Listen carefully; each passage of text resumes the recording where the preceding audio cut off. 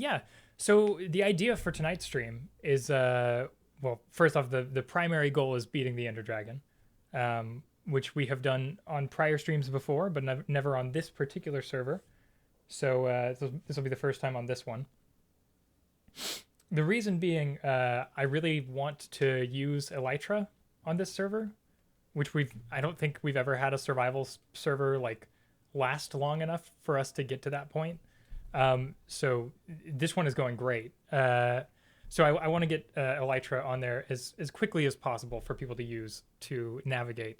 And the only way to do that is to have access to the rest of the end. So we got to beat the Ender Dragon. So Leo, who discovered the Stronghold portal on our Minecraft server, he will be available, I think, around like 9 or 10 my time tonight. So the plan is for me and him to go handle that, and whoever else logs onto the server. I did send out a little call to action on the Fanet Discord, so maybe we'll get more than just the two of us. But outside of that, up until that point, I'm just gonna do some chores around the various cities we have. We have sort of this one is the Woodland Mansion that we burned down previously, which I am slowly converting into the new Vault, which, if you're familiar with our previous server, was a place where I wanted to have at least one of every item in the game. So that's what I'm sort of setting up for here. We've got a shit ton of chests.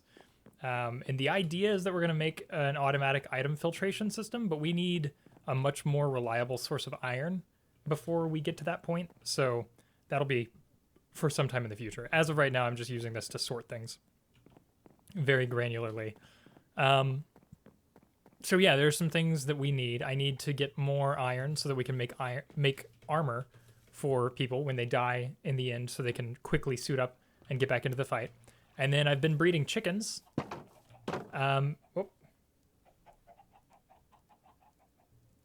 Forgot my speakers were on. I've been breeding chickens because we need their feathers to make arrows. And actually, now that I'm thinking about it, Jesus Christ, the lag. Oh my God. We will also need flint to make arrows. And I don't really have a very reliable source of gravel right now. So we may have to do a little searching for that in the next hour or two. So that's the plan. It should be a pretty chill night. Also, as it is Monday, it is in fact a bean stream. So those of you who are familiar with the channel know what that means. Down below in the comments or in the chat, you have the little use channel points things, except it should say beans. And you can use your beans for a lot of different things. So just look in there. And if you don't know what any of the things mean, you can ask me. And I can tell you. And tonight would be a great night for you to use them. There's also a channel goal or a community goal or something like that of a future reading stream. Just a sort of cozy book club stream where we will read as much as we can of How to Do Nothing by Ginny Odell.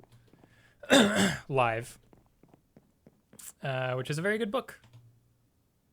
So if you want that to happen, you can contribute boins even. You can contribute beans to that. So, yep, that's where we're at. I guess I'm gonna head back to the mine. I got all lost because there's this massive like interconnected lush cave system below the ground over here. Purple Puppet. Number 1, I predicted the future. 2 nights ago, I had a dream of me in the piss cord. As I was scrolling, I saw you in there, and the dream me said, "Whoa, you're actually in the piss cord. That's crazy." But then I woke up and I was sad that didn't actually happen. Or the very next day, you posted that cool power glove you drew, and my mind was, "Oh yeah, nice, very good. I'm glad." And yes, I did get the bug to start drawing again. And it felt very good. And then I drew a little, like, humanoid bird guy. And I really didn't like him. And I was like, oh yeah. This is why I just draw items. I just draw like mechanisms and inanimate objects. That is my domain. Yeah, that's sort of what I that was sort of my claim to fame for a while, at least on the internet. I've always been a musician first, but my whole life, well, I shouldn't say a musician first. I've always been a music lover first, but long before I took up a musical instrument, I mean, I always sang, but long before I took up a musical instrument, I drew. I have been keeping notebooks of drawings since I was like 5 or 6. So that is something I've always done. I don't think I've ever been like professionally good at it, but I have done commissions in the past for. I used to draw like magic items for people's like third-party D&D resource stuff. I did a few illustrations for those kind of things that people used to put on like D&D Beyond, or was it D&D Beyond? No, DM's Guild. You know how people used to be able to put stuff on there. I mean, I'm sure that's still the case. I haven't been on DM's Guild in years. Yeah, and it was a lot of fun. I would sort of like to get back into it someday because it's very lucrative and it is enjoyable, but it requires so much focus and willpower to get through an illustration from start to finish, at least to my personal standards, that it's very hard for me to sink the time into these days because I have so many other things going on. But it is very fun. And drawing has always been one of my passions. I'm just clearing out this pathway so we have a wider sort of desire path to this other place. Art is fun. You know, art is just super fucking fun. Also, I'm sorry if my I'm sorry if my words get mixed up a lot tonight. I had way too much caffeine with my dinner, and I'm just now realizing it, and I'm kind of internally, I feel as though I might combust. So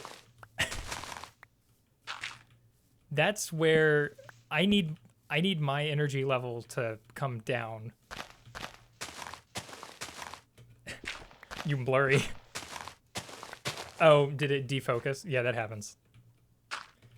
I use the Lumix G100, I want to say, is the model for my camera, which is, honestly, I mean, it's a very good camera. It's just not very good at autofocus. So, yeah, that does lead to some issues every once in a while.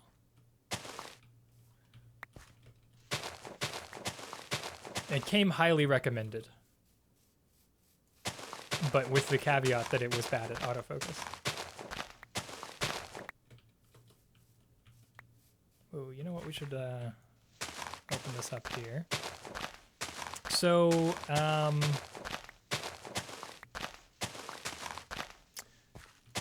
yeah. I was gonna start talking about like world stuff, and then I realized that like nothing good is happening, and I don't want to, you know, get us in a downer mood already. The Supreme Court not being in session right now is, you know, making it a little bit easier to exist on a daily basis. So we at least have that.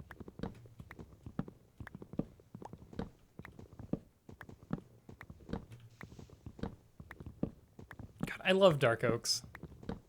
I'm so glad that the Woodland Mansions use dark oak because I need a lot of it, and it's also just a nice color. I love that deep brown. Let's go this way. It's a very like desaturated brown, you know? It's good.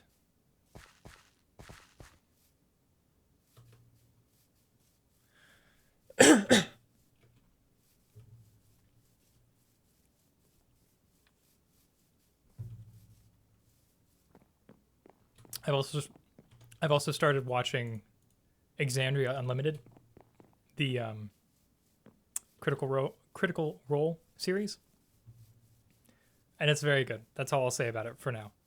It fucking slaps. That series goes hard.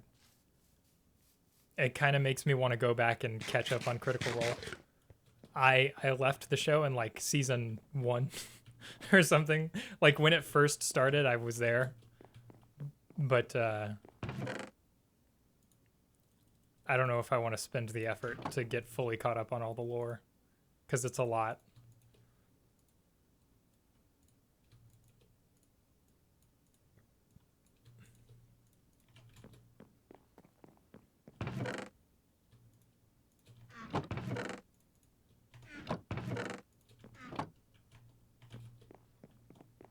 Just needed axes.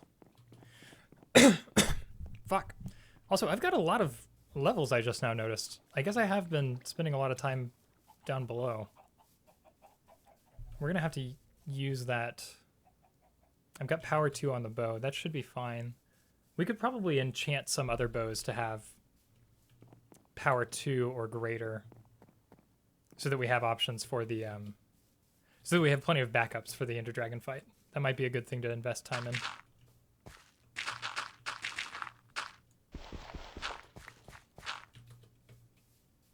I don't know why I'm compelled to flatten everything out that I see. It's terrible. I'm trying to stop doing that.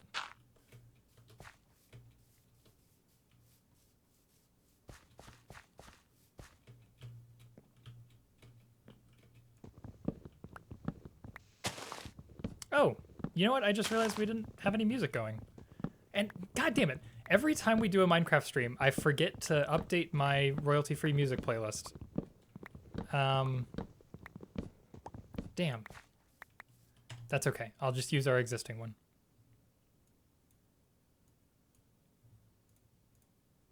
Because I can swear I've gotten some new music since I made this playlist, but I don't know. It was originally created in March of this year, so it's not that old. It's probably going to be very loud when I turn it on. There we go. Just a little something something to have in the background. Cool, cool, cool, cool. Oh, also, I forgot to say this at the beginning. Thank you, Hiccup Truck, for following in between streams. I appreciate it.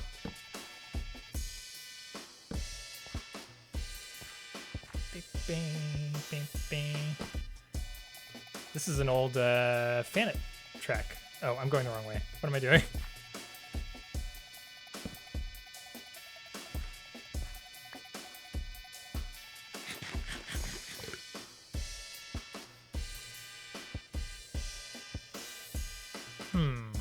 Should do a little speaking of music, number 2, you inspired me to play the piano that I've been neglecting for many years. Hell yeah, ever since I think that was the name it was made. Yes. Oh god, what was I remember the name, but I don't remember the context. What did we was that the NPC? No. Oh, that was the song. Yeah, I think that was the name. Was made, and you said that's about what I heard in my head. I looked at my piano and thought, I want to record music made from my head too. Hell yeah. Man, that makes me feel good. I love inspiring people to make stuff. That's like the whole point of me existing, in my opinion. So that's good. Hell yeah. That makes me feel good. Yeah. Claps for me and Purple. Wait, oh no, who's this? Nope. Nope. Up yours, woke moralist. We'll see who cancels who. Oh no! It's Kermit B. Peterson.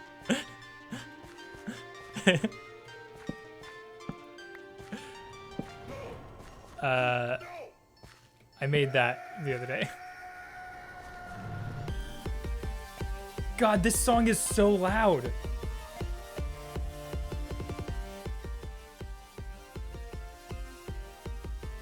I mean, that's loud even for me. God damn it. I didn't master this song to streaming standards. I just mastered it as loudly as I possibly could. So it's like twice as loud as everything else on the playlist.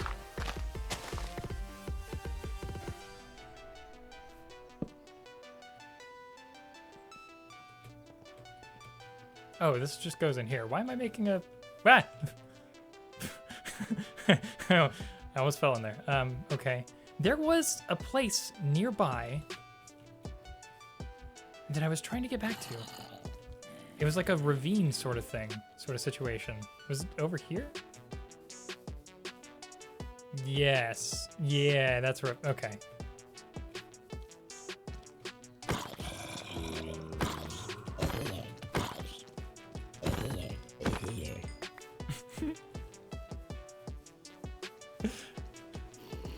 I'm sorry. I'm laughing because of I have to pause the song. But just this. Up yours, woke moralist. We'll see who cancels who. I can't believe that he said that unironically. Like there are many things that happen, you know, nowadays where you're like, we live in a joke world, you know, our existence is pure comedy. But fucking Jordan Peterson saying unironically, up yours, woke moralist. We'll see who cancels who. Is just, it's perfection. Like, you could not ask for a better meme. It's everything we live for. I don't know. It's wild that happened. I don't get it, but I'm glad that it did. It's too good. It's too good. Like, we don't deserve it. We don't deserve to get that treasure.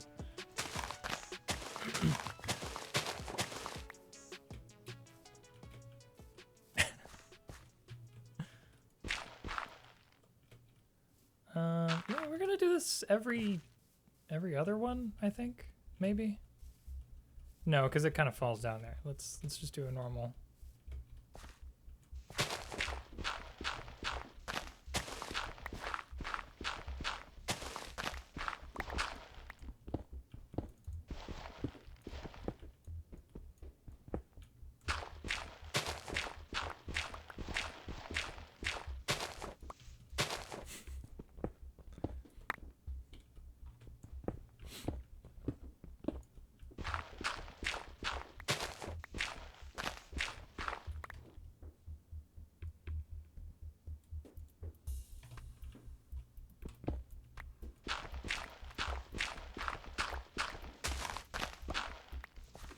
Okay. Almost there.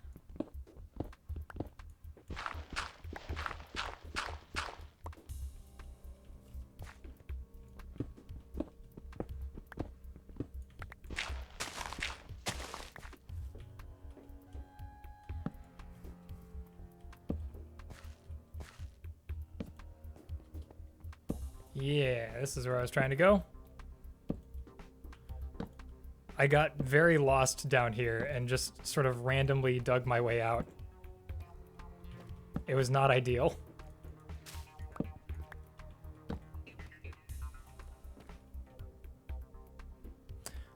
I want to know if I kind of want to propagate those blossoms because I like the random green particle effect.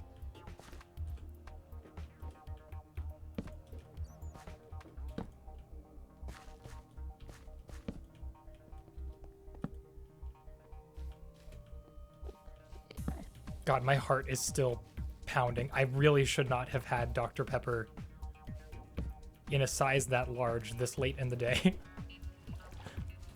I'm gonna crash so hard here in like an hour. But we have to at least be streaming for another like 2 hours. I didn't plan well. Or rather, I did plan well. I didn't listen to my own logic.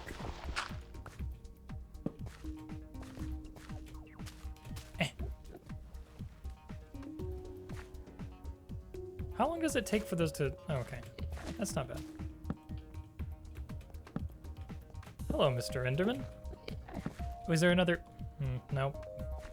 Just want to use...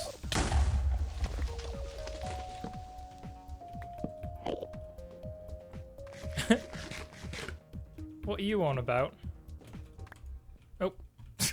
I just tried to attack him and he just sort of like deftly navigated around me. He was being so polite.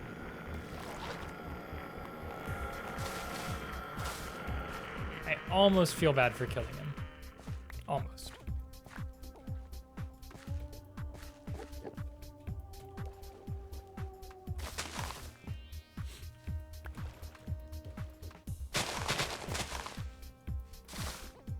Oh, hey, iron.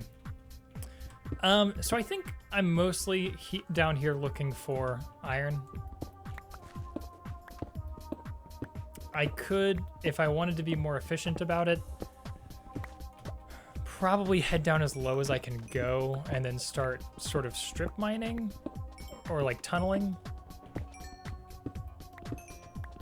But it's so hard to do that in a logical way when you're dealing with the lush caves or whatever they're called.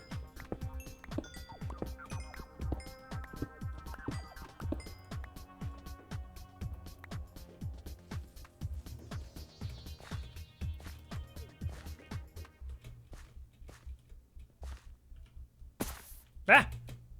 No! Fuck! That was almost a lot worse. Oh, hey, iron. What provenance? Oh. I almost looked directly at the Enderman. This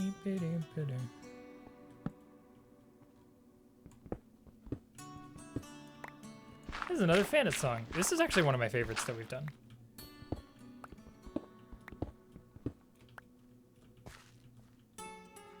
It's called Tears for Sabine.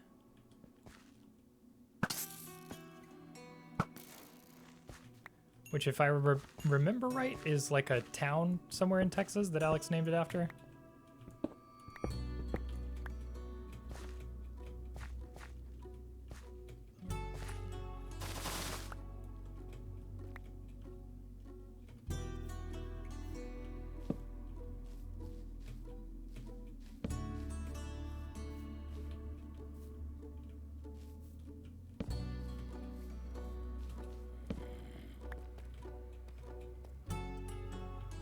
Okay.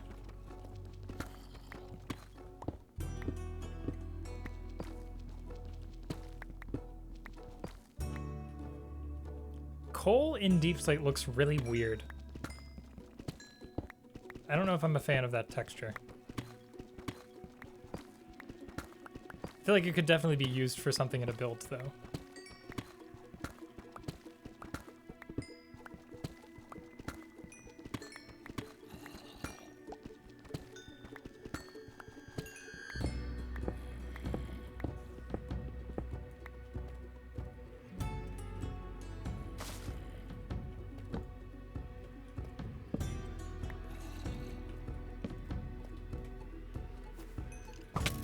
Ow! Hey, fuck you! No, that was not cool, guys.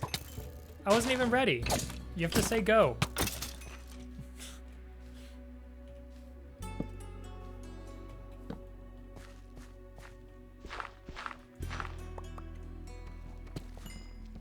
Buttface! Hey, Ryan, how's it going? How is life? I feel like I haven't like asked you how life was in a while.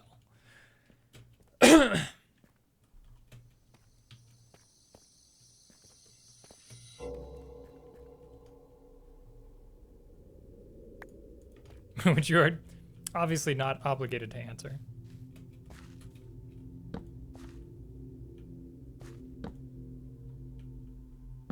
I'm just grabbing us some iron so that we can make some more armor. And then the other things we need are more feathers and flint. Well, I'm glad you're busy. It's better than not being busy, generally.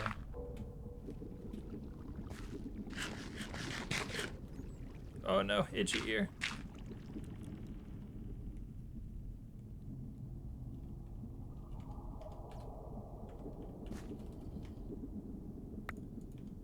Let's take those with us. Neff! Hey! We got the whole crew here. I don't know what that means. There's like a lot of other people that I would consider part of the crew.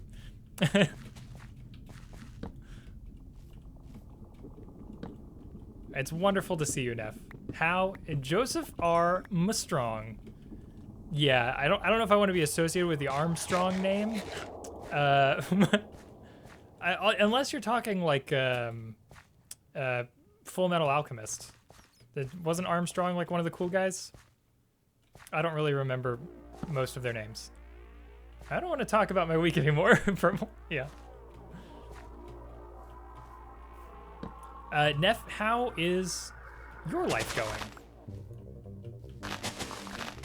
Ooh, this song's really loud too. Do I just have everything? I do have things louder than usual. I apologize, Purple, for turning everything down. Armstrong in FMA had that little hair tuft. Was he the, was Armstrong the guy that could snap and do the fire? Or was Armstrong the big guy?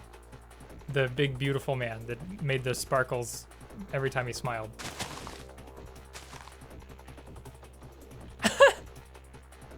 That was Mustang. Yeah, Mustang. It was a name like that. Here you go, Purple. I'll turn it up a little bit.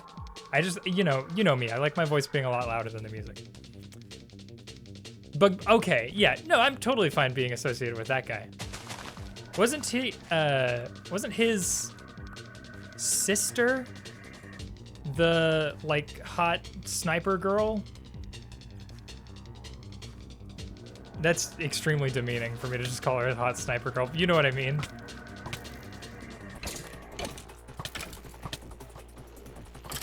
Oh, fuck. Ah, fuck, that's a lot of skeletons. Nope, that's a lot of skeletons. The MGS villain. Metal Gear Solid? Fuck, no, I can't even hit anything. Ow, you guys are being mean. No, leave me alone. I don't want to play with you. Owie. Who said MAGA before it was cool? Oh, Senator Armstrong. Yeah, I actually didn't play that Metal Gear game. That was, what, MGS 3? Or 4? Something like that? I haven't played most of the Metal Gear series. I've only played MGS 2. And, like, very little of the first one. God damn it, stop missing. Okay, there we go. I wouldn't be surprised if there was a spawner down here. That was a lot of enemies at once. And I forgot to restock on torches. Let's go back home.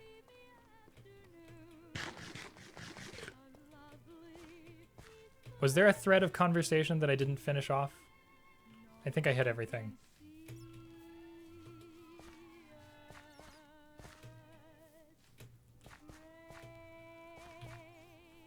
Did we? No, we didn't come from over here. Oh shit, somebody donated beans. What are we at? 100%. Okay, reading stream is happening. We can do that later this week. Actually, that'd be fantastic. 5,000 total to the Comfy Reading Stream Challenge. Thank you, Purple Puppet. You the realist. Yes, we will definitely do that. Probably, you know what? I mean, tomorrow would be a cool day to do that. Either tomorrow or Sunday. I kind of want to do it sooner rather than later. Yeah, tomorrow would be cool. What do you guys think? Tomorrow night reading stream, Ginny Odell.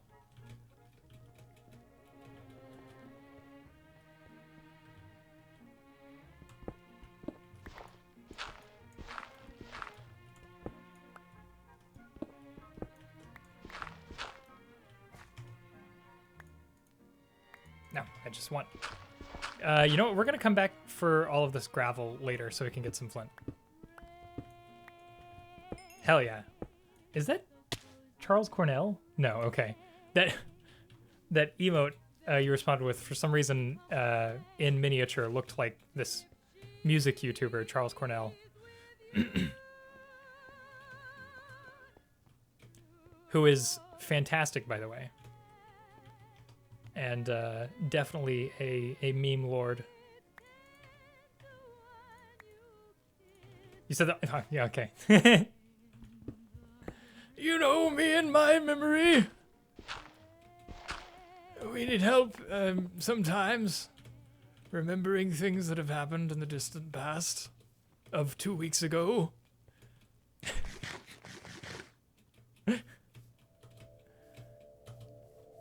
It's just my age. Ooh, this is another loud one. Lab Practicum from Half-Life 2. Well, I like the sound.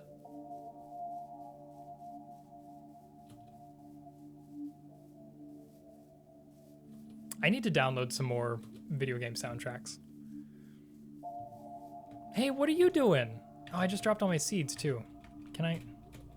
Give me a seed.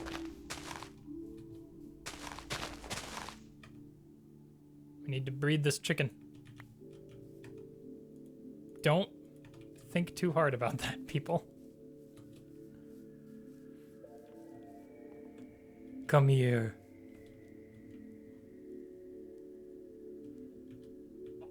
No.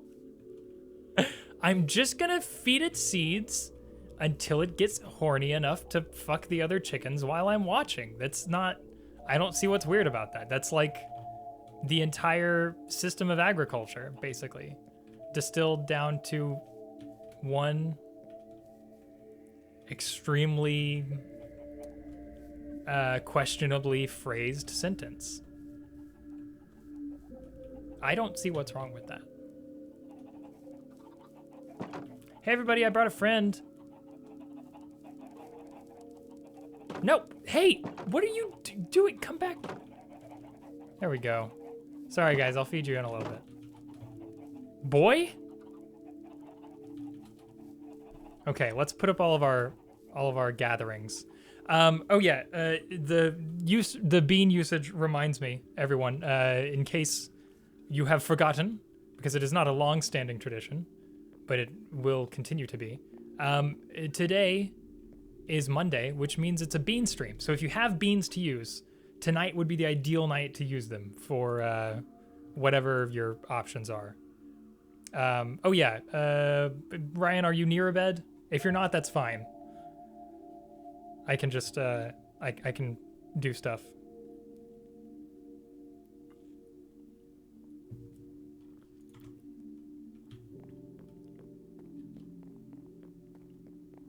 Oh my god, there's so much lag when I'm in here because there's so many like item entities. Hydrate. Hey, this was a good idea. I just did that. Fucking, I forgot to refill my big bottle. No, you're good. Oh yeah, I guess there is a big delay. That's probably mostly on my end. I don't know why my internet the last like couple days has just not been as reliable as it normally is. I think it probably has something to do with the heat. I feel like that, you know, that affects everything negatively, including electronics. So I think a combination of my computer being near the window, which is hot all the time, and my router also being near a window, which is hot all the time, is probably not helping.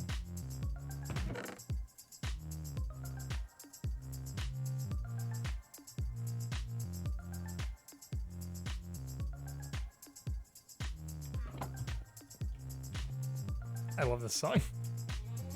I need to put, let's see, there's a drip leaf there. Can I? Yeah, I have some dirt.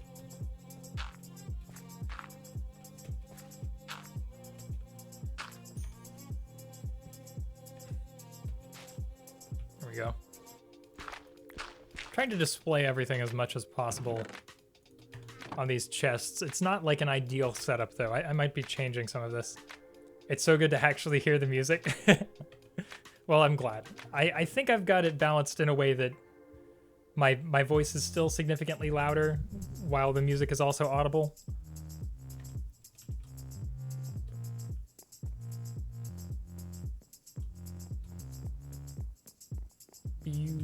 Oh, dirt is over here.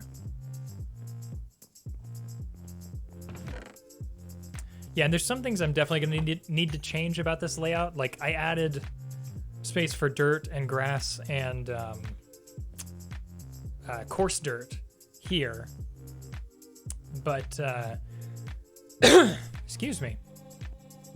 I had to, I like forgot about mud and packed mud and all of that stuff. So I had to put like sand and gravel and all that up there, and then mud is like over there on the other side. And yeah, we're definitely going to be moving things around once we get to automating this setup, this sort of item sorting system. But for now, it serves its purpose, which is that my little slightly neurodivergent brain likes to sort things. It feels good. It scratch a brain itch.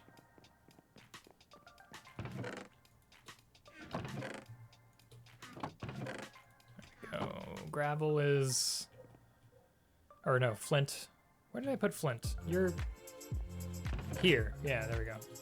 I knew you were nearby. Moss is over here.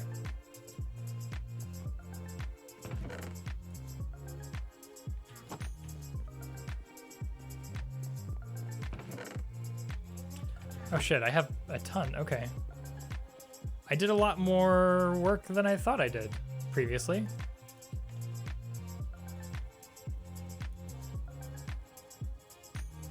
Unless maybe Bolton left that for me. I don't think so, though. Well, that's cool. So I think that's probably all of the iron we need. So I guess we can focus on breeding the chickens and getting flint, and then once we have enough arrows, we'll head back to the original village. Actually, we can just hang out here and enchant some bows. And then maybe, you know, if we have time to kill, we'll do a little fishing or something. You know. We'll see what happens. I should kill more Endermen so we have more Ender pearls to bounce around the end with. Oh, and we need more food, but the chickens will be helping with that when they contribute their feathers. He says maniacally.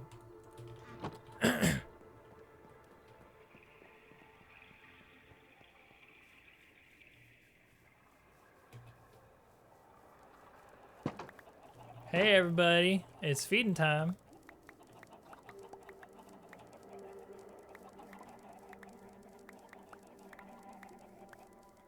Just grabbing all those eggs.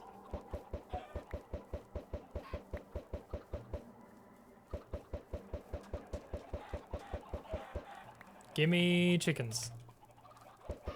Gimme chickens' eggs.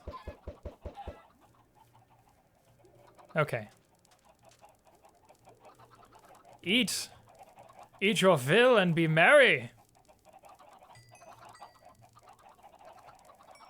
I don't know why I'm talking like that. I think that's what it is. It's because I started watching Critical Role again. Just gonna randomly slip into like wizard voice every once in a while. There we go. Got some hearts. Wonderful. We got plenty of lag.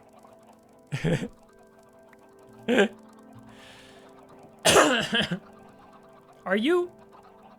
Does watching chickens fuck make you uncomfortable? EXUC... Yes. Yeah, I started watching that. I'm gonna grab a cough drop before we get into that conversation. Y'all enjoy the chickens.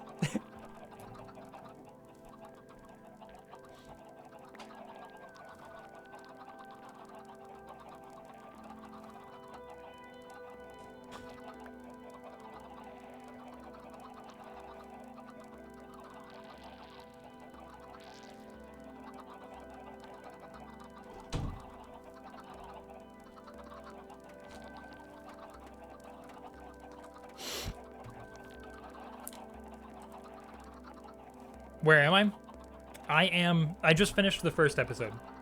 I forgot how fucking long their streams are.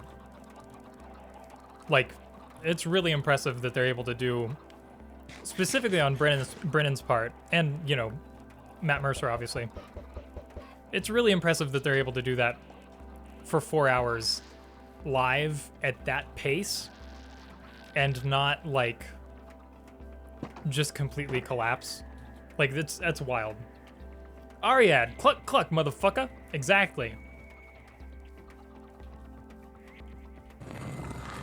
Iconic. Oh, incredible. Classic Ariad. Is the tip of the iceberg in length? Yeah, no, I saw the next, I think the next one's like 6 hours or something. Fucking wild.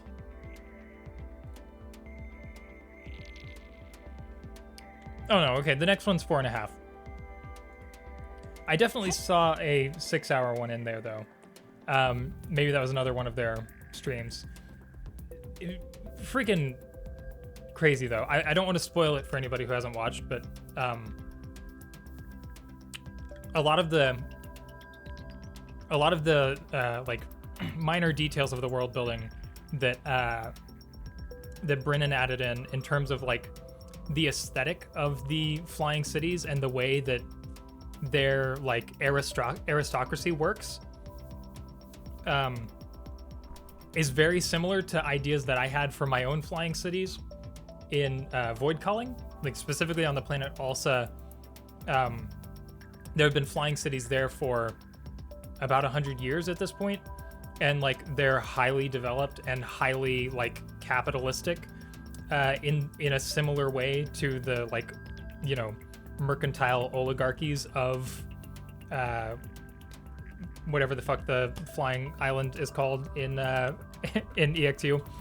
What is it, Evander or Avendel, or you know, it's whatever.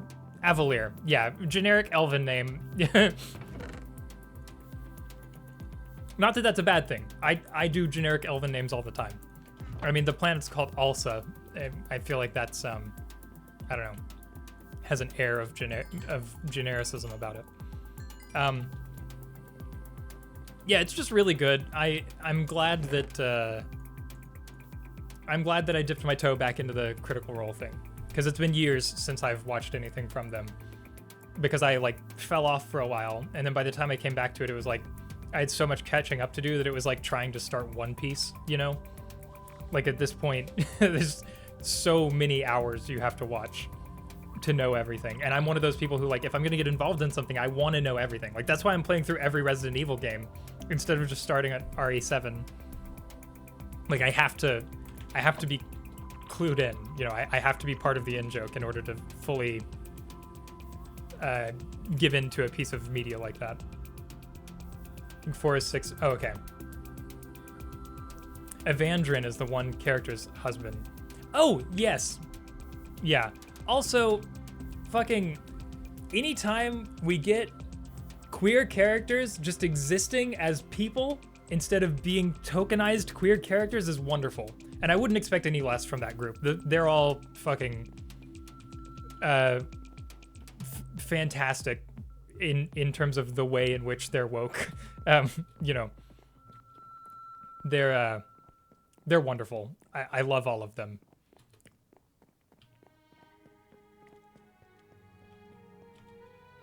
Okay. Oh, torches. That was what we came back here for. Which I think I put in here. I'm sorry if I'm zipping around a lot on the mouse. The caffeine is finally... the caffeine high is finally calming down. So I will get smoother soon. Oh, I already had a bunch of sticks here.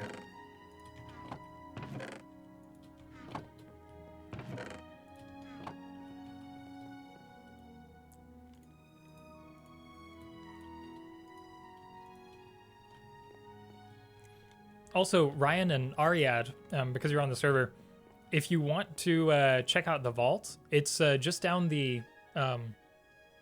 if you take the cobblestone line from the portal by the main village, that'll take you to like a nexus. In Ariad, I'm so sorry. Every time I talk to you, you die. No, God, I'm cursed.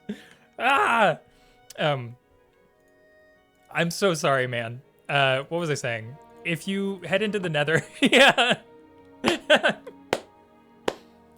Pour one out for Ariad. Fuck, what was I saying? Yeah, if you go into the Nether and take the cobblestone rail line, that'll take you to a nexus of rails that I've set up. And then you can take the warped wood line, and that'll take you to the portal right in front of the stronghold here. If you did want to come over here to do whatever. I get murdered so many times, it's just because I have no armor and shield. Yeah, you should really get on that armor thing. Nice. Yeah, I don't have any dripstone over here yet. I came across a dripstone cave. Where was that? Actually, I think there might be dripstone out back of the stronghold. I'll go look real quick.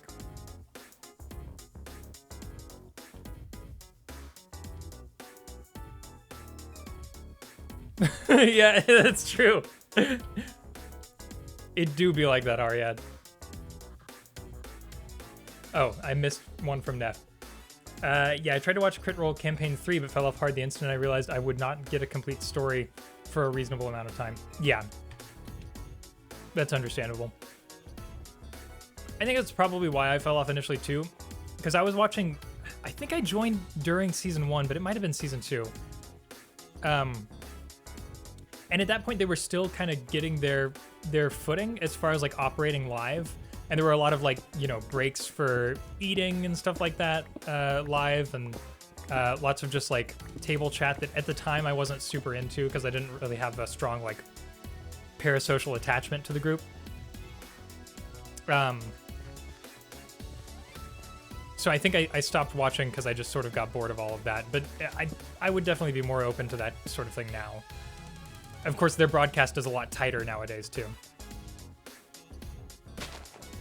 I just used the word broadcast. What the fuck? Yeah, it's either death or death. You're exactly right. Just like...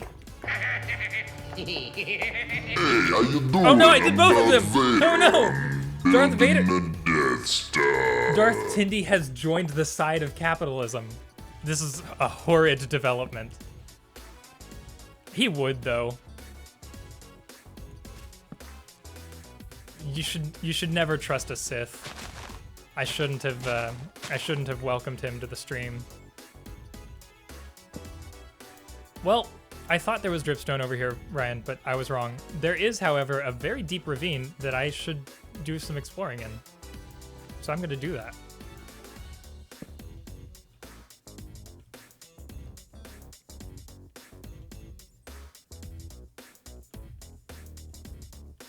This actually...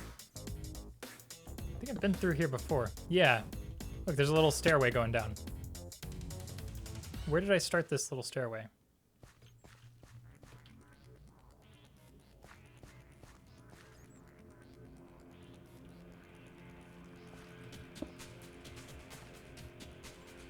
Let's, that's a dumb idea. Nope. That's not what I wanted to do. Okay. We're gonna do this. I'm gonna make a little stairway down. I don't know why I keep putting things where I'm gonna break them eventually.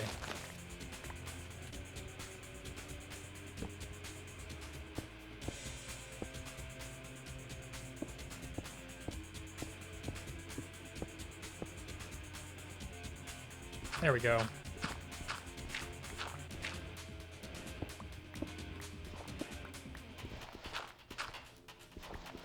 I like making paths that are going to be very easy for me to find on my way back. Oh no, this is going to confuse future me.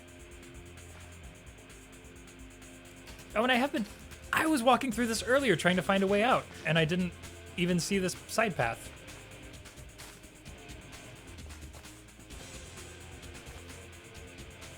Crazy.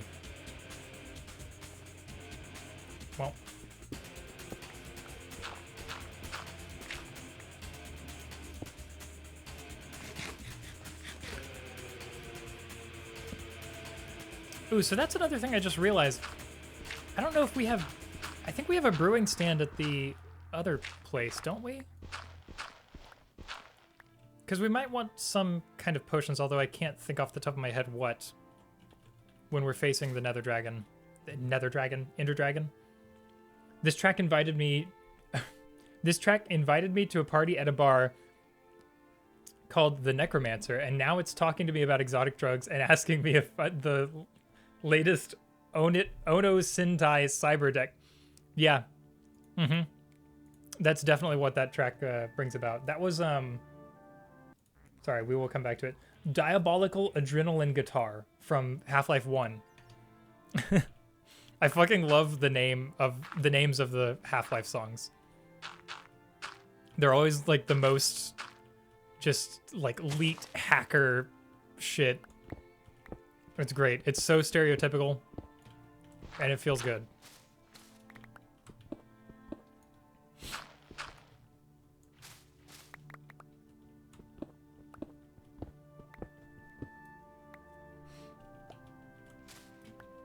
Oh, actually, on the subject of Half-Life, I was watching, oh, what is his name?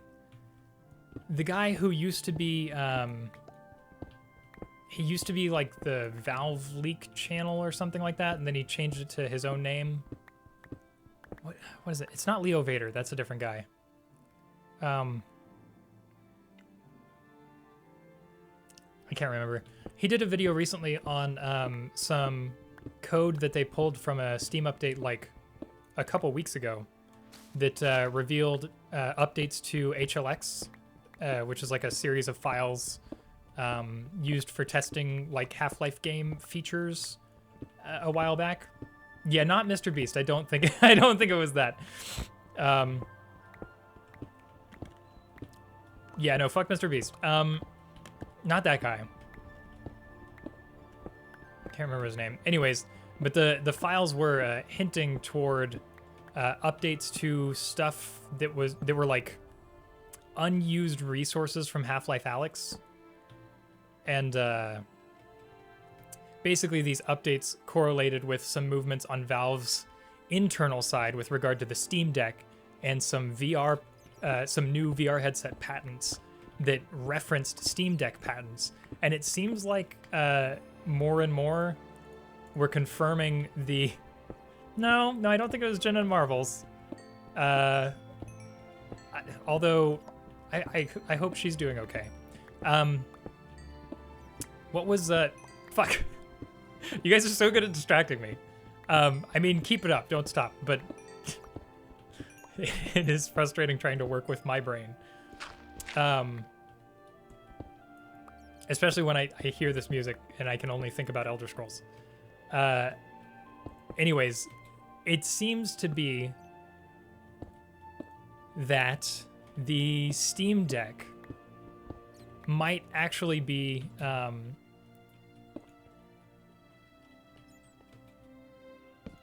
like Valve's handling of the Steam Deck might be the way it is because it's actually sort of a running test to see how small they can get a computer going so that they can do their own standalone headset to rival the Meta Quest. And the patents that are going along with this seem to hint that a sort of sequel to Half-Life Alyx might go along with that headset. And that you know, if it's going to be a sequel to Half-Life Alyx, I don't know if any of you have played Half-Life Alyx, but the ending of that game definitely hints at, you know, what we would consider to be Half-Life 3. And I don't even mean it hints at, it screams it at you at the end of Half-Life Alyx. I won't spoil it for anybody who wants to. Speaking of Elder Scrolls, I have a lore question. Yes, lore as in Lore Club? My podcast, which has a new episode out today, episode 4, the 36 Lessons of Vivek Sermon 4. Whoa. Just a general lore thing. Yeah, totally. Shoot. I'll look it up if I don't know the answer. Why was I going back? I don't know why I'm going back. I don't need to go back. Lore Club! Yeah. Says Ryan in the distance. Lore Club! Yeah, I still haven't edited together that Lore Club stinger where everybody's just shouting the name of the podcast happily. Mostly because I haven't gotten everybody to do it yet, and I don't want to leave anybody out.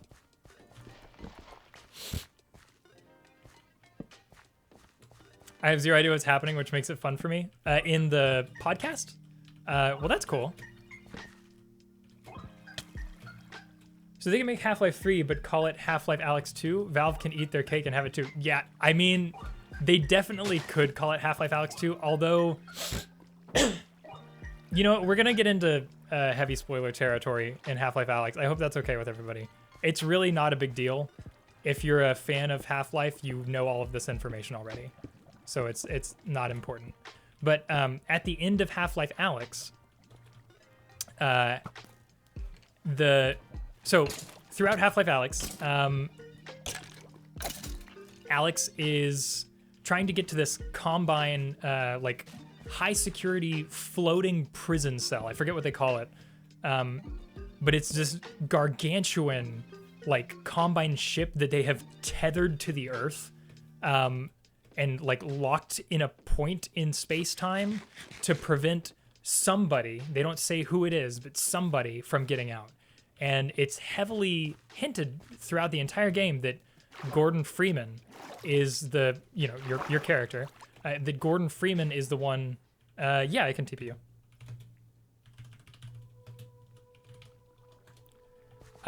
It's just, if you follow the path going up from here, Ariad, you will get back to there eventually.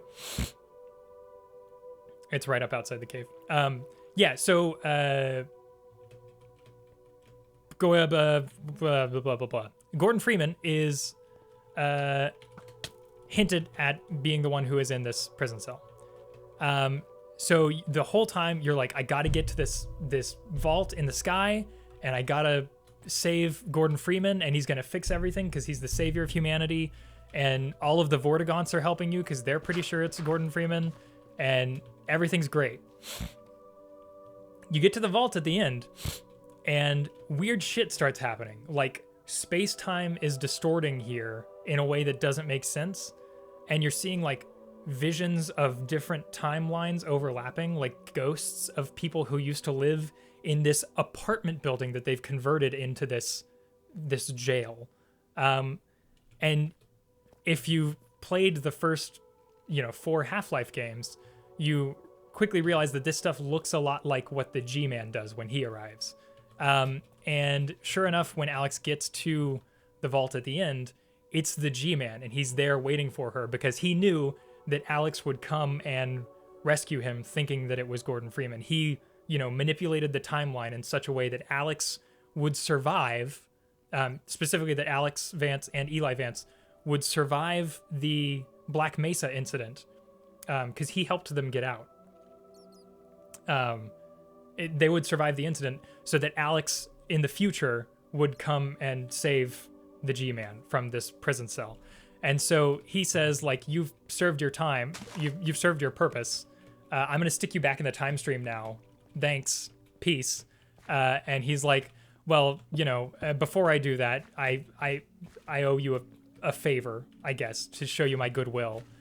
And because this is taking place before Half-Life 2, this is taking place in between Half-Life 1 and 2. Eli Vance, Alyx's father, is still alive at this point in the story. So Alyx doesn't know that Eli is going to die because that hasn't happened yet, because he dies at the end of Half-Life 2 Episode 2. So the G-Man says, you know what? Because I know better what you would ask me for if you knew what was going to happen in the future, I'll just grant your wish for you that you haven't wished for. And so he sends Alyx to the future to save Eli from dying at the end of Half-Life 2 Episode 2, retconning that cliffhanger ending that we've been sitting on for like 13 years or whatever. So she saves him, and then the G-Man's like, okay, now I'm gonna put you in time jail. See you when I need you again. and he blips Alex away with the G-Man, and then you end the game as Gordon Freeman being like, what the fuck just happened? That was the G-Man and Alex, but not the Alex that was beside me, and now she's gone, and now Eli is, like, I just saw time reversed and Eli is alive. So if they do a Half-Life Alyx 2, you will be playing as Gordon Freeman. It's the only thing that makes sense. I apparently needed to gush about that. I fucking love the Half-Life series and Half-Life Alyx in particular. So good. So fucking good. Okay, Neff's lore question. So I recall while you were Morrowinding, you talked about a bit of ES lore that had something to do with Chim and gods. Yes. Hey, if you... I mean, is that a problem, Purple? Do you have a problem with me? What the fuck did you fucking say about me, you little bitch? Okay, I'm skipping that song. Sorry. That was a joke track we made a while back. Do you have a problem with me talking, Purple? I hope not, because that's sort of like the whole point of this thing. Yeah, I'm gonna go back. It's fine. Okay. I know I'm not doing much actual Minecrafting, but look at all the chickens we've made. There's so many chickens. Okay, let's go inside. We're gonna do that. I already know the ending. Oh, of the Half-Life thing? Yes. Cool. Okay, so Neff. Something like as you ascend to godhood, your choices become more and more limited as you're locked into your godhood.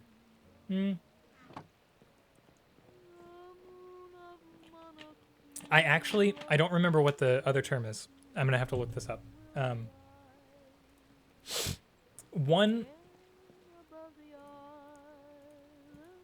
So Vivek talks about this in,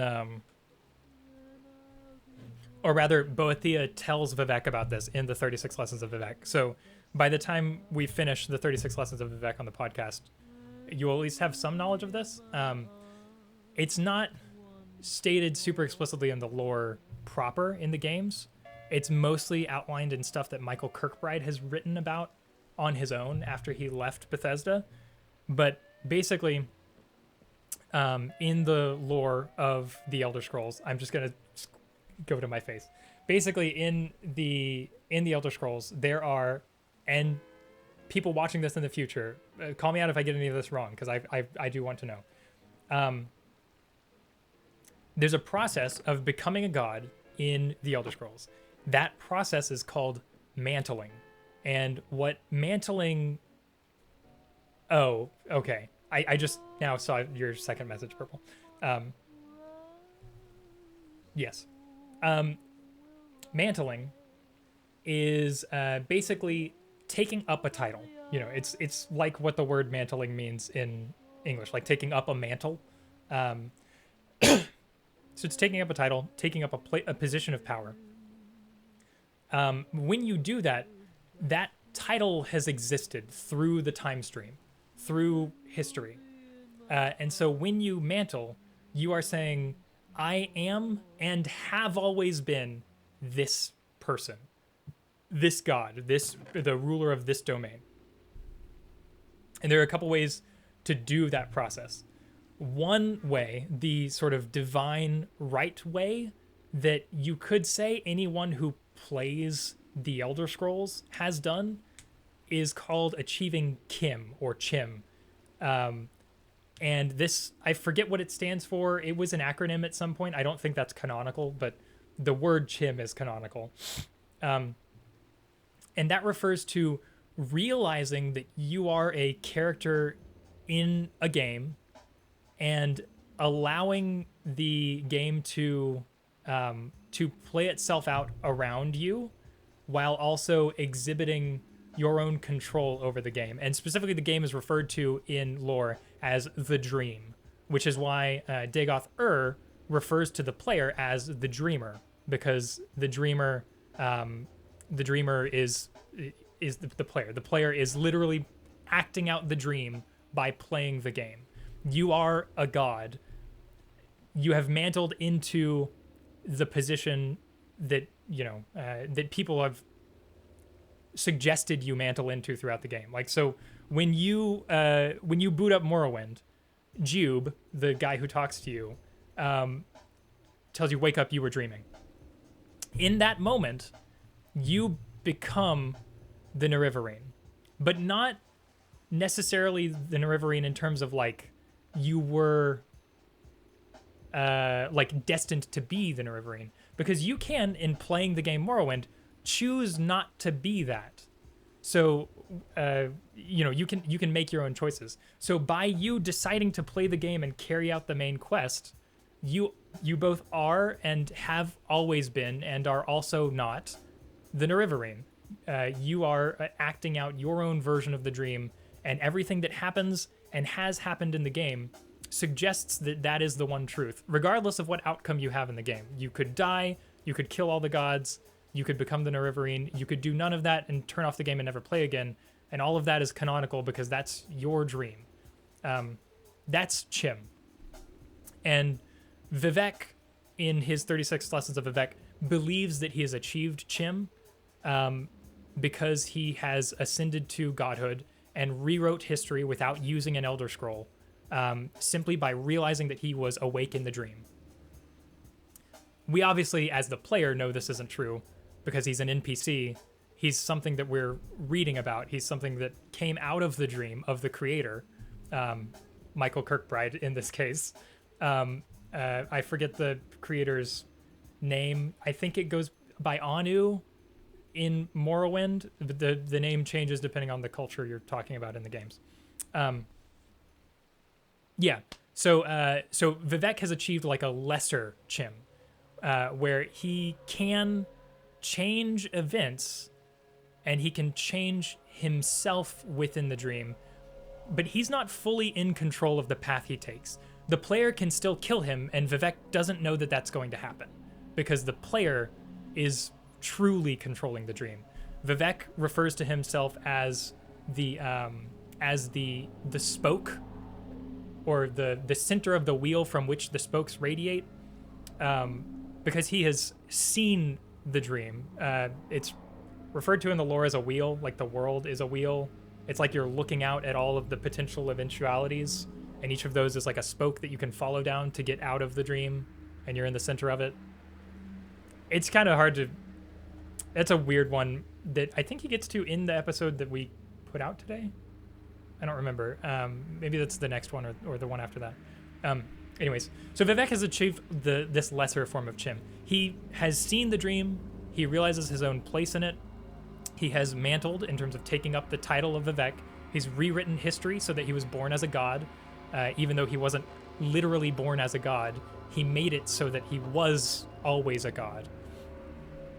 That's what the 36 Lessons of Vivek are. It's him telling the story of him rewriting his birth.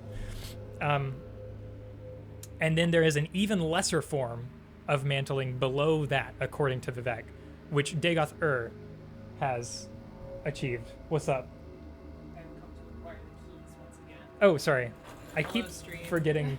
Hi, Charles. It's me. Hello. Everybody say hi to Choco Milk. This is strangely giving me Monica from Doki Doki Literature Club vibes. I've never played Doki Doki.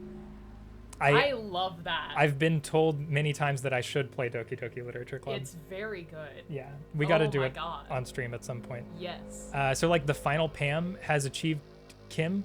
The final Pam. Oh, yes, actually, yes. From the.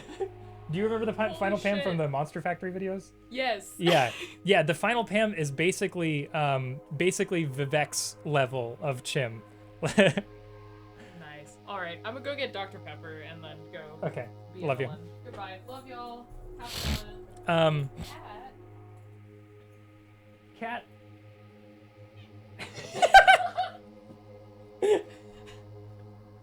Well, Ade it's just yours now. Ade just turned to him and said, "Fuck off." What was I saying? Oh yeah. So Dagoth Ur's form of mantling is basically realizing you are I'm gonna get this wrong because there's like a whole other term for Dagoth Ur's level of mantling. It's not focusing on my face. There we go. There's like a whole other term for his.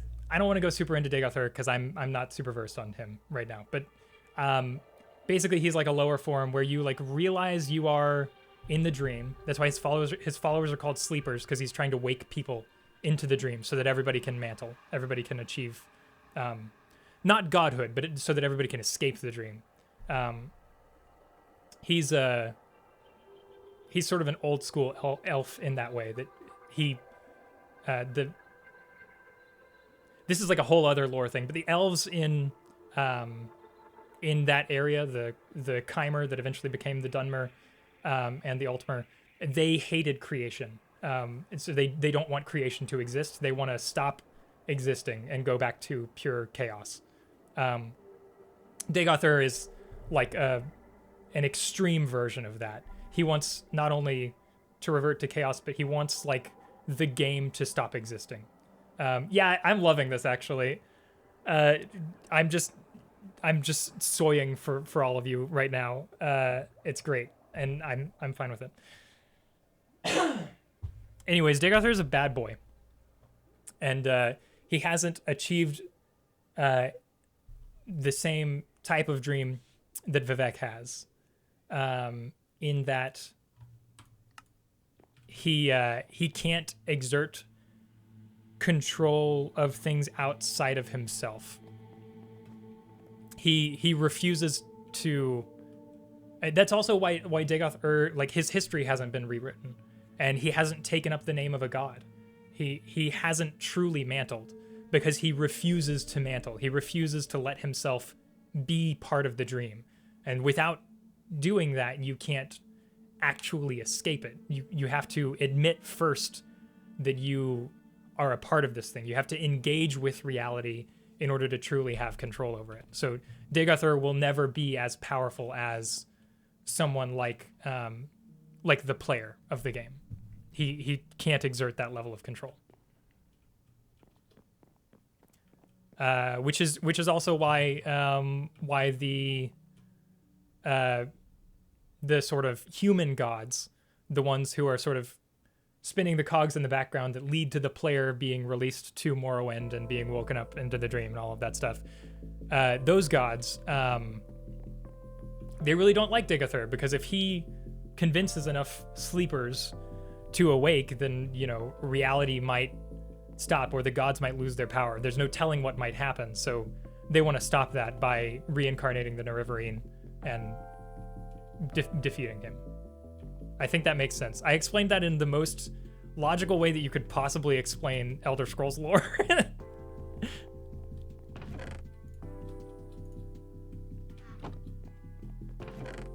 Thank you all for, thank you, Neff, for that prompt. I really enjoyed that.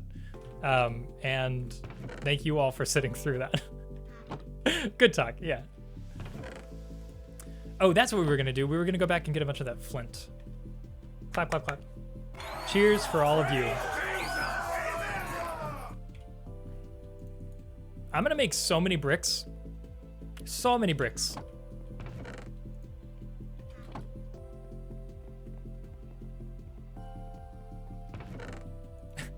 I can hear the cat downstairs just meowing at the door.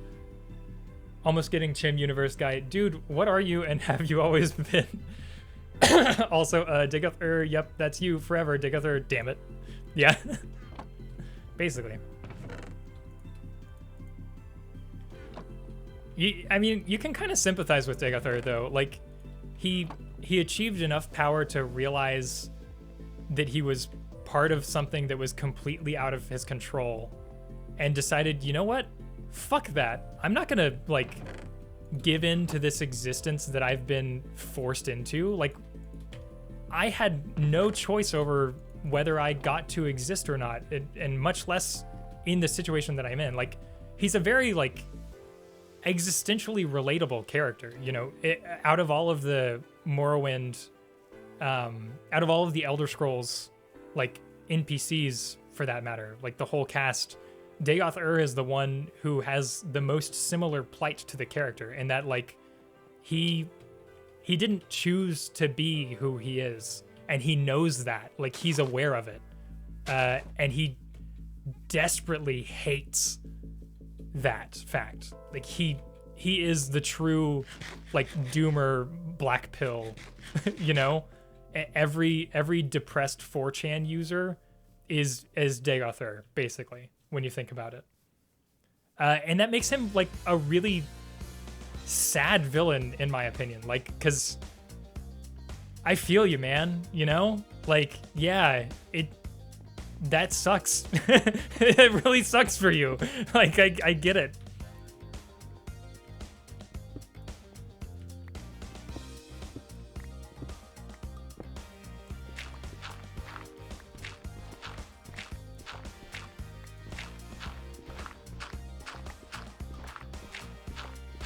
We should just listen to the Paradise Killer soundtrack on loop. This soundtrack slaps so hard.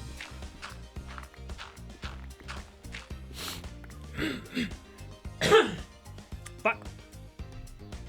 Yeah, I know, so many eggs. I ask because the Critical Role GM roundtable, Matt Mercer talks about the weirdness of gods in the Lord of the Rings. Why don't they act in the world, and how he felt he needed a true reason why the gods exist in this world. That are literally real, don't walk the earth enacting their will, and so he created a bunch of lore for that reason. Yeah, because isn't that basically like what the Cataclysm is supposed to be? Like that's why the gods like can't interact with the world anymore. I'm very not versed at all with Critical Role lore, but I do remember him mentioning that and me thinking like, huh, yeah, this kind of sounds like that thing. Because I'm the same way. Like when I was designing Void Calling, I very much wanted there to be this like obvious and like mortally accessible connection between the planes of existence.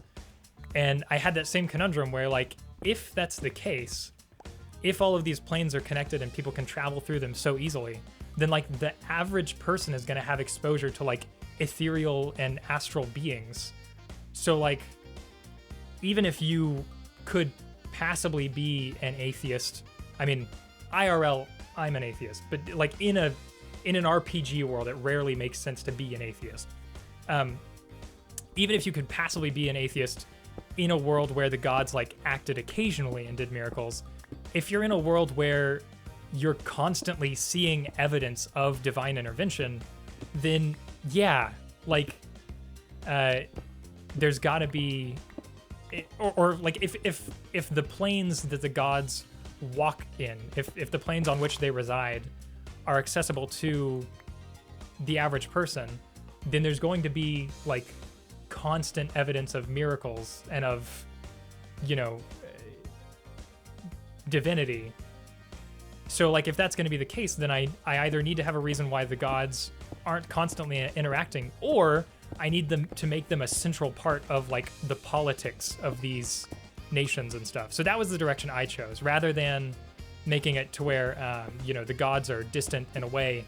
In my setting, the gods are active participants in like the cosmological politics, which I guess is sort of like a more Marvel approach to it. Although I wasn't familiar with Marvel much at the time that I put that together.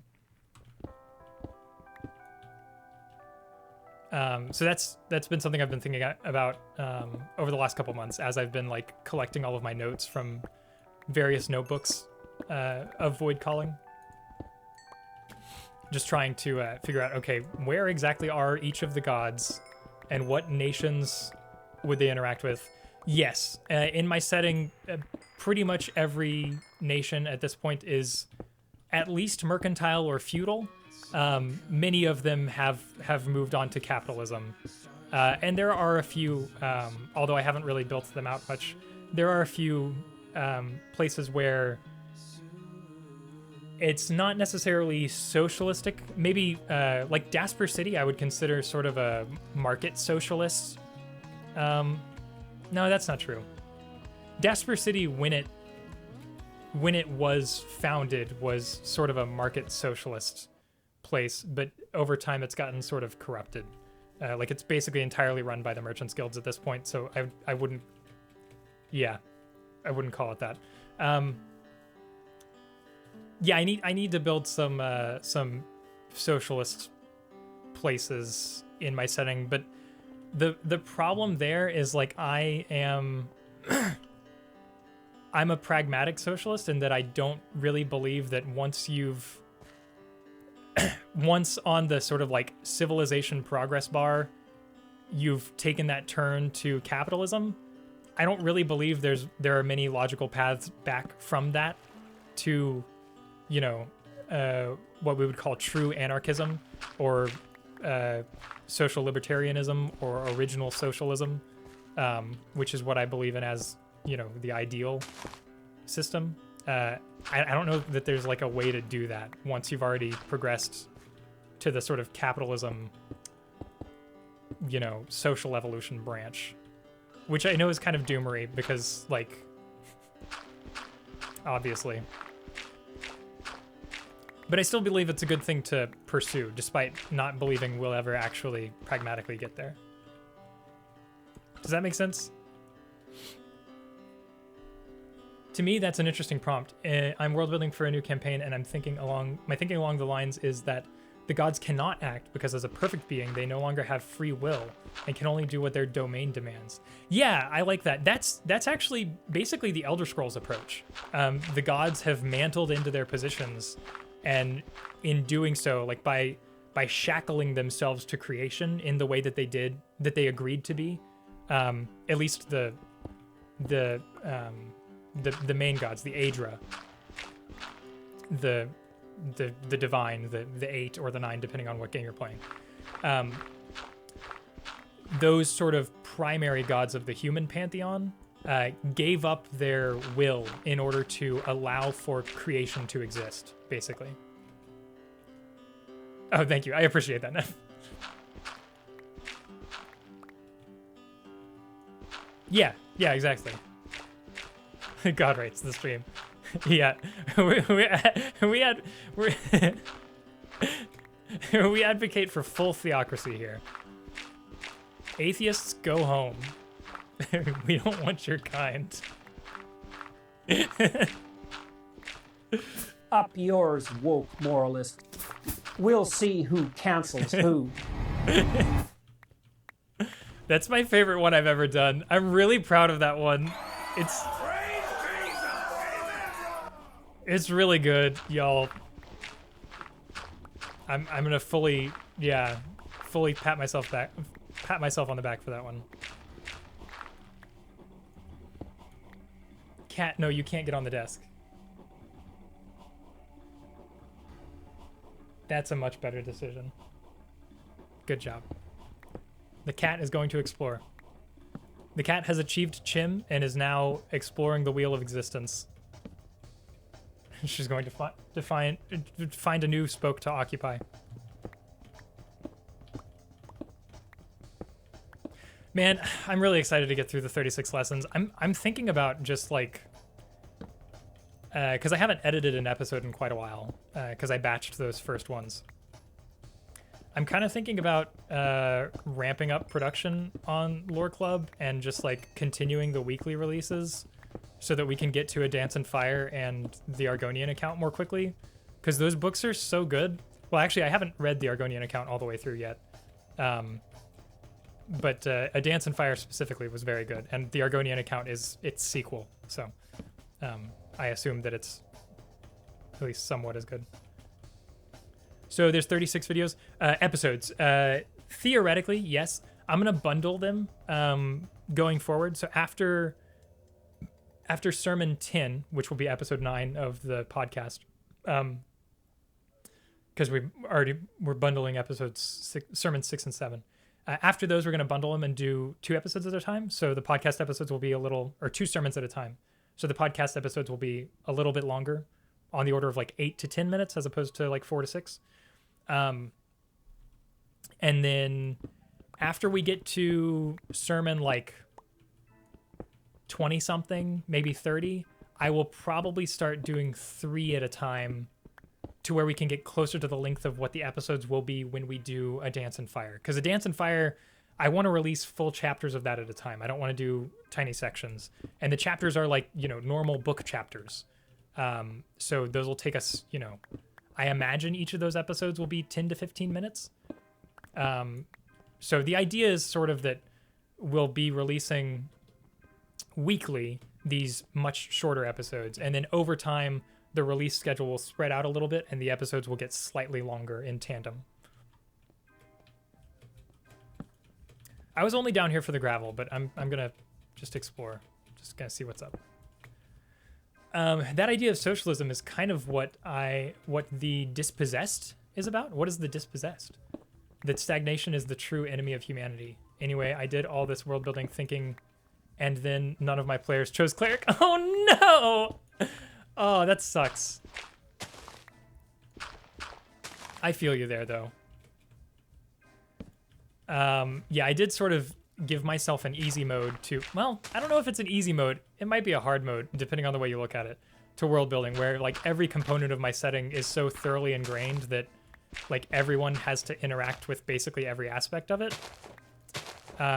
Which means I have to do a lot of world building up front, but it does mean that every character can get a little bit out of, you know, knowing some piece of knowledge. So I don't know whether I would recommend my style of world building or not, but it has been, you know, fulfilling to some extent.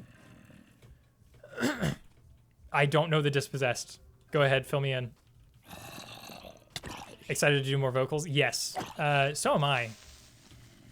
I think on A Dance in Fire, I will probably be like actively casting people. So I don't know yet how many parts or of what kind will be available, because I don't know exactly what voices I need yet. But yes, there will be new parts available for our local lore club collaborators very soon. Where the fuck am I going? I need to get out of here. There's too many things.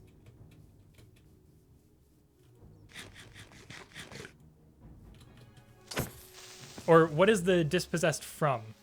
Is that a better, faster question? Because it might be something I can look up on my own and read about. Is that just like is the Dispossessed the name of a franchise? A book by Le Guin. Oh, okay. He doesn't know many things. Hey, fuck you. It was a Fun City Book Club book. Oh, yeah, I wasn't part of the Fun City Book Club. I was too lazy at that point in time, and then by the time I wanted to try like actively reading again, Ryan had actually recalled a book from his past, Dahlgren, on one of his streams, which you should... I think all of you are following him over there, but you should go follow Pibrary if you're not already. That's Ryan's channel. On his stream, he was playing Control, and I was like, ooh, this book sounds really good. And Kelly was like, ooh, Kelly of Dova Kelly, who you all should also follow if you're not already. Does it need capitals? Don't make me think about this. There we go. Dova Kelly said, ooh, this book sounds really good. And then the three of us were like, okay, we're reading Dahlgren together. So we've been doing that, and I'm almost through with it. I'm like 50 or 60 pages from the end. It's very, very good. Highly recommend. It is very of its time. So there's a lot of words, specifically a lot of language, a lot of diction that it uses that would not be considered acceptable nowadays. But it is written by a queer black man, so I feel like it's acceptable. Hey, what up? Book clubs are cool. Yeah, exactly. Blah, blah, blah, blah. Some people said, fuck this, we're gonna make our own planet with socialism and hookers. Oh, I mean, that's a great idea. Yeah, the 70s, exactly.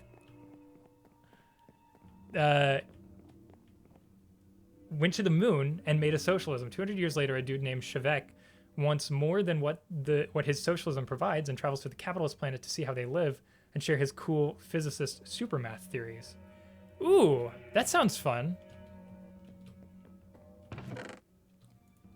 God, that's such... Oh, God. Oh, I have so many Oh, so many thoughts about that. That just instantly triggers my like moralist fucking. Up yours, woke moralist. I know that's directed at me.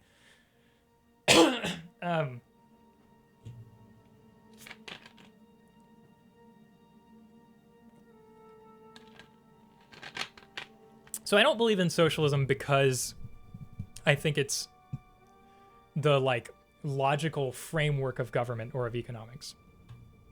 I don't believe in socialism because it's, just the system that I would like to exist in most. It is. And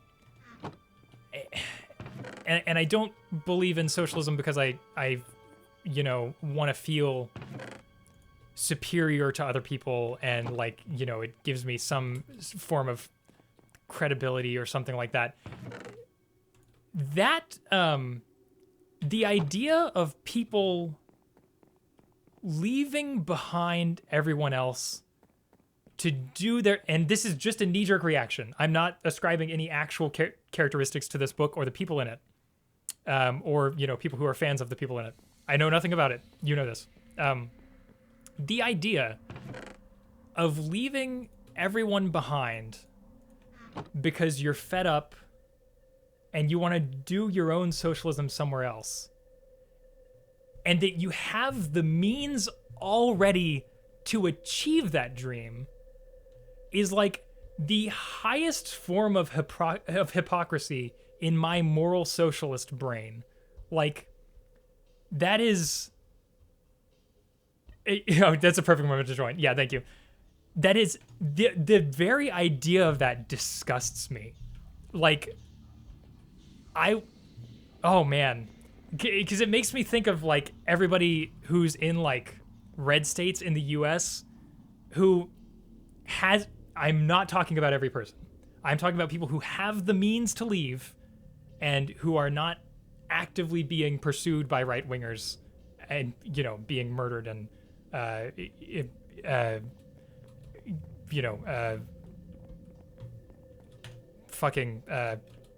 yeah. I'm not talking about any of those people. Anybody you're thinking of in your head who you're like, well, they don't have a choice. I'm not talking about any of those people. That idea theme is tangentially discussed in the book. Good. I'm glad. Because if you have been granted, and again, I'm an existentialist, so I believe that everybody is, thrown into existence. We don't get to choose how we were brought up. If you have been granted by either divine providence, if you want to believe that, or by random chance, enough privilege that you have the ability to go anywhere you want and not be hunted down where you are, not be lynched and disenfranchised, or to have your rights taken away where you are. If you're not one of those people, and you can do whatever you want and go wherever you want, and not only that, but you have been exposed to the right things in your life that you have, cool, that's good. I'm still gonna outline it here because I think it's good to talk about. Because this is a problem we have actively in America right now. If you've been given all of these privileges and have come to a point in your life where you've also been given the information that leads to you having the idea that, hey, I believe socialism is good. It behooves you. It is your, I believe, moral obligation to stay and not only make sure that as many people are on your side as possible ideologically, but also to fight for all of those people who don't have those same privileges that you do. And to leave and go do your own, to take your ball and go home. As so many people in my own state talk about constantly. It's always fucking middle-class white men, or occasionally women, but mostly men. not to get into identity politics, which I also hate, but it's always those fucking guys doing it, but saying like, oh, this shit sucks. You know, I'm moving wherever because I don't want to deal with Republican bullshit. You are abandoning your comrades, and you're abandoning the hope of a broader socialist revolution, or even of minor changes going forward. Like, by those people leaving, it's like collegiates leaving cities. It's brain drain. You know, it's you're literally allowing the brain rot of conservatism to further take hold in that place that you have abandoned. It's disgusting. Obviously I'm very passionate about it. So that concept triggers me. I need to read that book. I clearly need to read it. The flip side, though.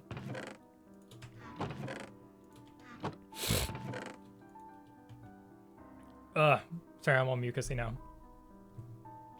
I'm gonna mute real quick.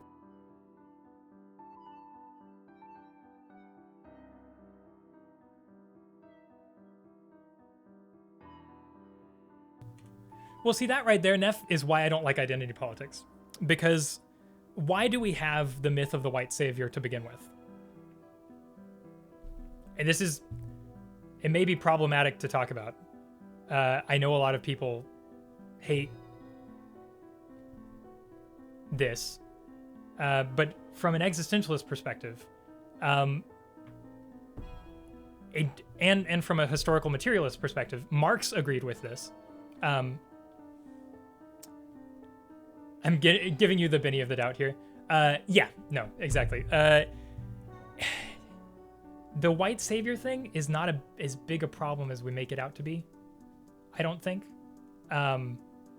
It just so happens that through, you know, many, many generations of colonialism and capitalism more recently, mercantilism before that, and feudalism even further back than that, these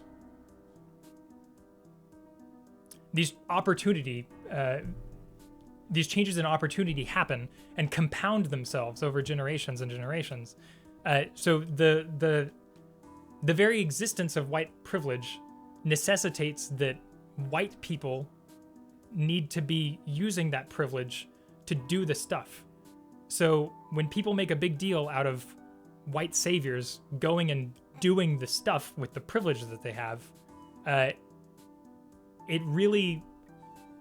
puts a cooling effect on that kind of action and makes it to where, you know, you end up with, like, I don't like Bill Gates.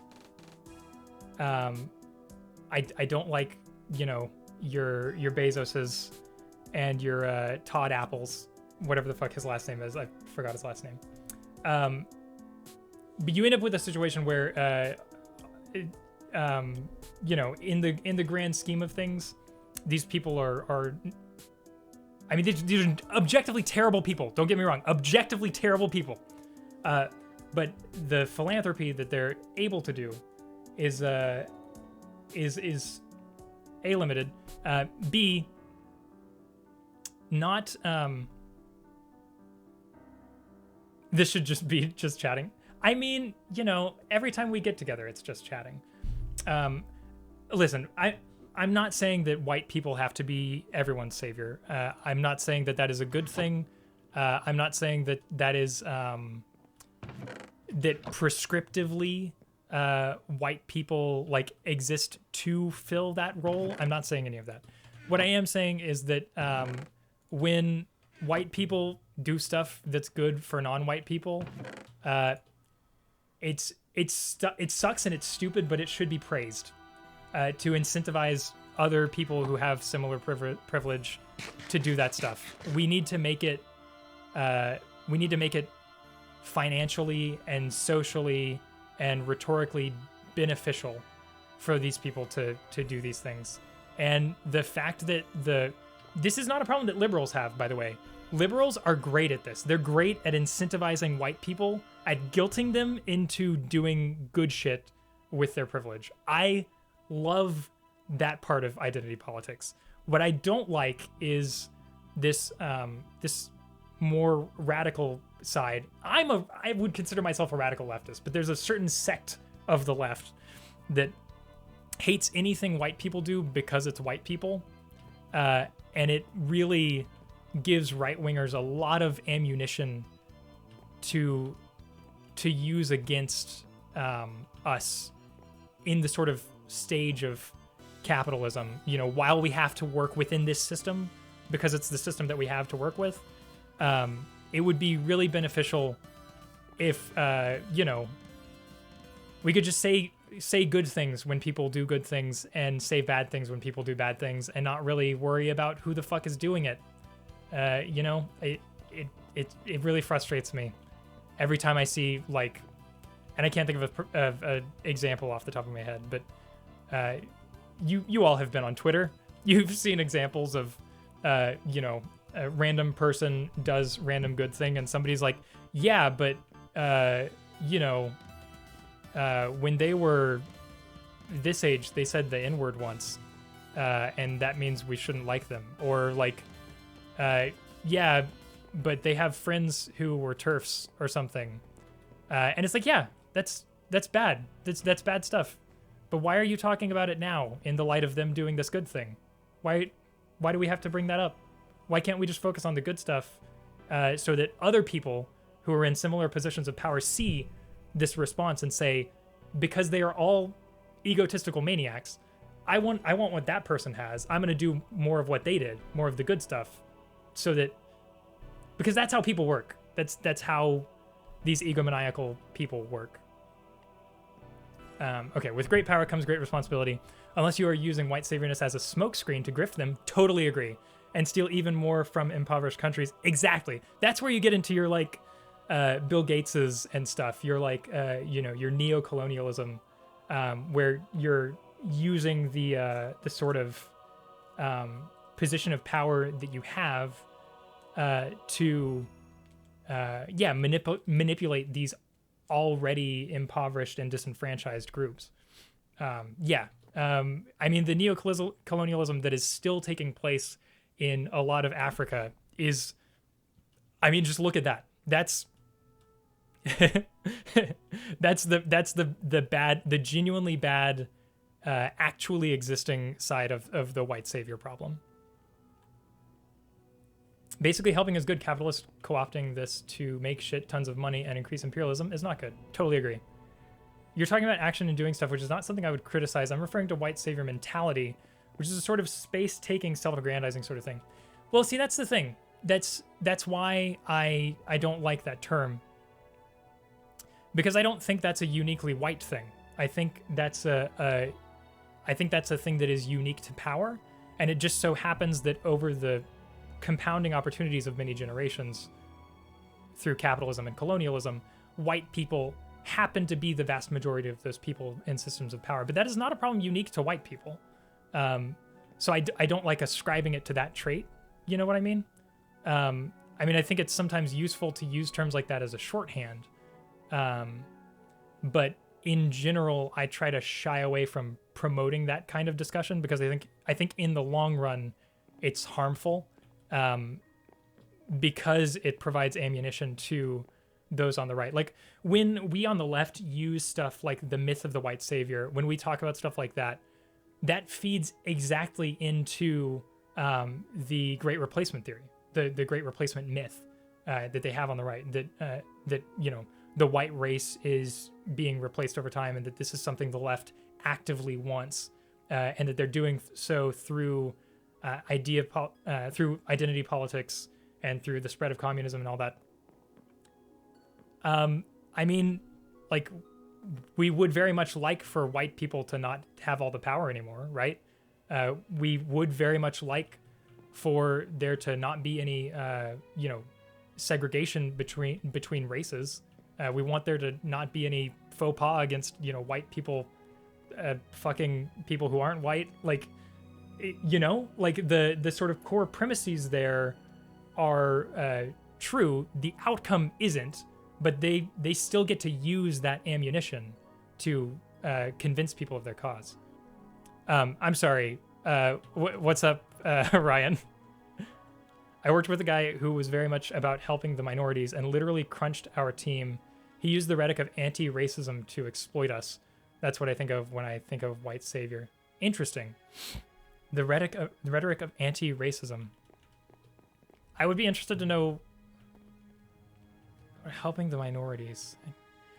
I guess that's sort of similar to, one second, I'm going to close my window.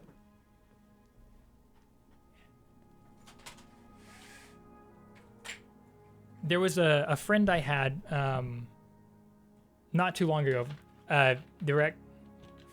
They ghosted me. It was somebody I was talking to online, you know, for reasons.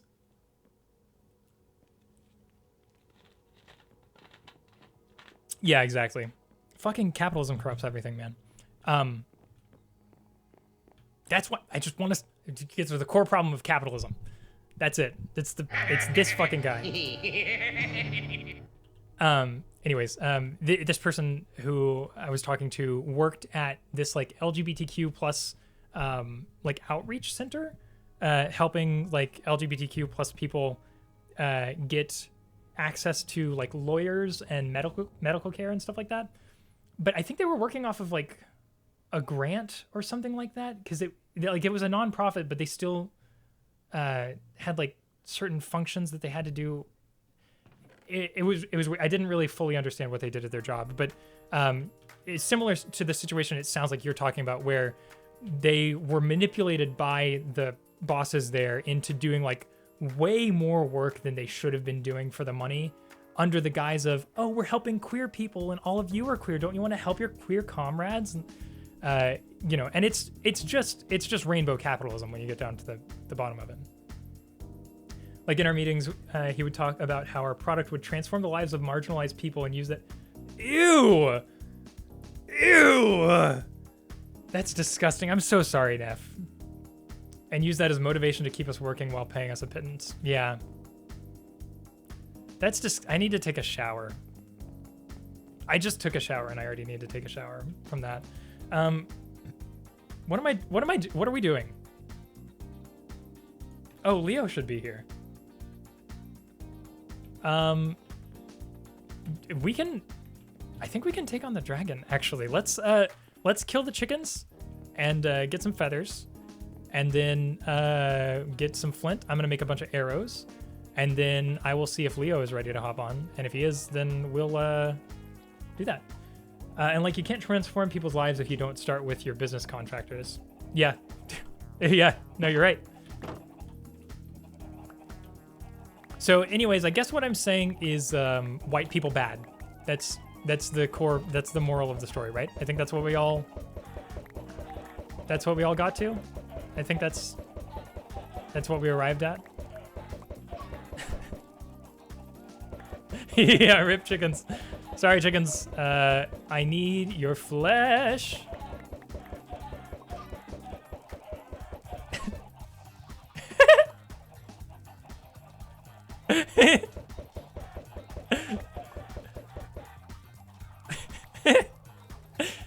I love all of you. I'm so glad you put up with my bullshit.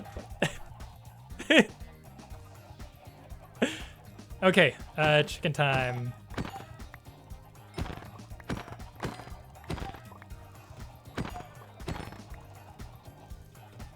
We need all of the feathers.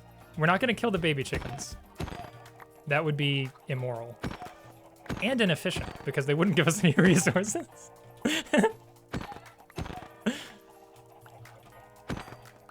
Thank you.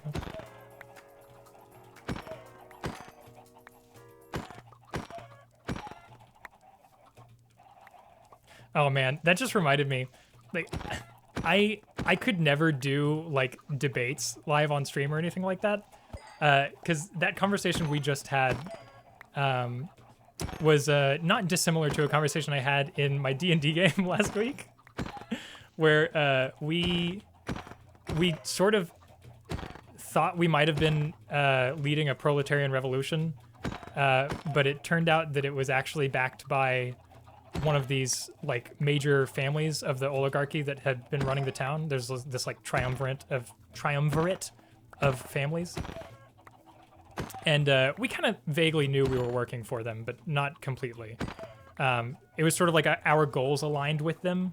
We were trying to uncover this like cult doing shit, and it so happened to align with this like faux proletarian revolution that they were trying to do. Anyways, when this was all revealed to my character, Skirm, he started arguing with one of the sort of benefactors is not the word, orchestrators of this little coup. And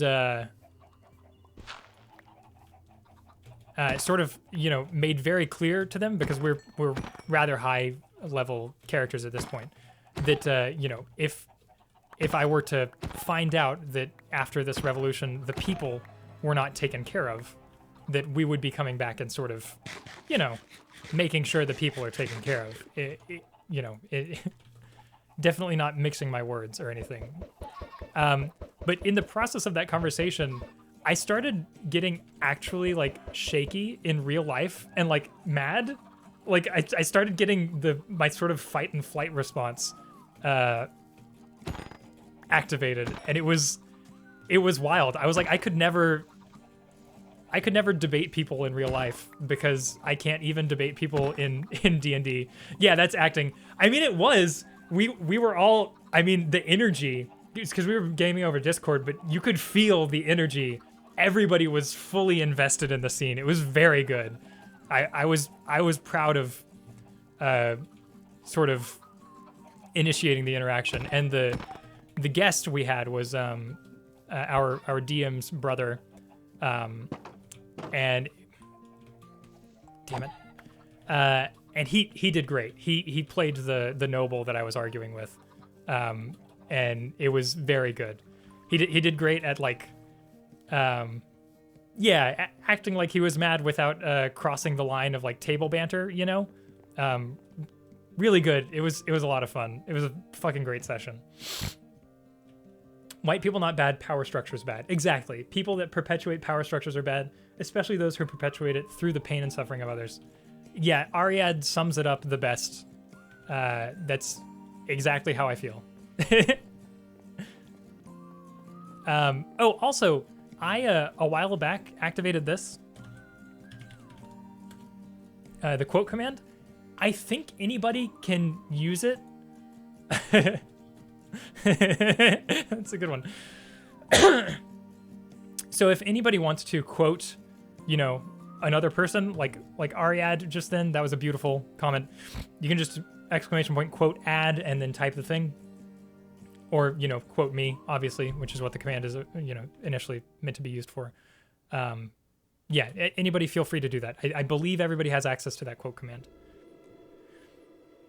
I guess my argument against your thing is that there is still racism within the white savior mentality. I agree, lack of a better word. It comes from a place that the poor black people need my help and their problems won't be fixed without me, which is a pretty racist idea. So as I would define it, white savior mentality is not useless or a misnomer, since it's a name for a specific microaggression, or more maybe usually these. I think you're attributing more thought to those people than is actually going on.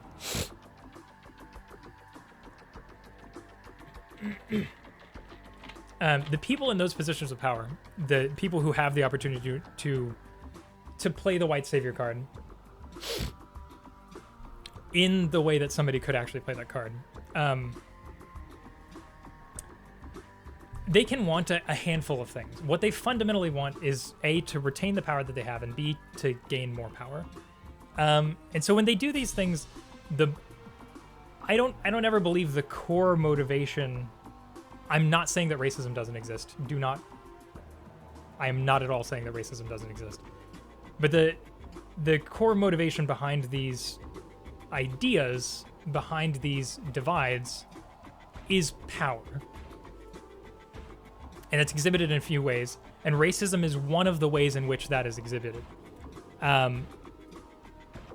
When we segregate things in that way, segregate these issues, because when we use terms like the white savior mentality, we are we are participating in a kind of segregation, a kind of active segregation, admitting that there is a difference between groups of people, and I don't like that. When we engage in that, like I said, we're giving them that ammunition because we're engaging in that system. It is useful to engage in that system for the situations we outlined earlier, and I agree with that. When you're calling out those abuses, the reason I don't think the reason I don't like that term is not because I think that white savior. It's not because I think it's a misnomer, because it does nominally describe what is happening, which is that white people in aggregate have more power than non-white people, specifically in the West, or what we call the global North, and usually the global South. But anyways, do in aggregate have more power. And so by extension, that term is true. Do I think that those people who we could call a white savior are acting out of racism? I don't think that's true all the time. Exactly. I think it obfuscates that relationship and makes it about it focuses on the symptom more than the problem, which is why I don't like it. And you know, I mean, a lot of that is really heady and like probably not super necessary to think about. Like, in the grand scheme of things, does it matter what words we use? Probably not. It's just my little, preference. If I'm talking about these issues, I would prefer that people talk about it a certain way because I think it's more accurate as to what's happening. It's giving the power of capitalism to all white people, which is not really the cause. Exactly, yeah. Because there are white people who are negatively affected by white privilege. I grew up white trash, what we would accurately call white trash. I grew up in the boonies, all over the South. The earliest I can remember was in Orange Grove, which is a tiny little town by Corpus Christi, where we lived in it was like the first house we bought that my parents could like actually buy at a time when houses were affordable and we could barely afford that place. And so I've seen what the negative side of that is, which is that white people are seen a certain way, and when they don't live up to those expectations, because of things that life has thrown at them, that can compound on itself and end up with I'm not saying puts them in a situation worse than BIPOC people, but I'm saying it is a unique experience that is unique to white people who don't live up to the definition of white privilege, if that makes sense. I'm not necessarily saying it's better or worse. It is unique, though. It is its own thing. And by lumping all white people in together, it sort of, perpetuates that myth. What was I doing? I was getting flint. I'm really enjoying these conversations tonight, y'all. Sticks. Oh, I used all my sticks to make torches.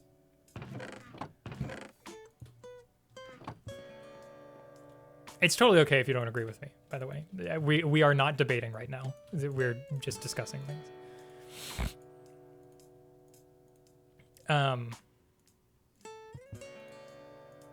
Yeah, I think that's all I had to say on that off the top of my head. You're welcome to continue the conversation. I think that was all I had in that particular spiel. Yeah, we just talking.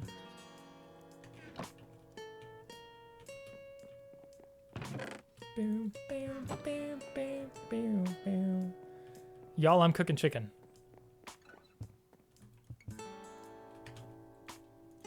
I could feel my drawl come out a little bit when I was talking about Corpus Christi. That was not on purpose. And once again, I'm just here doing nothing. That is valid.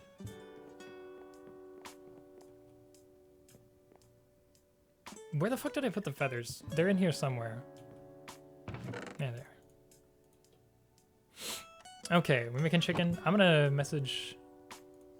Actually, I am going to step away for just a second. And I will be right back. Enjoy the music.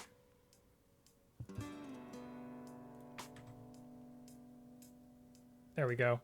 Actually, here you go. Here's a waiting screen. Okay, I'll be right back.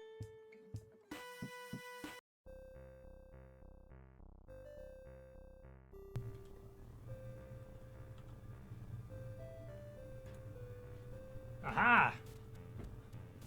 It's sitting down time. Okay. See, the problem with book recommendations is I don't know that many books. I would basically just be recommending the same like 3 or 4 books to everybody.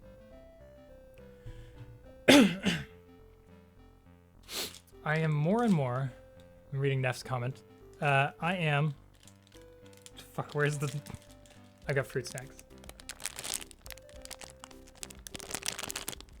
Where's the thing?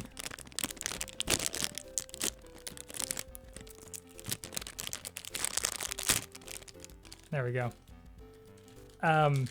Neff says, I am more and more...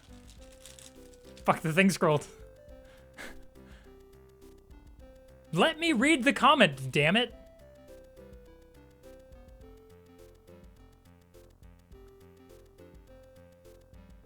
We read all of those.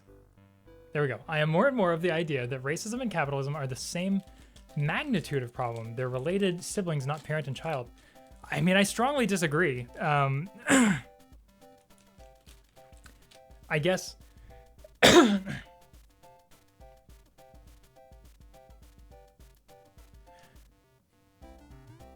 Yeah, I guess that's not true. It's not that I disagree in the sense that I believe capitalism caused racism. I do believe that both capitalism and racism are emergent properties of a generic struggle for maintaining a power imbalance that started with some group of people against some other group of people and then spiraled out, you know, due to entropy into the situation that we're in now. So in that sense, I agree that they're siblings. I disagree that racism in its modern construction is of equal magnitude to capitalism. And that's not, I'm not necessarily... Yeah, I am, actually. Deep down, yeah, I am saying that capitalism is a worse problem than racism. I guess that is something I do actually believe. But that's not to say that I don't believe racism is a problem. You know what I mean? Like they reinforce each other. They're comorbid conditions. I feel the same way about religiosity.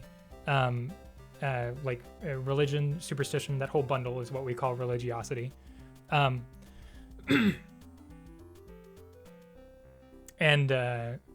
yeah, I mean, I believe that is another comorbid system that doesn't necessarily exist because of capitalism, but that capitalism uses as a tool, and that it can use capitalism as a tool to conduct harm on people in the pursuit of enforcing a power imbalance. Yeah, God's rights. If I may put words in your mouth, I think you'd say that abolishing capitalism hierarchy would lead to the end of racism. I can imagine a racist, non-capitalist society, indeed. Oh, I totally agree. Moreover, it seems more likely to me that working against racism will grow the anti-capitalist movement more than any other way around. I disagree with that second part. I mean, it just... The fact of the matter is that most people don't agree that racism is enough of a problem that we need to be that mad about it. And this is just, I mean, you can poll anywhere on Earth, and this is true. The vast majority of people sort of believe that racism has been solved already. It hasn't. I disagree with them. But if you're talking about the average, just the normal person, they don't generally agree that racism is even a systemic issue. That's a hard one to get people to agree with. which we've made a lot of progress with in the last like 4 years or so in the U.S., especially with the BLM movement. That was extremely effective at getting a certain sect of people, largely people who were already predisposed to disagree with that, but a certain sect of people to agree that racism is systemic in the U.S. And that's cool. That's a big win, and I agree with it. But when we're talking about the world scale, which in order to achieve a non-capitalist society, we do need global support. We need to change literally every mind in the globe for that to be a successful mission. And in order to do that, I think the things that you can pull on, the factors that you can manipulate in pursuit of that mission, I don't think racism is as big a lever. Do you not think BLM movement grew the anti-capitalist movement? No, I think it did to some extent. Like I said, because those are comorbid conditions, because capitalism and racism can work against each other, anti-capitalism and anti-racism they also share that relationship. You can use them to reinforce each other. But like I was saying, with capitalism being a bigger problem, I think anti-capitalism is it's a larger tool. It can be a larger, more effective movement. It will do the most good to pursue in the long run, as opposed to focusing on anti-racism. But I also think this is kind of a moot point, because if they are indeed comorbid, like we both agree, then when you pursue one, you sort of by proxy pursue the other. And I strictly mean in their modern incarnations. I'm not saying all racism would end if you ended all capitalism. I mean the modern form of racism, the way it exhibits itself now. I do agree you put those words in my mouth. I do agree to some extent would end if you ended capitalism. And I think that the good that came out of that, the overall utilitarian good that came out of that, would be greater than if you ended racism but left capitalism. Does that make sense? So I'm just focusing on one side of that equation more than the other, because I believe that's the more effective, more efficient, utilitarian use of our effort. But I'm not saying that we should dismiss one in pursuit of the other. I do think they're both comorbid, and that our pursuit of anti-capitalism should include anti-racism. Yeah, you see, I don't think it requires... That's not necessarily true. I think that in order to defeat today's capitalism, especially in places like America, it is indeed necessary to also pursue anti-racism, because these are comorbid systems that enforce each other. But I think maybe we're getting off on a tangent where I wouldn't say that the original subject was, yeah. Oh no, we totally agree fundamentally. I think it's really just on the nitty gritty stuff, which is the fun stuff to talk about. I think that when it comes to the white savior thing, sorry, fruit snack.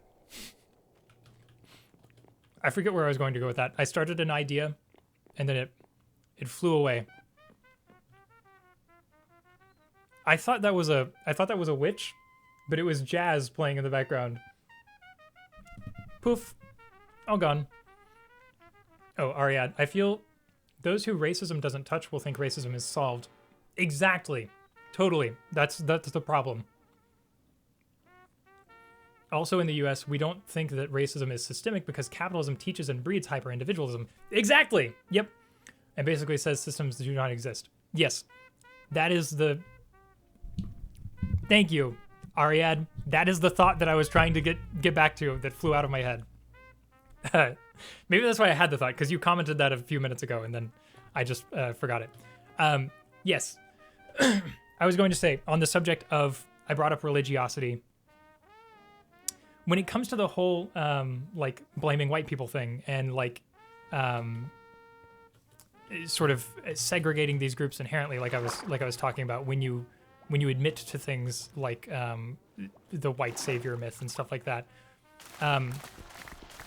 when we focus on like the white person as an individual, which the white savior myth does, as opposed to talking about white privilege as a systemic issue, using a term like white savior, it demonizes an individual.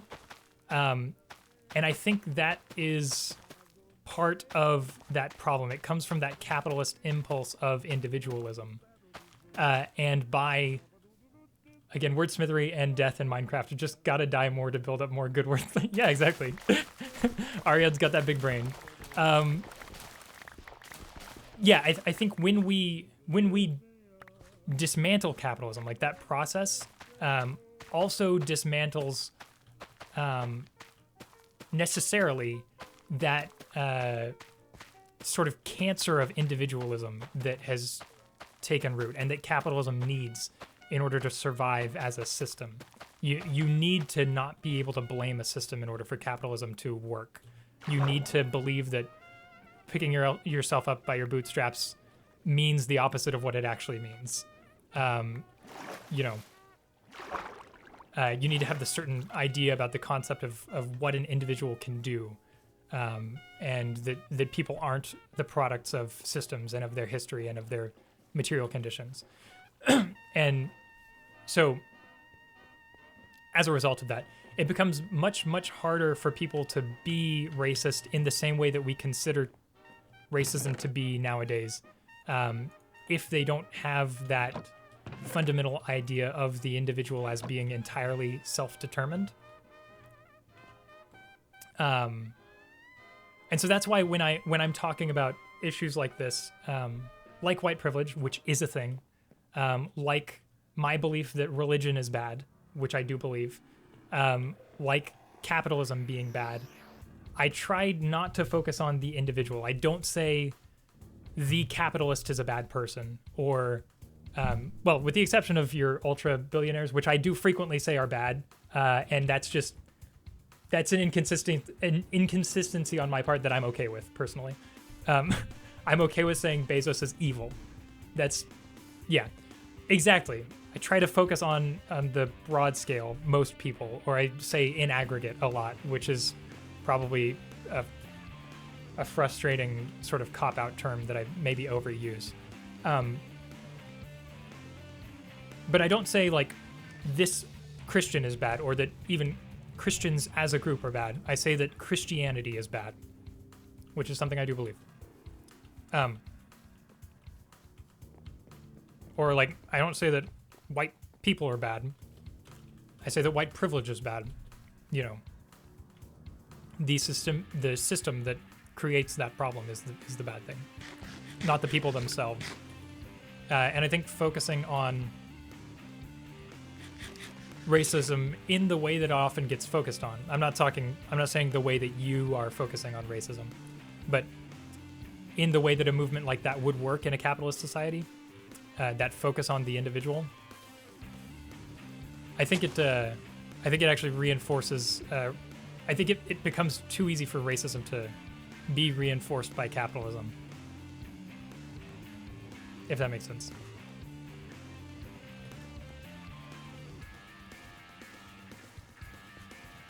I don't know. That was a lot of information that was largely disconnected all at once. So I'm sorry if it was vague or rambly.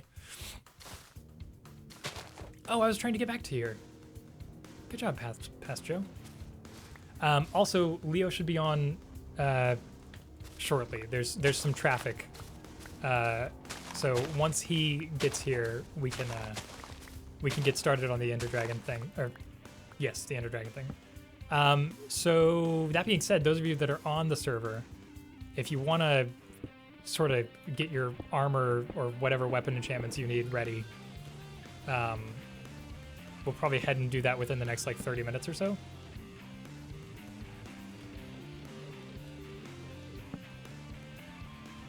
Yeah.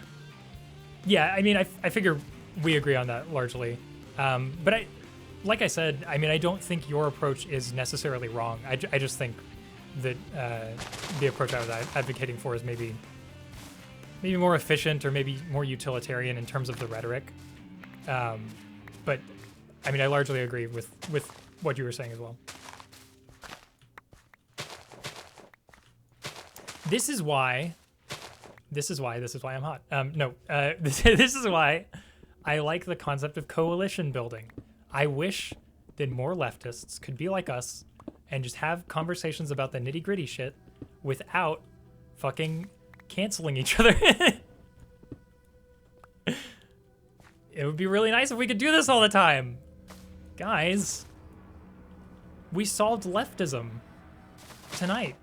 We did it. Oh no!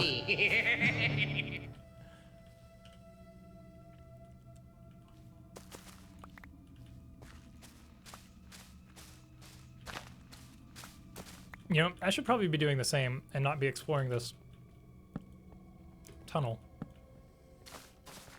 I should probably be getting ready for the Ender Dragon thing. I mean, too bad only 6 people heard it. Yeah. Well.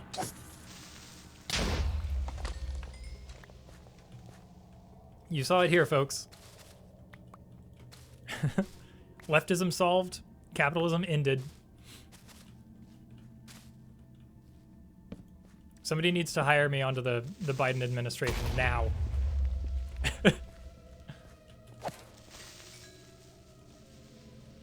He desperately needs some help.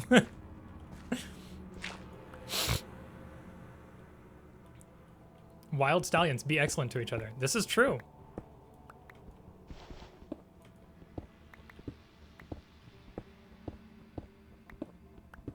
Yeah, be excellent to each other is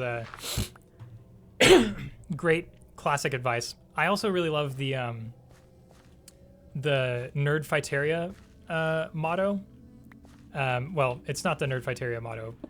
I believe their motto now is oh, what do they say now? What is the Nerdfighteria motto? Oh my god.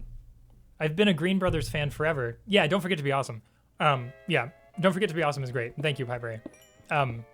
The one I was trying to think of is specifically unique to Hank, which is imagine others complexly. Like don't imagine people when you're hypothesizing things or when you're having conversations with somebody or about somebody. Don't imagine their decisions as unique to them or malicious. Imagine them as a product of their material conditions. Which is funny because Hank is not a Marxist, but like that's basically Marxism in a nutshell. like you know, theoretical Marxism is basically just that. Exactly, yeah, that's why he named his media company Complexly. Or their media company, I guess.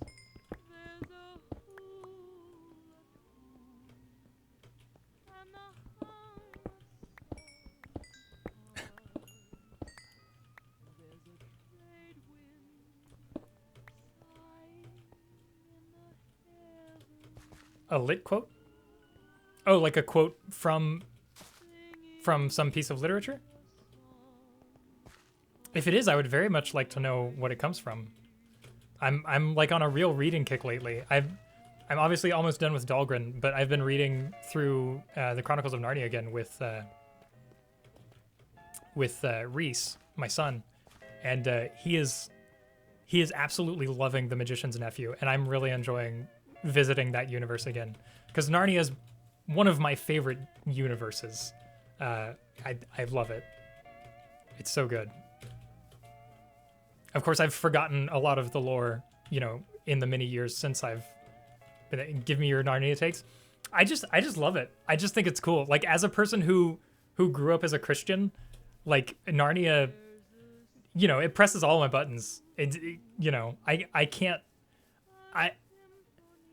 you can't grow up as a Baptist and like even once you've gone into full atheism, you know, you can't leave behind like the desire to just cry at a hymnal, you know, or like to like sing in a big choir about a higher power with everybody.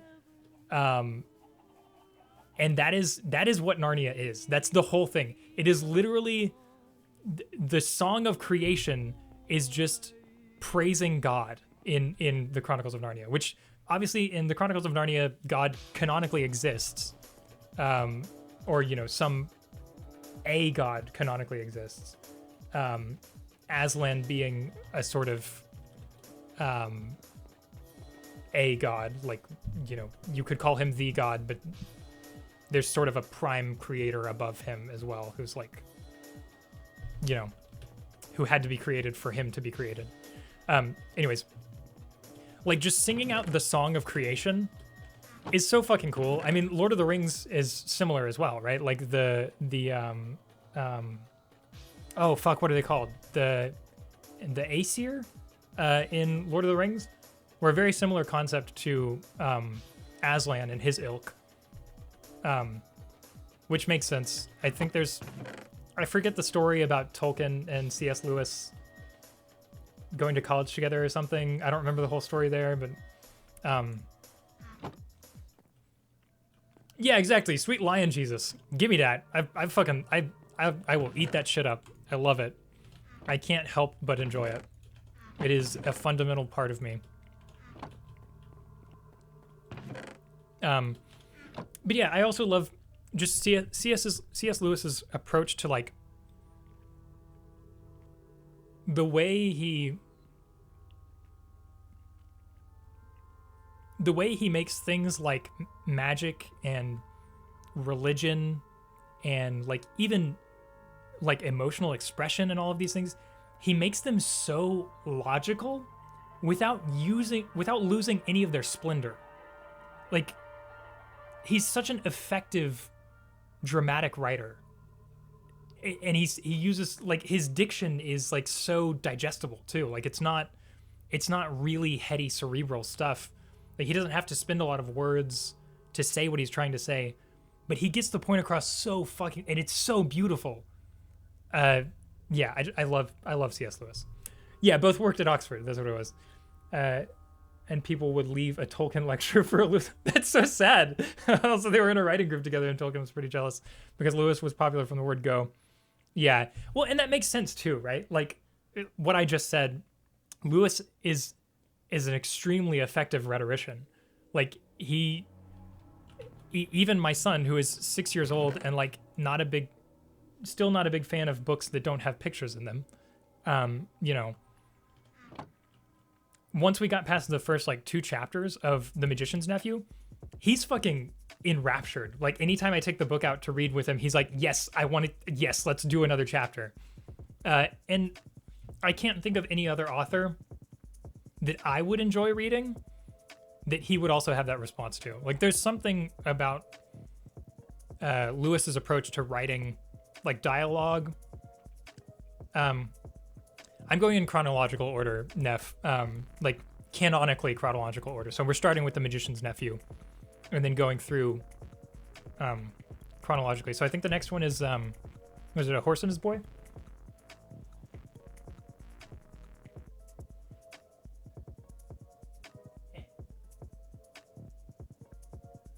Oh no, it's A Lion, the Witch from the Wardrobe, and then A Horse and His Boy.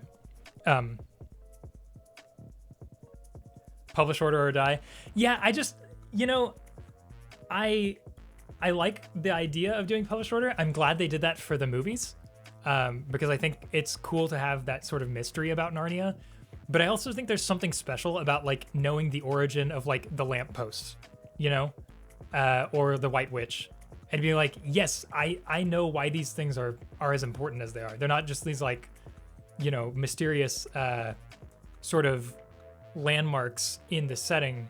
They're also like the product of humanity's mark on this world. They're the accidental happenings of like just people existing here while the universe was being created. And that's cool. That's just fucking cool. As an existentialist, that's just fucking cool. Tolkien took 10 years to publish Lord of the Rings since he really wanted people to publish the Silmarillion. But everyone went, yeah, I still have not read the Silmarillion. I've never read any of the Lord of the Rings all the way through, including The Hobbit. So I definitely want to do that at some point. I actually think, Ryan, it would be fun for our little reading group of Yumi and Kelly, and maybe other people if they want to join, to go to Lord of the Rings after we finish Dahlgren. I think that would be cool.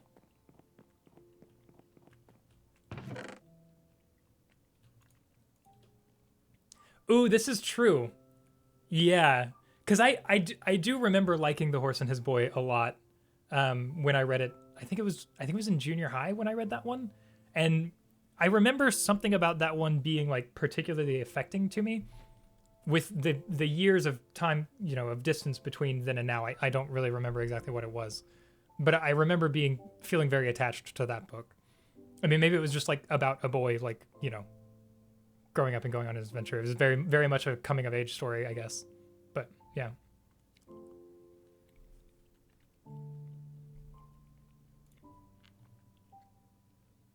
Thank you. Yeah, that is a good quote, actually. Damn, Joe Brain. You do good sometimes. You do word good sometimes.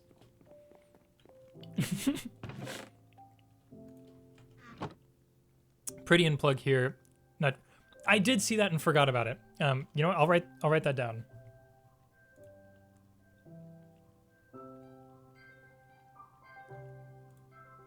What was it? Chronicles of Prydia?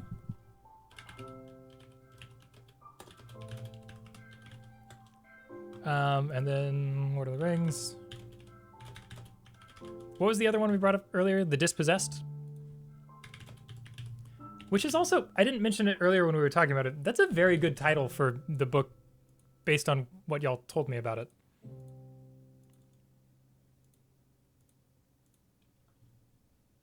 If anybody has any other books that I need to read or that we talked about and I have forgotten about, let me know and I'll write them down because I've got my...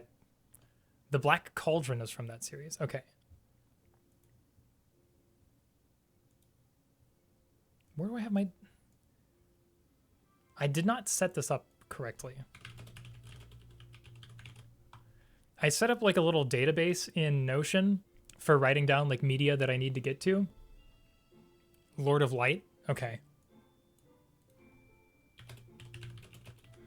Oh, and then fucking Charlie wants me to read, what is it? The House of Leaves? Yeah, House of Leaves. Because I mentioned some of the, the way Dahlgren is constructed, and he was like, dude, that sounds so much like House of Leaves, you need to read this. I'll write that down too, because I forgot to write it down. Yeah, House of Leaves is weird. See, that's sort of one I want to... I don't know, I want to revisit all of these things that I loved before I get to a lot of new stuff. Because Dahlgren's been great, but it's taking so long to get through, and I'm like finally in a place where I feel like reading, and yeah. I want to finally conquer some books I've been meaning to conquer for years.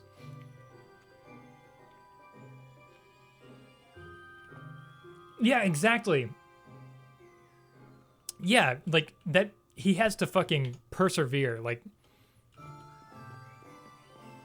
talk about the myth of the individual.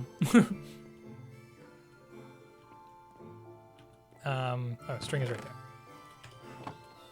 Okay, I'm gonna put these seeds up, and then we're gonna enchant some... Ryan and... Is Ariad still on the server? Oh, just Ryan, okay. Well, Ariad, if you get back on, I'll make you a bow. I'll try and make a bunch of bows that are enchanted. I have a bunch of strings, so... Because I feel like enchanted bows and using a bunch of arrows is probably a more effective method for taking down the... Okay, you got a dope bow. Awesome. Well, maybe I need to work on raising the power level of mine instead of focusing on y'all stuff. Zelazny is... Okay. The whole Chronicles of Amber series. Okay. I'll write that down.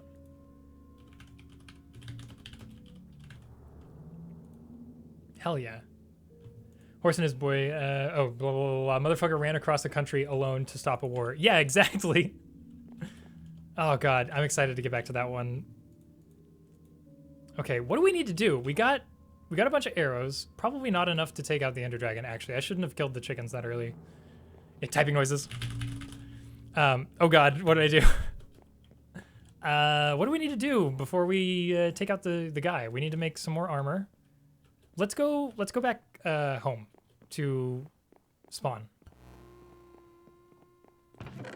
I got a shit ton of diamonds. I'll bring them with me. Let's bring this iron too. We'll do this, and where'd those torches go? They're in the front. Ariad, you're back. Yeah, I'm gonna go ahead and get ready to take out the guy. I imagine Leo's gonna probably eat something before he gets on, so we'll just get ready as much as we can, and then we'll be able to quickly dispatch the Ender Dragon. It has been almost 3 hours, and it does not feel like it's been almost 3 hours. I really appreciate y'all being here, because it makes this go faster and it makes it more fun for me, and hopefully for all of you. I think it's more fun being in chat when there's lots of people in chat. It's nice when it works out that we can all be here together. Yeah, especially Oski, who is on the other side of the world, or like, you know, many hours off from us in terms of time zone. It's because of the socialism. It is that, yeah. I need a specter of socialism. That's like that skull, except it's like happy. Well, I guess that skull already kind of looks happy. What would the specter of socialism look like? Would it just be Marx, like just the Marx head? Would we lean into the full, like, I don't really like Soviet imagery. I wish that Soviet imagery would stop being associated with socialism. Time flies when you're breaking chains. Yeah, exactly. 5 a.m. all good. Yeah. Yes, exactly, yeah. White robe bones? Ooh, yeah. Like death, except cool. Oh, that reminds me. I don't want to spoil anything because I imagine not everybody's seen it, but I really liked Love and Thunder. I thought it was really good. It was very, very Taika Waititi in every way that I expected. So, you know, basically that means not for everybody, but I think everybody who liked Ragnarok will largely like Love and Thunder. Does he hang dong? No, you don't get full frontal nudity, unfortunately. They actually, like, were effective in that scene, though. It was quite fun. They did some nice character building with that scene. It wasn't just a gag. Also, I wouldn't be surprised if Taika came out as gay or bi or something sometime soon, because between Our Flag Means Death and Love and Thunder, let's just say Taika's a bit more than an ally. I don't know his persuasion. Maybe he's just one of those people who's like tight-lipped about it, but goddamn. Oh yeah, I didn't even know he was married. But the hammer and sickle is so dope. Yeah, exactly. The hammer and sickle are very cool and like actually are nice symbols of what communism stands for in terms of like, you know, I guess it's the hammer and sickle are one side of the communism equation. They're like the from all according to their ability side. But we need a good symbol for the to all according to their need side, you know?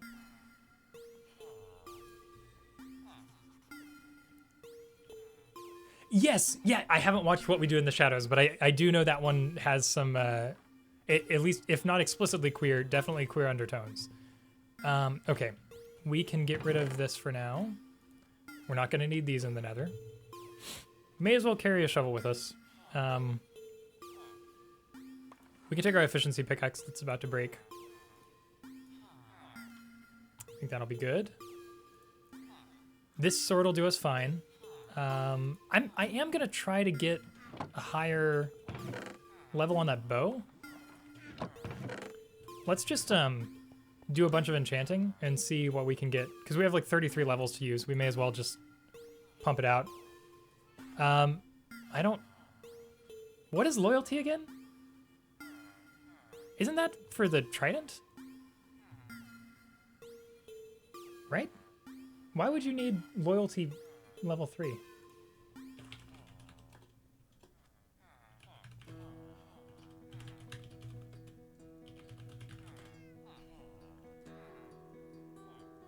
Yeah.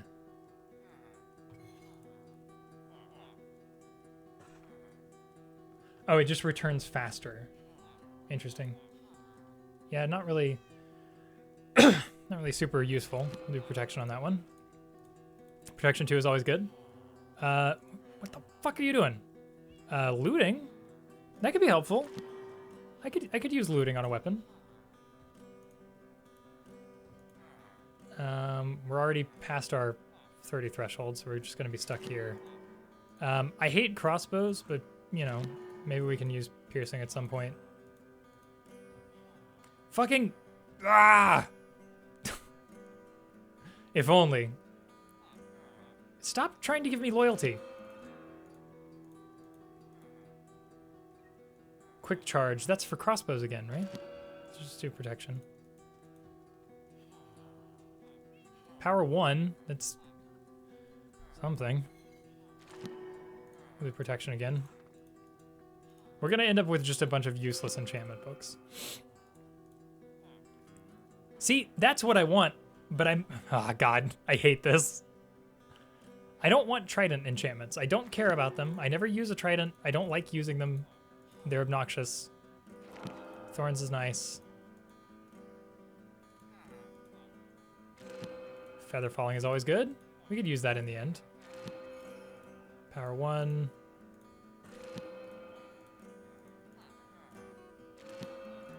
Another power 1. We can combine those to get power 2, and then we can combine the power 2 to get power 3 on my bow. Power 1, and where's the other one? There we go. I think we could do this. Yes, power 2. That... Okay. At least we have plenty of iron now.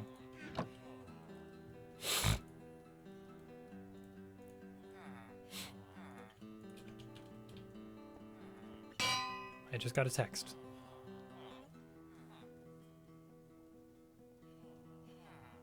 Why do I have so many notifications?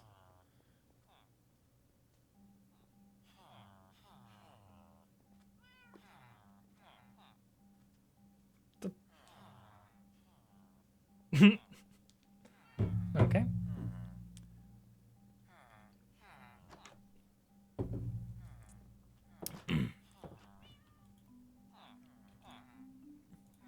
Whoops. Wrong way. There we go. Power 3. Hell yeah. Do I have unbreaking? Too high. Damn it. Well, this will be fine. Oh, I think I took all of the TNT to the vault. I was gonna bring TNT with me. Because when you break the crystals, they still hurt you, right? I think they do. We also have golden apples. I'll dish them out whenever we get started. Okay, we don't need... Actually, scaffolding might be useful. Now we want something that's gonna not fall apart if we have to fall off of it. So let's not do that. We can put this iron back. We can put this back here. We're gonna want the minecart because we're using that to get to the stronghold. I believe we need one.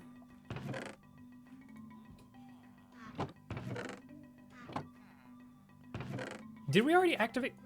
I can't remember if we already activated the portal or not. It would probably have been good to know that before we started the kill the Ender Dragon stream. I'm fairly certain we did, but I'll bring those just in case. And we have a place to get blaze rods right outside where our nether portal is. It's not active? Okay. We do have another place to get blaze rods that we have easy access to. Actually, I'll go ahead and do that while we're waiting. I'm gonna put these sticks back and grab some cobblestone to take with me. We're gonna need multiple stacks. And we should probably, excuse me, make some boots.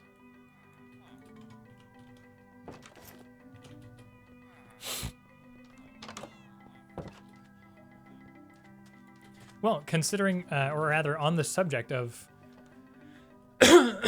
movies and shit, what has everybody been watching lately?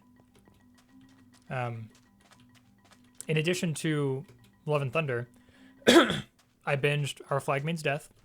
Really liked it. It was fucking great. Highly recommend it. We already talked earlier about how I was starting Xandria.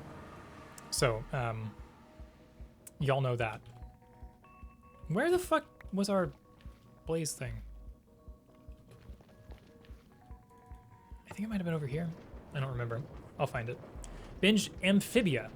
It was fucking great. I don't know what Amphibia is. That sounds interesting though.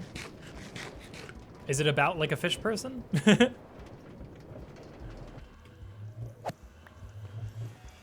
Is this the stronghold portal? I can't remember.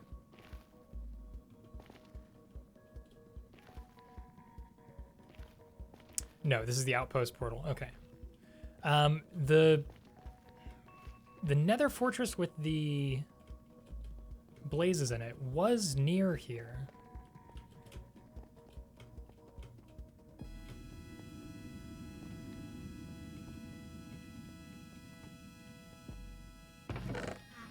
Whoop. Sorry. Didn't realize there was company. So I guess that's not where I was going. Huh. I forgot to finish raiding that place, I guess. Well, we'll do that at a future date. I'm on season 2, loving it. Disney Channel Isekai, where 3 girls get sucked into a fantasy world with frogs, newts, and toads. What? That sounds wonderful. I'll definitely have to check that out. I'm assuming if it's Disney Channel, it's on Disney Plus, because I do have that. So cool story that also talks about trauma and growing up. Hell yeah, we love that. I haven't been watching anything. That backpacking trip and recovering from it took a lot of time. Yeah, good on you, Neff. I don't remember the exact situation off the top of my head. I'm very sorry, but I do remember that being encouraging, hearing you talk about that. So yeah, good on you. I'm proud of you from a distance. Hey, Ariad. Where was the fucking nether fortress? I cannot remember where that was. So, was it over by the stronghold?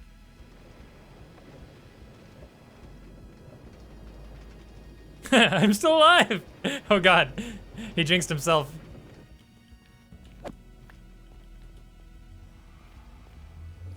If I were a nether fortress, where would I be?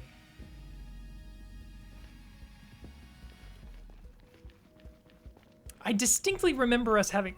Thank you. Love you too. I distinctly remember us having more blaze rods. No, my petard! It shall hoist me forthwith! Too true, Ariad. Too true. I don't know why, when I did that, I felt like I was channeling, oh fuck, what is his name? Father! The guy from, I remember him mostly from IT Crowd, but he's been in a lot of different things. Y'all know who I'm talking about, the British comedian. He's like kind of chubby. Matt Bowery? Bowery? Probably. That sounds right.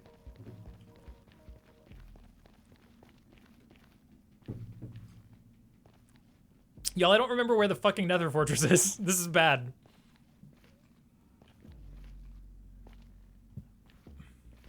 You know what? Let's go to... See, I'm trying to remember. I could swear I put another Eye of Ender in a chest somewhere. I feel like it was by the stronghold. Let's check on the stronghold.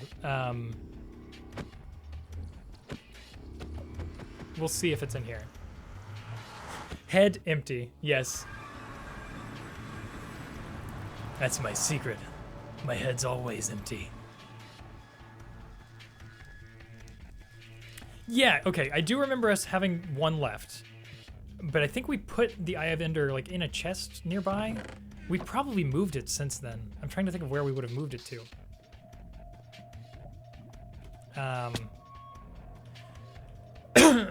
It would have been, I mean, if we moved it anywhere, it would have been to the vault because I was setting that up at the time, and we had just discovered the. Oh, did you just complete it, Ariad? Ah, fuck! Stop! I can't hit it.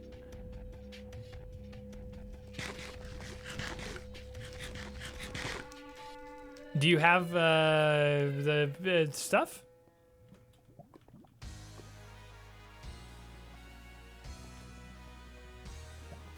In the chest? In this chest? See, I thought there was two, but there isn't one in here. Yeah, I feel like we. Oh, in the vault. Oh, okay. So we did move it.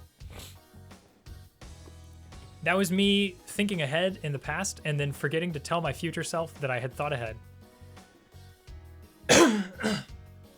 Okay, well, let's head to vault, I guess.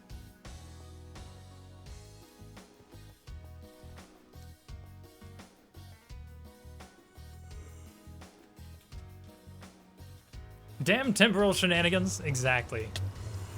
Fucking timey-wimey. Oh god, stop hitting us! There we go.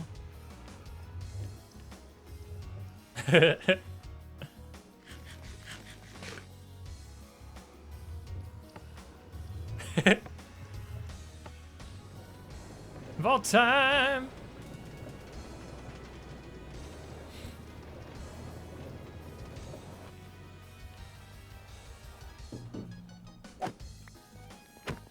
Okay, vault.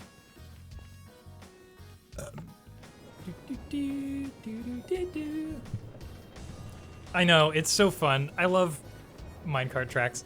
I did set everything on the same, like, horizontal plane, roughly, with the exception of that portal we were just at, so that I can eventually replace these or add to these ice rails, or like an ice freeway. I don't know what you would call it, but where we have the boat on blue ice or packed ice, to where it doesn't have any friction. So we'll set that up eventually, I think, because we're definitely going to be coming back and forth from the vault quite a bit. Ice road, yeah. Boat ice nether zoom. True. True and based and minecart built. Oh yeah, we have a lot of chicken.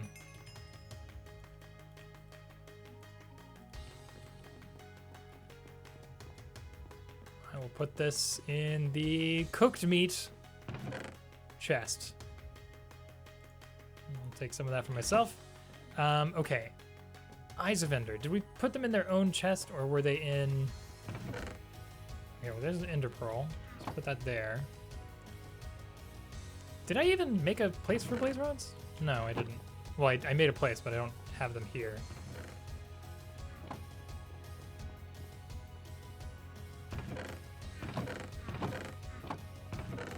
Where...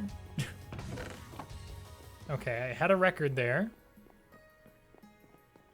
I'm gonna have to check every single one of these fucking chests.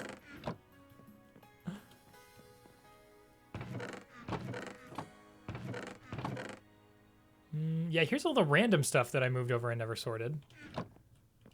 Yay! So fun. Riveting stream content here. We come to you live from photosensitive seizure warning central.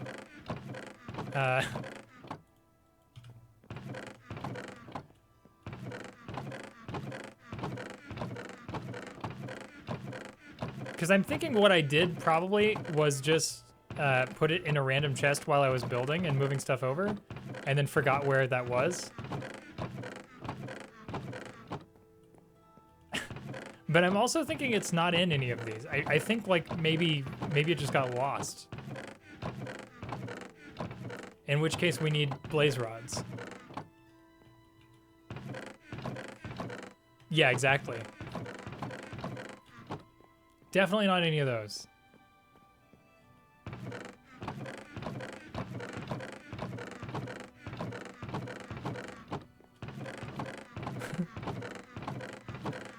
I hate this. It's really terrible. The situation I put myself in.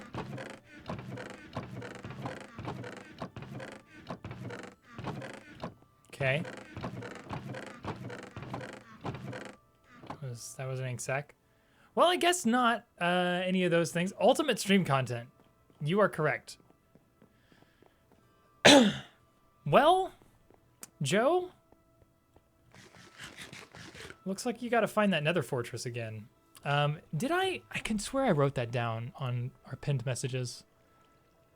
Ruin mansion.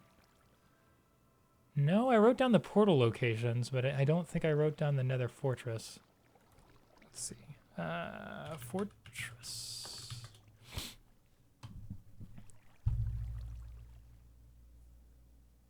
Okay, I made the advancement Terrible Fortress on the 22nd. Leo found it on the 12th. Was there anything else happening?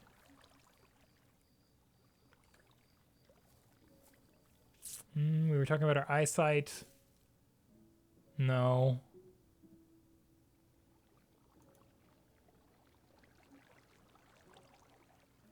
That was from the other server. Well, damn it. None of us wrote down the coordinates to the nether fortress. Oh, God. Oh, that's so frustrating. Oh, that's totally my bad. As the server scribe, it's very frustrating. Well, I guess we'll go take care of that.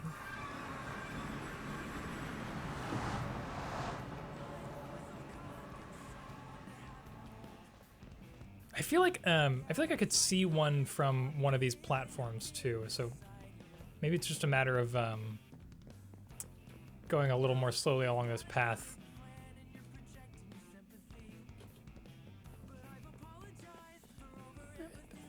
I know you want to get this news.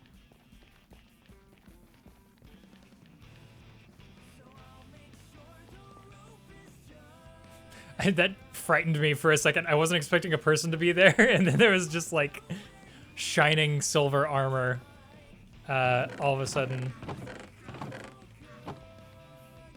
Let's see, it was maybe... No, it wouldn't be that way, because I was just over there. I feel like it was somewhere around the stronghold portal. Hi, Ryan.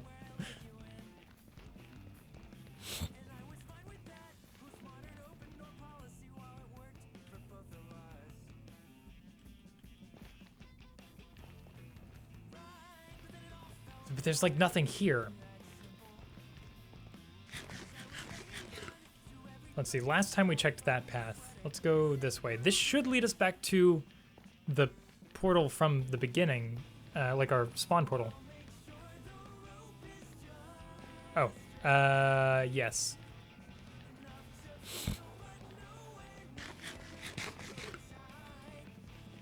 I hate the nether so much. It's just not fun to navigate. I mean, I guess once we get Elytra, it'll be easier. I'm coming, buttface. That's a weird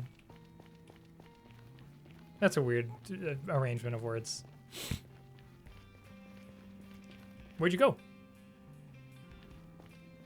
Oh, there you are. There you are. Don't you fucking do it. I'm on the road to the swamp base. To what?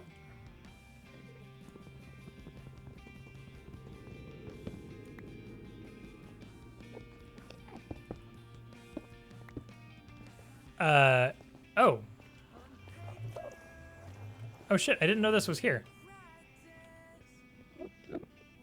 What is this portal?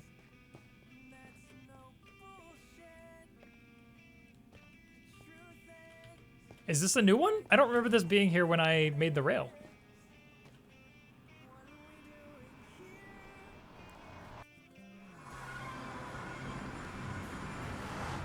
Oh, okay.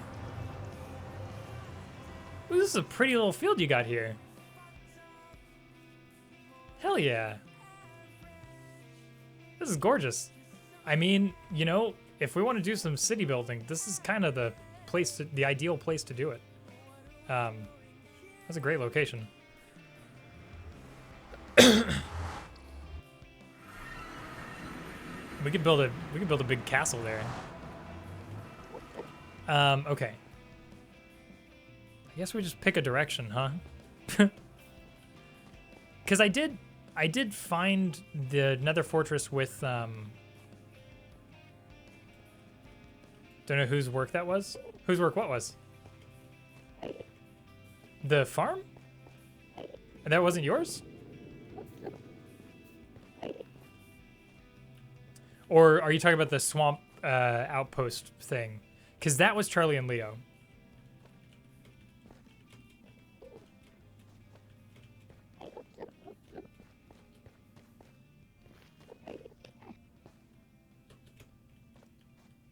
That meadow farm? Oh, nice.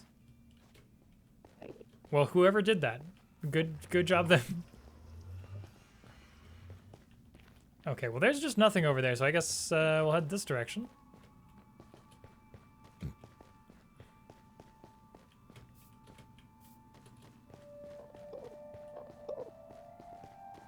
Oh, hell yeah. Great song choice, game. Or if not game. VLC. Nope. Nope, nope, nope. Ah, see, I have come through here before. I remember this. These are definitely my torches. Maybe I was right that it was somewhere out here. Hey, fuck you. Nope. Nope. Wah, nope.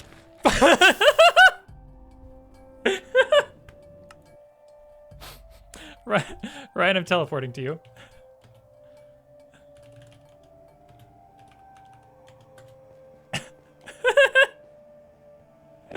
Ridiculous. Oh, the worst possible luck.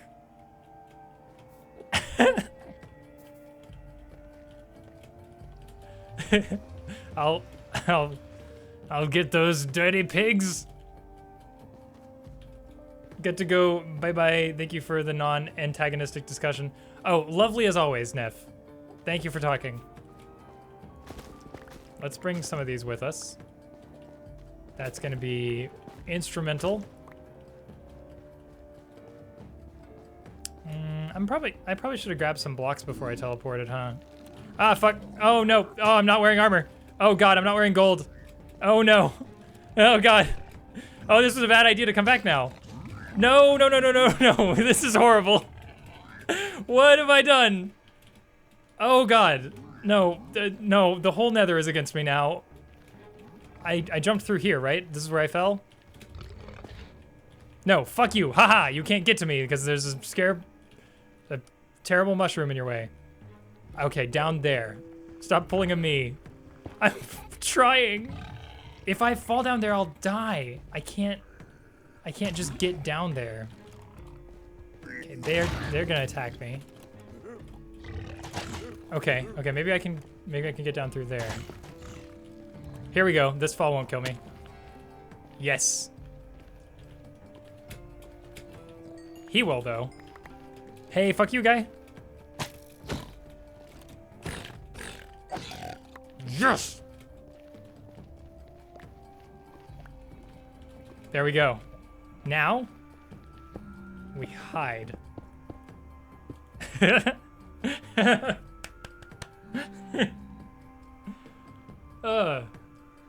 was horrifying. Okay, let me text.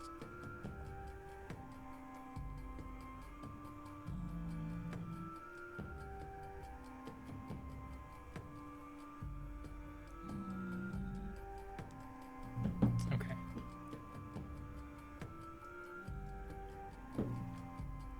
No, I didn't bring the diamonds with me. I put those away at the last place. My, the pickaxe is gone, however. The diamond efficiency pickaxe, which sucks. But I got my arrows back, which are the important thing. And most of my cobblestone, which is nice. And I got most of my armor back. Especially the gold stuff. That's a good thing to have. And my chicken. So yeah, we're not, you know, it doesn't completely suck, although we are now stuck in this cobblestone prison that I have constructed for myself without a pickaxe. So, have to remedy that situation. Okay. Now we return to the search for another fortress, which we have already done in the past, and we are doing again because I forgot it.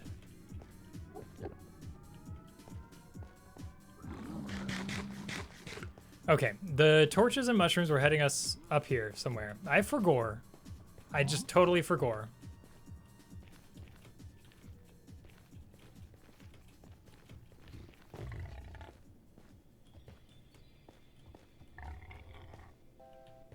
Okay, well that doesn't go anywhere.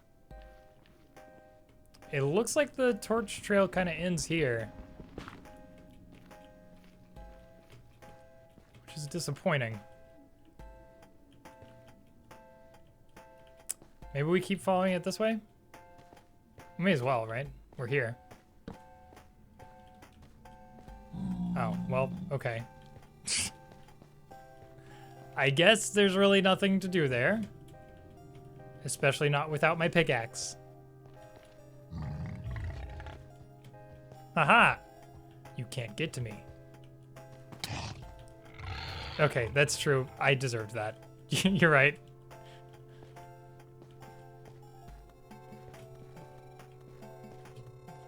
Shh, I almost hit the run button instead of crouch. All of your big brain got depleted earlier in the stream. Yeah, exactly. Y'all, I'm really mad that I didn't have any other blaze rods. I'm genuinely frustrated that I didn't prepare more.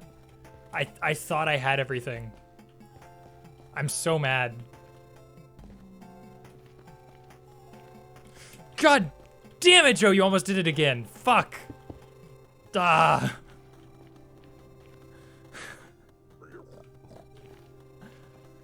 Not okay.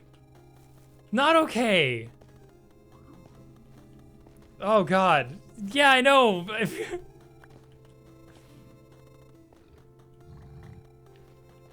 No. Oh God, he can hit me. There's no mushrooms around. No, fuck you. Fuck you. I hate them so much. I hate the pigs. I hate the pigs. Where do we go? They're so fast too. Is there not? Come on, there's got to be warped shrooms around here somewhere. Here we go. That's something. Okay, let's go this way. Now, we already effectively explored that direction, though. This is the starting portal, right? This is the one with both? Yes, okay. Let's go back to the Nexus. I can't, for the life of me, remember where that nether fortress is.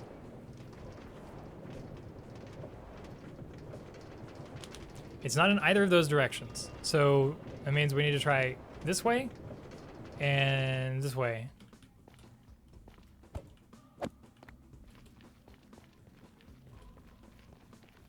So let's first try over here.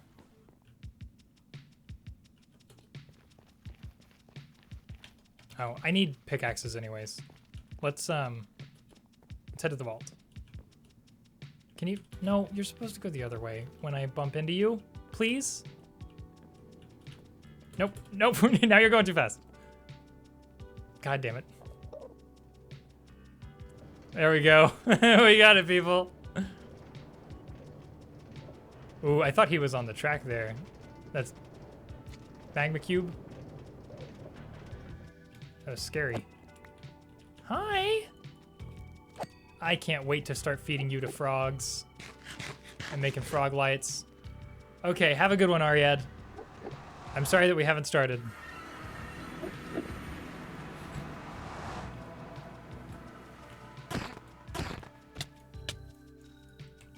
Let the record show that Ariad fought valiantly to support the cause and didn't die.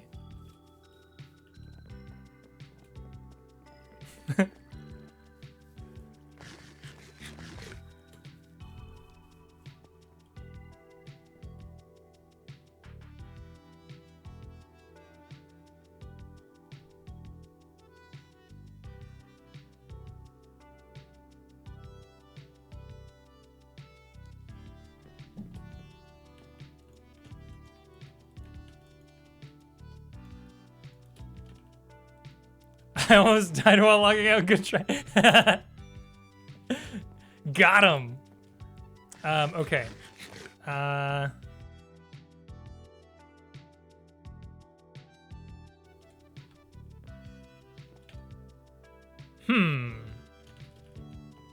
Well, I guess.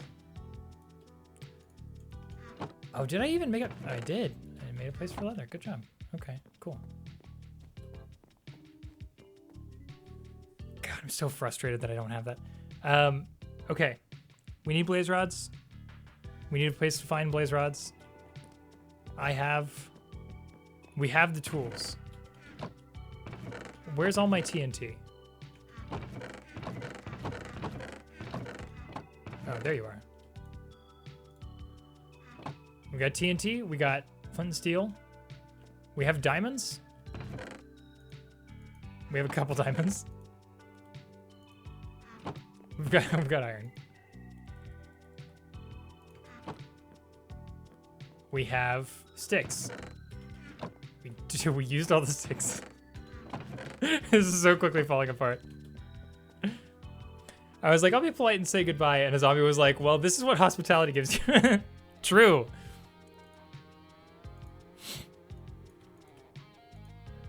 Yeah, zombies have no appreciation for decorum.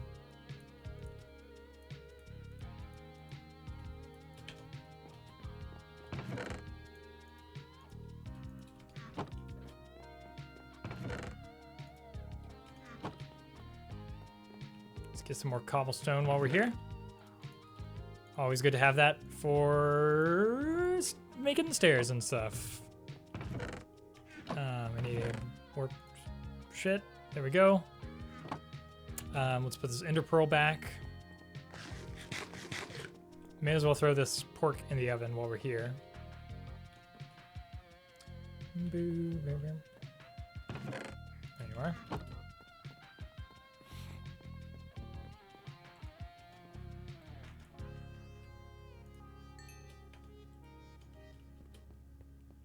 Okay, we got all that shit. Let's fucking go. Oh, I don't have my... Oh, I had that on me too. Oh no, my little telescope thing. I was gonna use that. Is it just one amethyst shard? I think it's just one. Isn't it something like that? No. What is it? Spyglass. Oh, there we go. Okay. Yeah.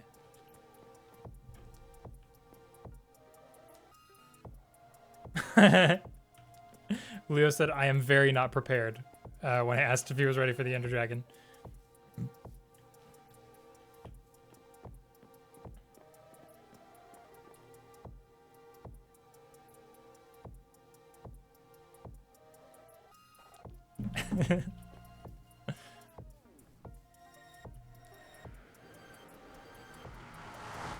Actually, I do need help remembering where the Nether Fortress is. Screw typing with fingers.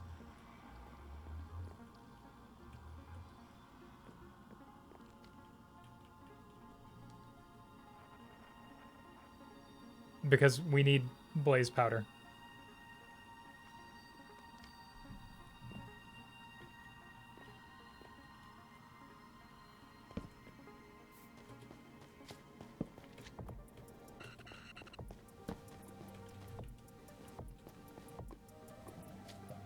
Saying and typing English is hard. Yeah. Word's hard, though. Word's hard.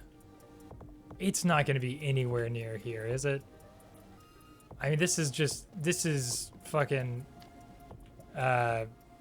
just lava and basalt as far as the eye can see. It's raining? Oh, that's wonderful. We almost had some rain for a little bit yesterday and the day before, and both days it just sort of like went around us. I want a good summer storm, you know? There's something special about just a solid like thunderstorm that just like fucks everything up. I'm not saying I want, you know, damage or anything. But you know, I want you know, some good wind, some good rain. You know, I want to feel the elements a bit.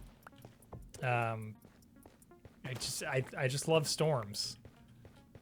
But we haven't had a good one in a long time. It's not good rain. Oh no, I'm sorry. That sucks. Yeah, I want the trees to move like crazy, but I want everybody's houses to be perfectly fine. I want one of those storms that strikes that perfect balance. This one is short and powerful. Oh, okay. Well, I hope it works out okay for you, Oski.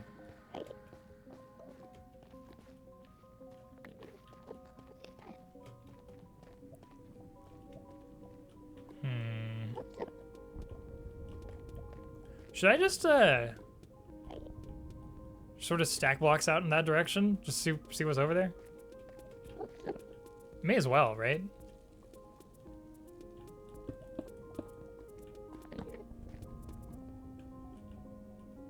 I could have sworn I heard a gas just then.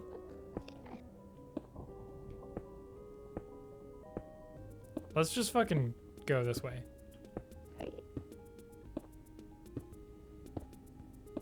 I sleep, I no care. Yeah, very good.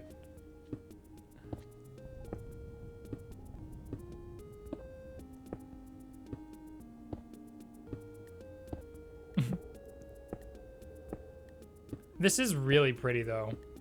I do like the basalt delta like biome with the like raised shadows filter that it has on everything, and then like the random particle effects. It's really good. I'm a big fan of this biome design.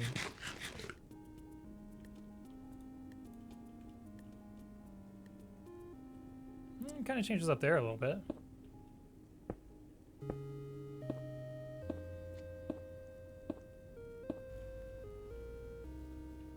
I just don't want those guys to notice me and knock me off into the lava. That would be bad. Especially after replenishing all of my supplies.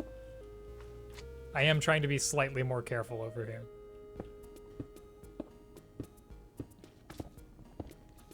Hello. You can't get to me up here. Yep.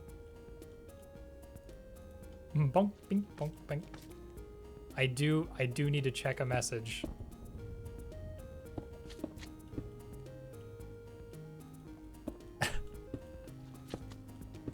There we go. Now I at least can't be bounced out of the thing. I think I wrote the coordinates down somewhere. Negative 61767,402. That's where the fortress is in the nether. Okay, cool. Hell yeah. Let's go back. Leo coming in clutch. Okay, so actually this direction is correct. My instinct was correct. Oh, yeah, because he he built a land bridge. That's where I found it. I followed his original path. But I don't think I ever connected that path to the Nexus. I will have to figure out a way to do that at some point soon. Because we definitely need a way to quickly get back and forth. You know, this won't be the only time we need blaze rods and blaze powder. We obviously need it for potion making. The height is 67, so we're gonna need to come down a bit. So actually, about the height we were at is correct. Hell yeah, instinct.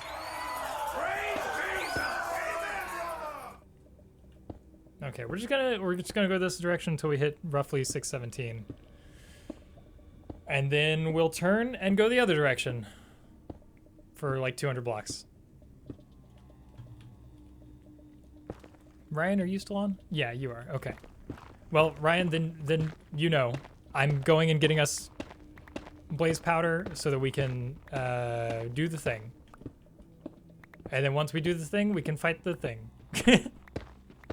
I don't know if Leo's gonna actually get on or not. It may not happen. But let the record show that Leo fought valiantly and didn't die.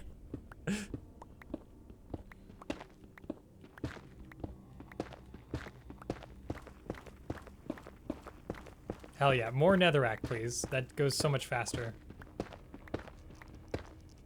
This is so dangerous going through just 2x2 like that.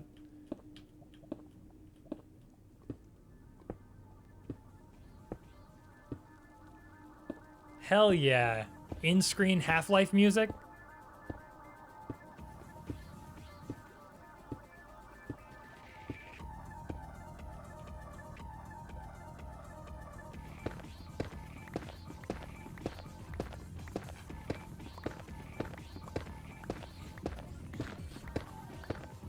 If I remember right, this is the music to the end of Half-Life 2?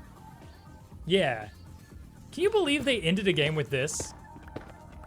Like, there's no, like, fanfare or, like, beautiful score or anything. It's just, like, the G-Man's lines, and this, like, epic scene happens, and then it cuts to the credits with this. It's just, like, fucking, like, elite hacksaw backroom coder Matrix fan music. Like, it's so dangerous doing the thing I'm doing. I'm gonna keep doing it. Yeah. It is, I mean, that is me though, right? Like that's basically my approach to like everything.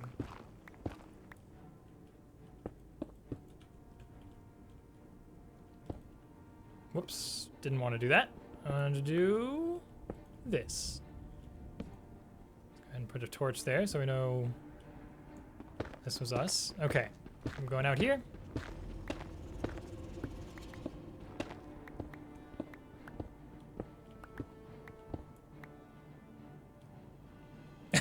I think I have to go over there. Oh, you found it? Nice. Well, at this point, I'm already like well on the path that so I may as well just keep this going. I'll get there eventually. Yes, that's exactly what I was looking for. There was just a long tunnel out of nowhere, and I was like, huh, where did this lead? And it got me to the Nether Fortress. Because that was how Leo got there originally. Which, I'm pretty sure he used a World Seed finder to discover that. Because that path was pretty direct. Suspiciously direct, but I won't fault him for it.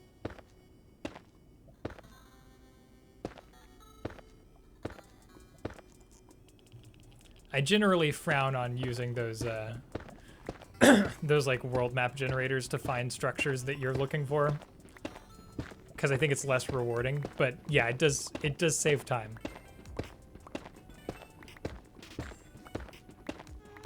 But you know, part of it sort of takes out the magic for me a little bit.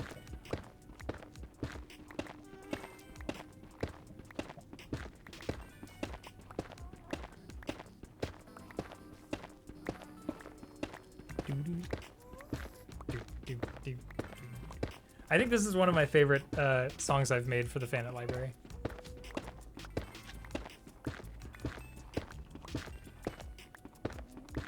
Nice. Ryan has arrived. Okay, I think we're going... Oh, nope, not that direction. This direction.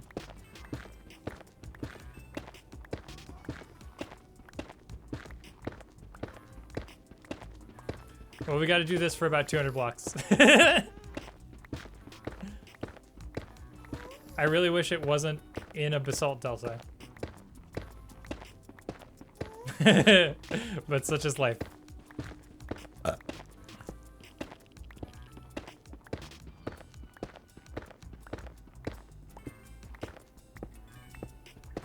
I need like an auto clicker that I can just turn on so I can pick up my hands. Yeah, so how's life? You know, it's pretty good. I feel like I am generally coming out of a depressive funk that I've been in for quite a while. So I think I said that a couple weeks ago. I was wrong, but I think it's true now. We'll see if it holds up. Fuck! That's what I was afraid of. That's what I was afraid of. Don't kill me, please. Oh god. Oh god. As soon as I start talking, too. No, if you fucking die right here in...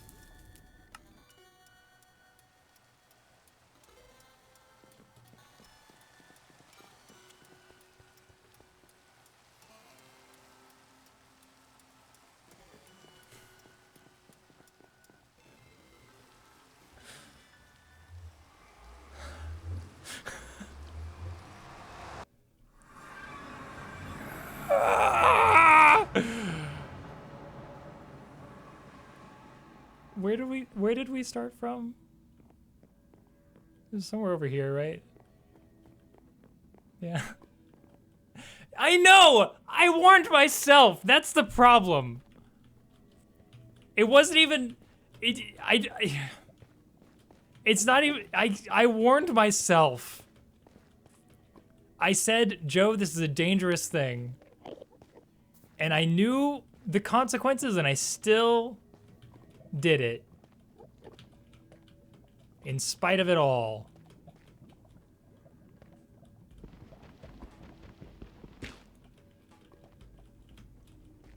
Where's the... I almost fell in that hole.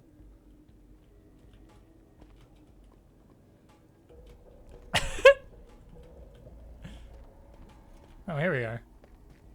There we go.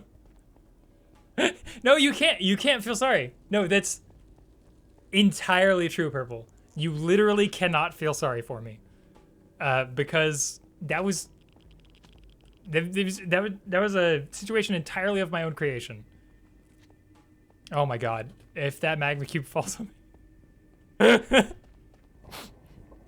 I've only rage quit Minecraft a handful of times. I think only one time on stream. But that, if a magma cube were to knock me off of this right now, that would be pushing it. 110% my fault. Yes, exactly. That's what makes it worse, you know? If it's somebody else that told you, you know, you can be somewhat frustrated at them, but, you know, you have some plausible deniability in terms of your own, I don't know. It's just so much worse when you, the person who's doing the thing, say that you shouldn't be doing the thing. Okay, we're good. We're solid. Ryan, you don't have to wait for me at the Nether Fortress if you don't want to. I am making my way there. I'll get there eventually. Into fire. Ooh, what is that one? What is into fire? Oh, that's when you beat a blaze, right? Something like that. Got a blaze rod, yeah. Okay, we're going this way. Hell yeah, 150 more blocks to go. And yes, I'm still doing it. I'm just not gonna be right up against the blocks this time.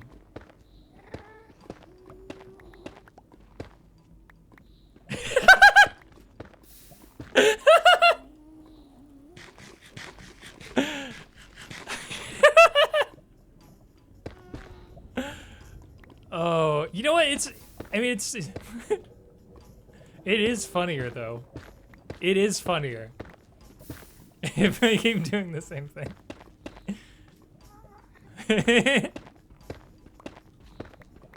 If I just stay backed up from it, it's fine. Oh yeah, there we go.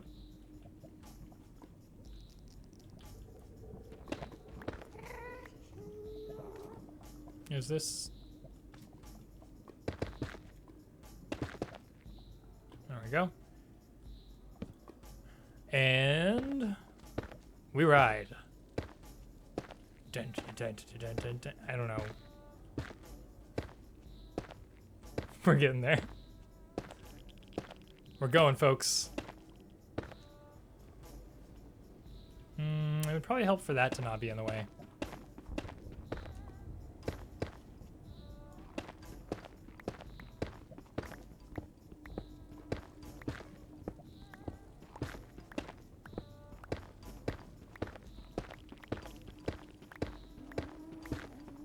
I need to be able to get down from there. I think instead of 67, he might have meant 57 in terms of the height, but that's fine.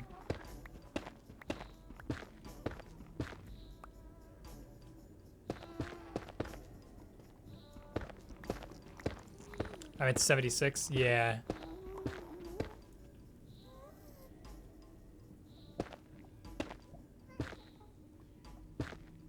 Okay, maybe this portion of the Nether Fortress is just lower.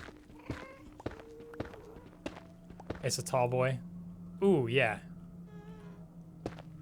Well, it might be useful to have two different paths to get there. It's not all doom and gloom.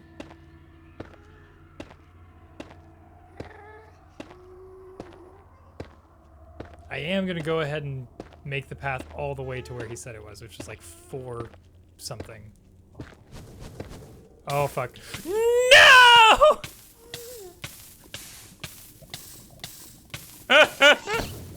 I deserved that. I deserved that. That's on me. That's on me. I'm just gonna cry in a corner over here. Okay? I'm just gonna go do that. And then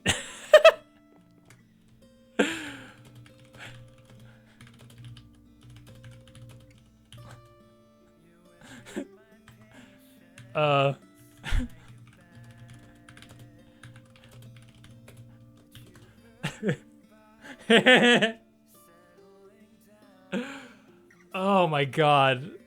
I guess I'm just gonna make all my gear again. I had a pretty nice sword and bow. You know, sometimes every once in a while you just need a reset.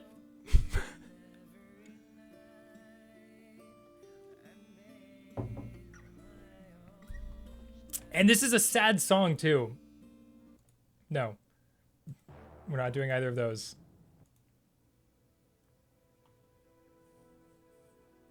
I don't think you were going to beat the Ender Dragon tonight. Oh fuck, I lost all my arrows too. Yeah. Damn. Do we... Ryan, are you free tomorrow night? maybe you and I just take on the Ender Dragon tomorrow night. Cause I will need more arrows. And I don't have any levels to enchant another bow, because I spent those bow upgrades on... Okay, well maybe we'll figure out another night this week that multiple of us can go do that. Yeah, because I think it is about time to end stream. It's been almost 4 hours. And you have an infinity bow? I mean, should we just give it a shot? Like, just give it a try? And just see what happens? I mean, we can, right? Do you want to do that? I'm down for another like 20 minutes.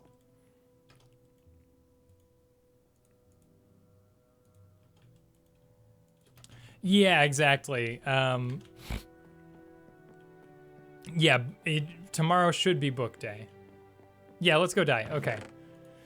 I'm just gonna make myself all iron stuff.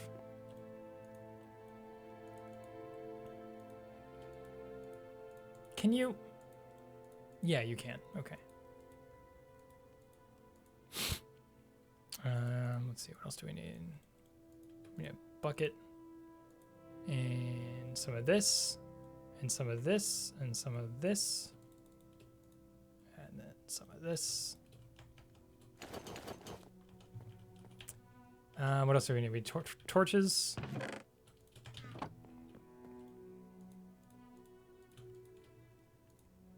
We need a bow.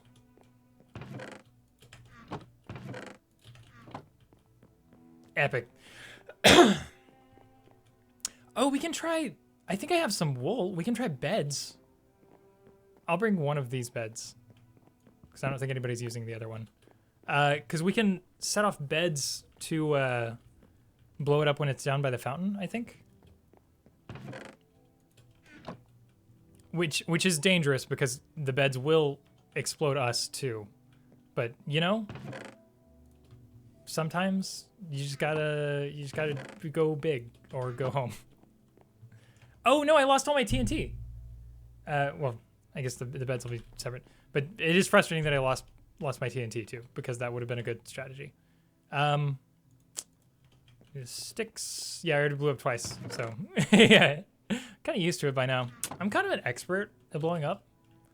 And then we need a bunch more cobblestone for going up places. And we grabbed those sticks so that we can make a bow, Joe. Do we have... I don't think we have enough string even to make a bow.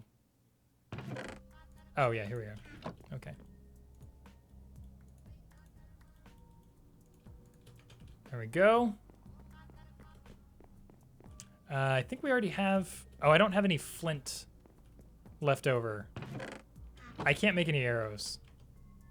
Ryan, I guess you'll just have to be the bow guy. I've got a bed. And well, I don't have enough wool to make any other beds.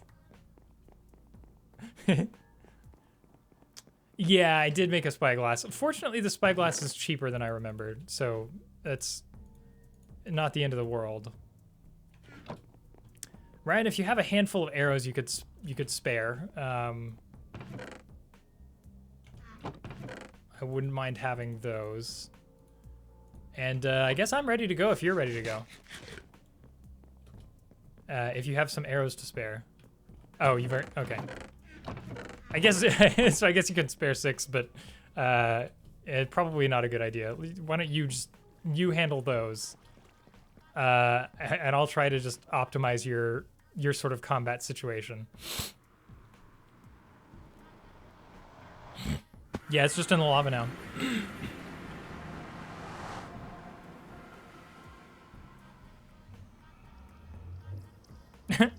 Leo said his computer has decided that the Wi-Fi does not exist. So I don't know what happened there. Yeah, everything. I forgot to even make myself another minecart for the trip.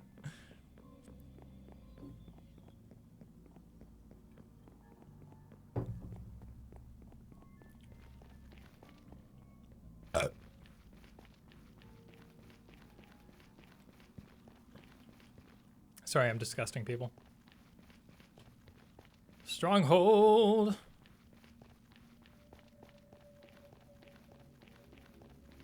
Okay, well, let's go die, huh? Ryan, are you already at the stronghold? Hell yeah.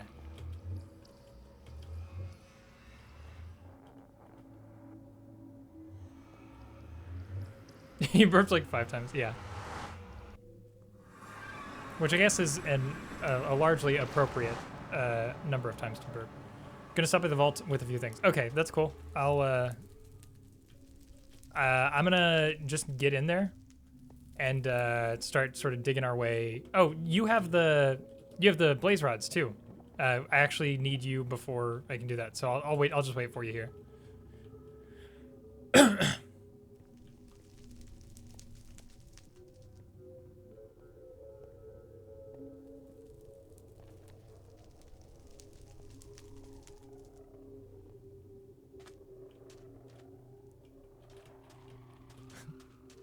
May as well see if there's any gravel here. Oh, this is a Badlands. I think there's less gravel in these too. That's like the least ideal.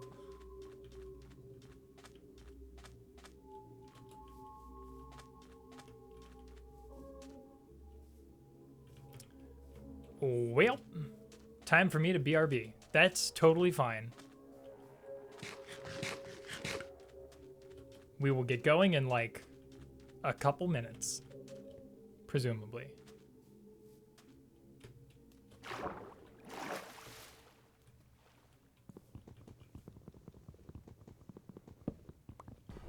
This is like the least prepared I've ever been for taking on the Ender Dragon.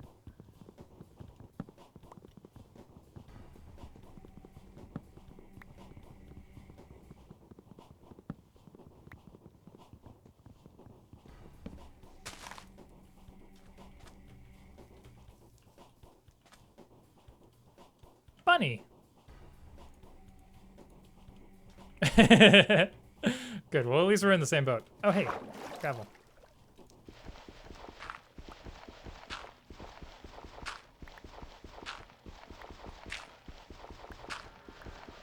I need to make a farm where I can load up a bunch of stacks of gravel and it'll just like push them in front of me as I mine them and then automatically sort the the gravel that didn't turn into flint back into the system, so it like feeds on itself until all of the gravel is flint. That would be a fun redstone challenge. I should figure out how to make that work. Damn you, Half-Life, for having such loud music.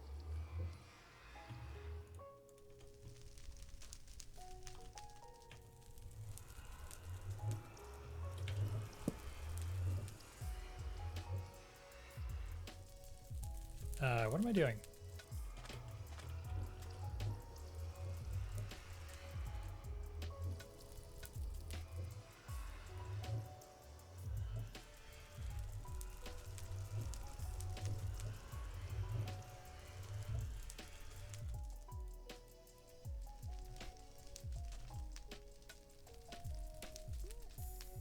Hell yeah.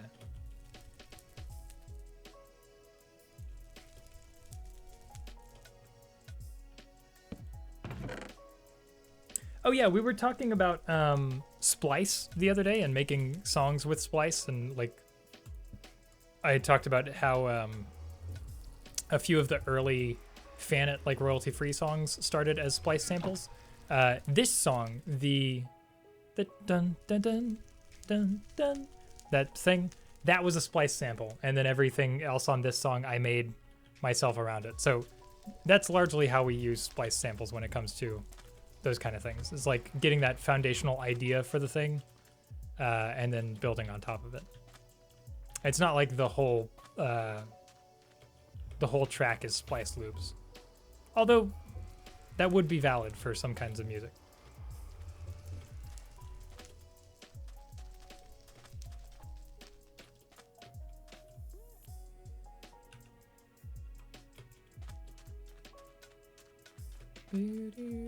I need to explore this Badlands biome more. I bet there are some mine shafts in here that we haven't gotten to.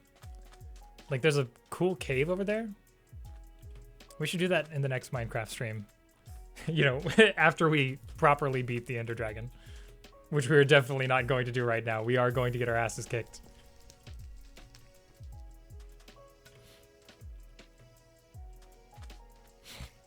Cool cave stream? Yes.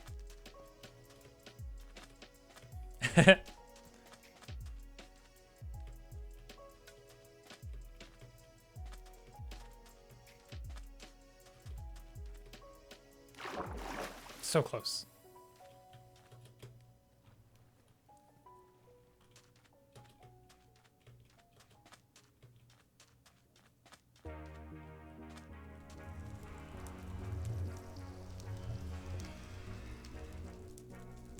I'm so mad that I lost all my arrows and my good bow.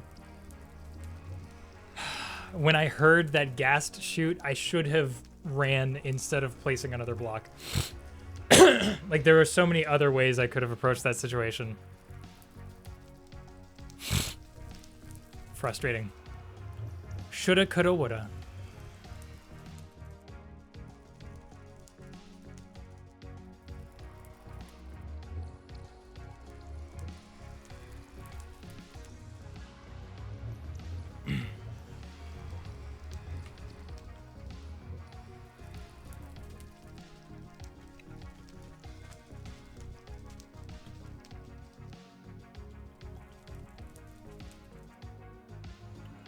about +1 things this stream.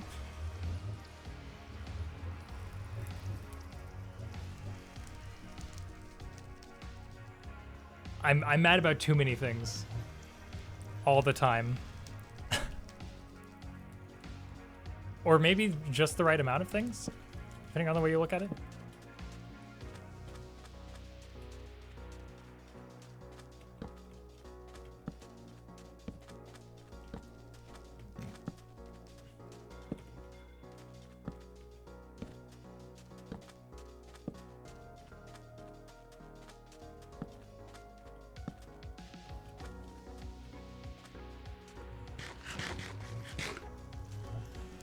Oh, there you are.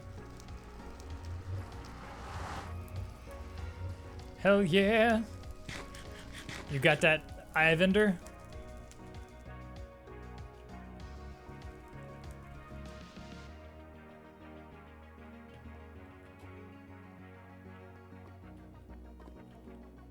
Fulfill your destiny.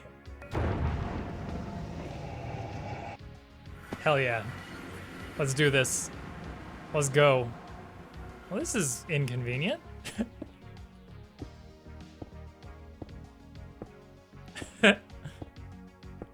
Sort of a weird start.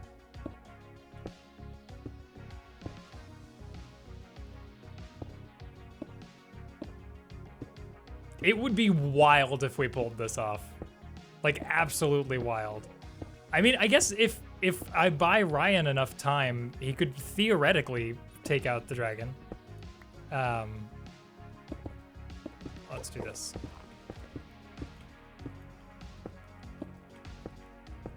Now, Enderman, I'm not looking at you. Whoop! He's mad already.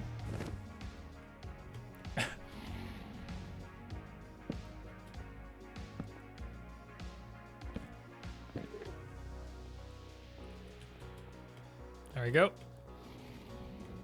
I guess I'm gonna try to just pillar up these places and use my water bucket to get back down. So I'm gonna focus on that. Fuck me. No. Damn you.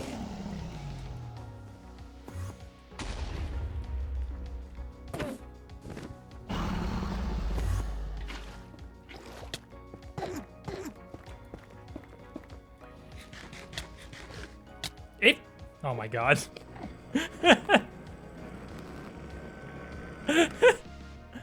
I'm coming!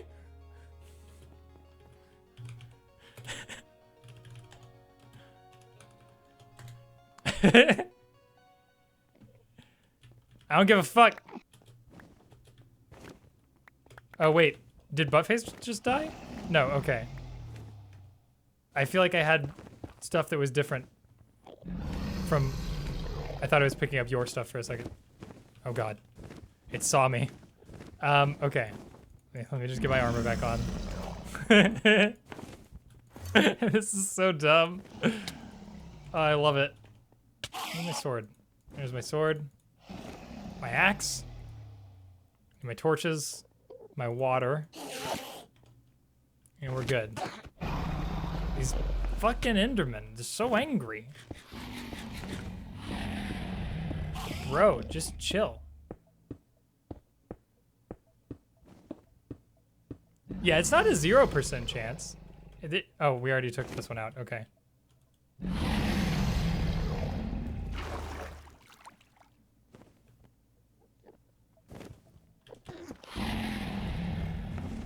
Okay, I'm just trying to run before the Enderman catches up to me. Okay, I got this one.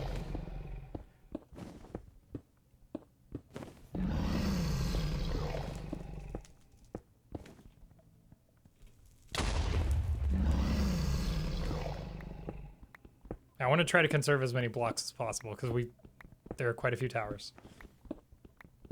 I think that other Enderman either got killed or de-aggroed.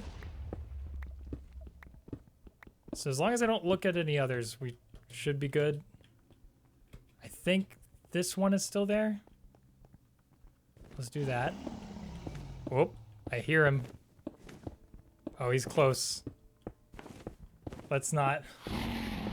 That's not a good sign. I don't like that at all. I don't like hearing the dragon. This is a very tall tower.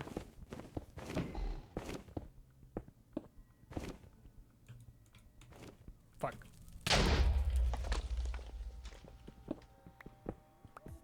I hate that I had to get close to that one. Oh god, he's so close. I can hear him flying. Oh. Didn't get me that time, huh? Did ya? No, you didn't. Okay, this one. Fuck, I have fully drawn his aggro. Or her aggro.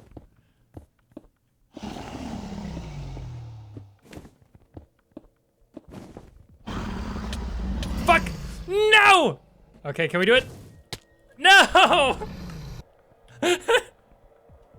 I couldn't do the MLG water bucket. Ah, fuck! No, that was a bad idea. Whoops. Okay, we're just gonna run this way along this path. This is where I was. This is probably roughly where we fell. Somewhere over here. We're going. We're going. Was this what I fell off of? I don't think that was it. My stuff should be over here somewhere. Oh no, we fell in the middle. Yeah, that's where it was. Okay, give me blocks. I need blocks. I need blocks to hide. Fuck. Whew, okay.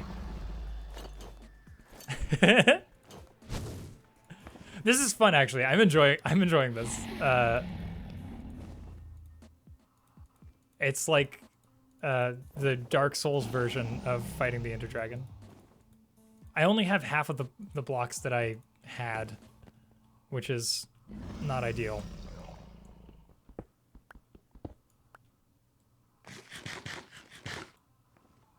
Yeah, just absolutely yeeted. Minecraft but Dark Souls? Maybe Minecraft but Dark Souls? Yeah, not clickbait. No! Fuck, stop shooting me! Okay, I think it was this tower that I was trying to get up.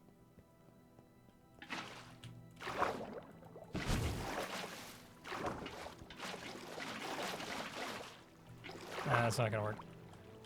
That's gonna take too long. I was trying to be inconsistent to where like maybe its pathfinding wouldn't get to me as easily, but I don't think that's gonna work. Fuck me. God, I hate it being... No! Yeah! It is fully paying attention only to me at this point. Okay, next tower. You pick broke? Oh, fuck. No! It's okay, just, oh. I think you're still modded, Ryan, if you want to TP yourself. If not, just let me know and I'll do it.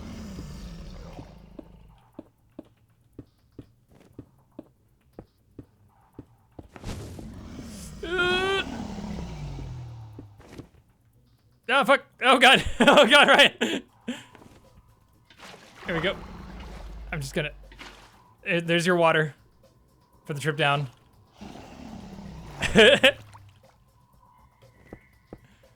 Oh, that was smooth. Oh, fuck. Let's just do that. I don't care. Land on the chicken, Joe. Okay, the dragon is very nearby.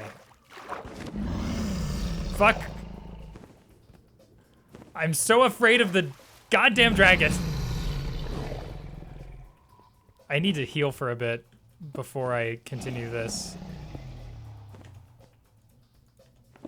I actually don't think I have enough blocks to make it up. I might need some more blocks. The Ender Dragon is attacking its own. This is good. Whoops.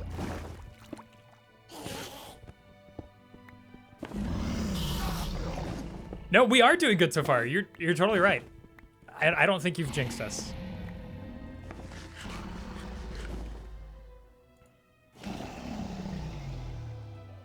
Okay, let's see if this is enough. If not, we'll just use water to get back down. No! Oh, fuck! Oh, God! Oh, the recovery. Oh, that was the fastest I have ever switched to water.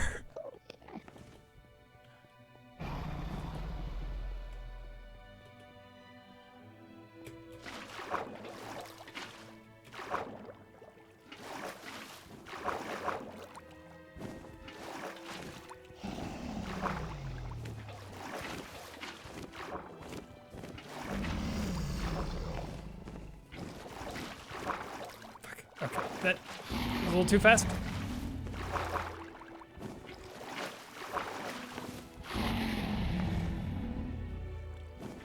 Yeah, I know, this is the last one. Ah, fuck!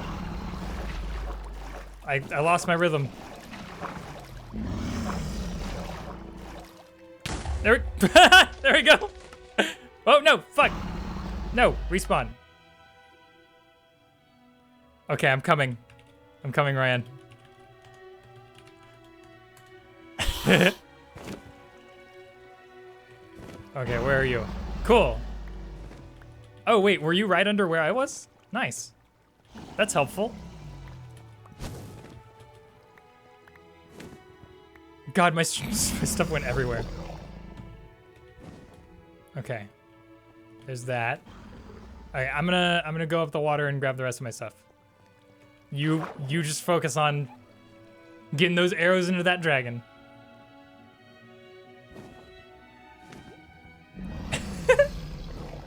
This is stupid. There we go.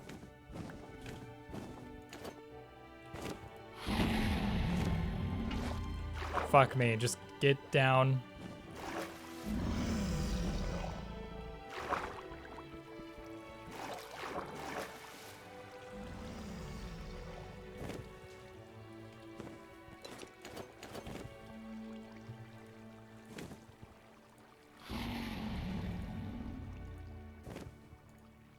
God damn it, water.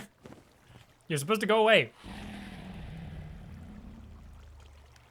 Have your bottles. No, I do not have any bottles. I'm sorry. Oh, were you gonna bottle the dragon's breath? Oh, that's a good idea. I forgot you could do that. Okay, let's blow myself up again. I think we're gonna do that while it's down here. Go, go, go, go, go. Yeah!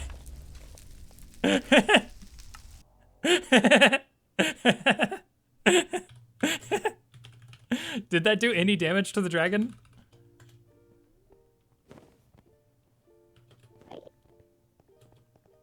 Oh, okay. That did a decent chunk, actually.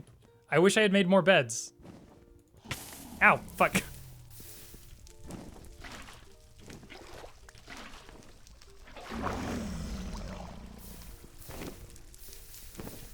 Well, it's definitely gonna be mad now, if anything.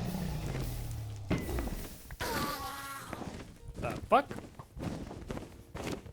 I think, I don't think arrows can hurt it when it's down on, ah, fuck, nope. God damn it. I don't think arrows can hurt it when it's down over the thing. I think it can only hit it with, like, melee stuff.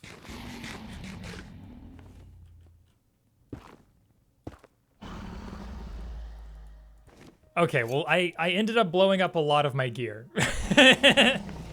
So there's that. My sword is gone. I don't know where that is.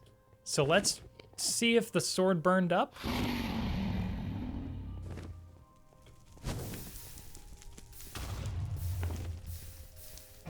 You need a hint. Ooh, what is that? Oh, you need a mint. It was like, hey, you suck at this game or something. Well, I guess I'm just gonna attack it with my pickaxe when it comes down here. If I can keep drawing its fire for you, then that might help a little bit. I'm trying to stay between its breath particles. Come at me. Yeah, there we go. Shoot me.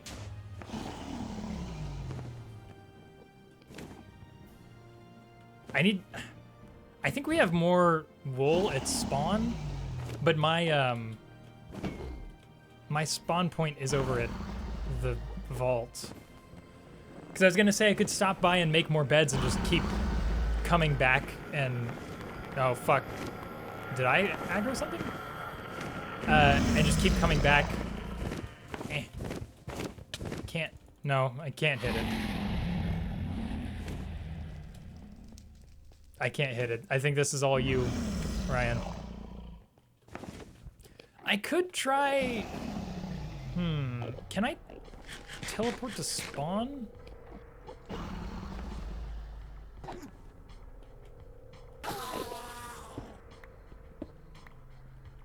I think I can teleport to the world spawn.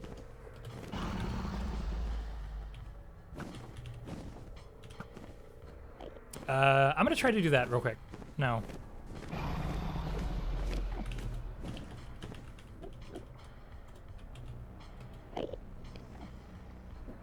Ah, fuck. Oh, it needs to just be to the location.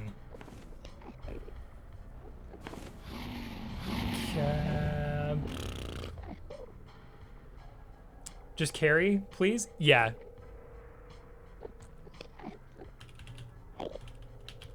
Does that work? No. Maybe, whoop. I feel bad just standing around while Ryan kills the thing. I want to do something, but I don't have the materials necessary to do anything. You okay, Ryan? Here, you want a pickaxe? Yeah, it's because I died twice. You're right. I guess I did valiantly try to hurt the thing by blowing up a bed at its feet, and that was pretty cool. But now I just wish I had arrows and shit.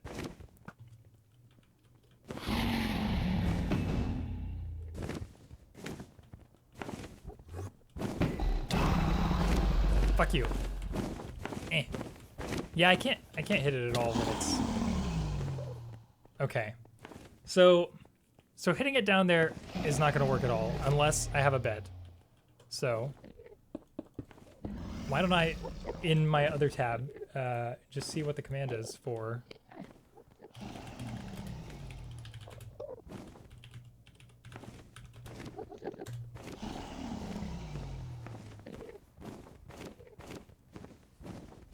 Is it just /spawn?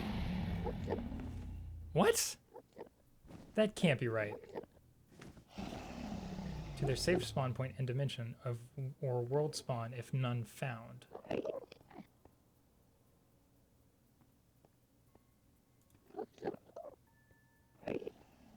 No, that's a suggested command. That's not...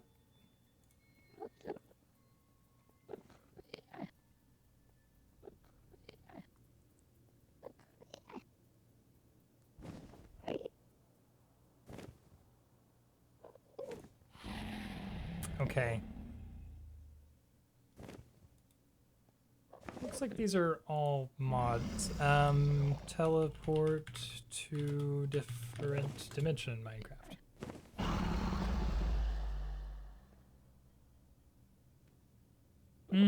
Okay.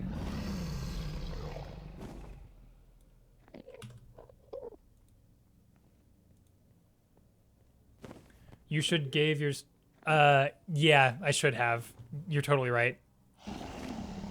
That would have been good strategy. Okay, let's try this. We're gonna get freaky with it. We're gonna do execute in... What are the different dimensions? Minecraft overworld. Run, TP, player name is going to be speak with animals. And then our coordinates for the spawn village are 78, 80, 722.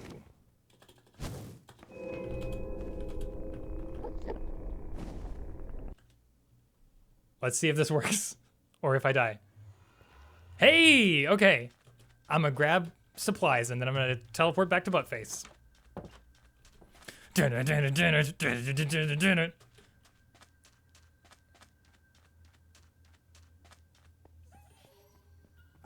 have to do this now. Can you get more bottles? Yes, I can do that. If I can make some, if there aren't already. Okay.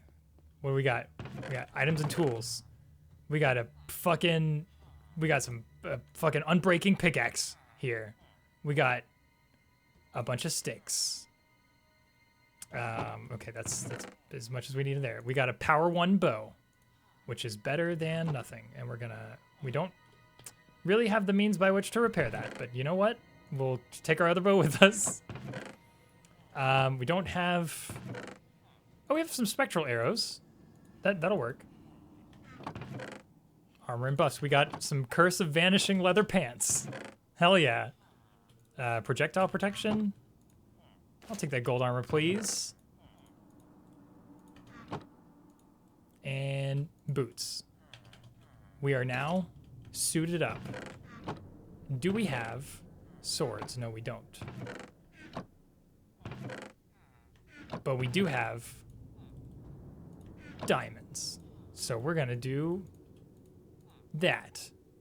Okay, I think that's all the necessities. And we're gonna get a bunch of cobblestone, which we don't have. We're gonna get, don't have a lot of dirt either. Okay, what do we, sand would be good. Let's just put this here for now. We'll take the sand. Wool. Don't we have a lot of wool here? I could have sworn we had some wool. There we go. And we probably have some wood. Yes. I'm gonna make a bunch of beds. And I think I'm gonna get blown up a bunch of times, actually. So I'm gonna put all this stuff back in the chest.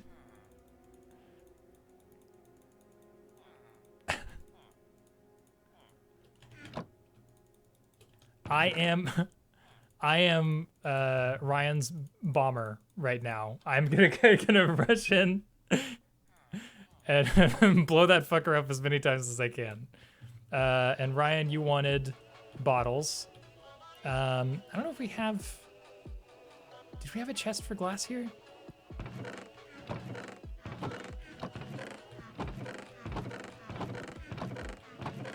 Where the fuck is our glass?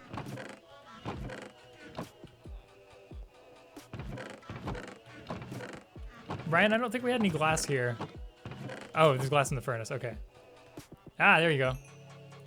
Hell yeah. This is how we do.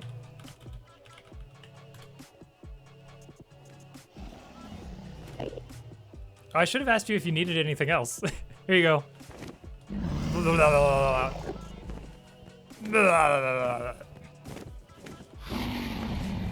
I didn't know you could just hold it. Okay, I'm gonna blow him up.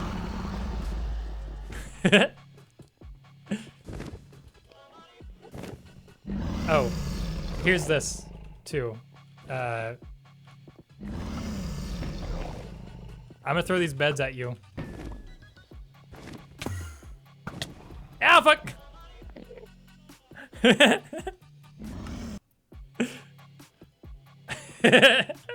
It's time for checking all the chests, season 2. You're exactly right.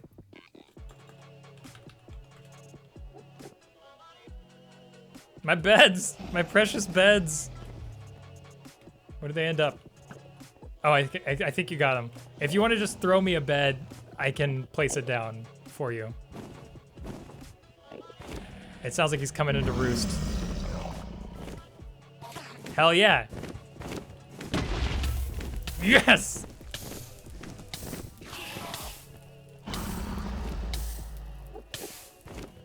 I'm probably gonna die. Oh, okay. Nice. Donka, you wanna throw me another bed?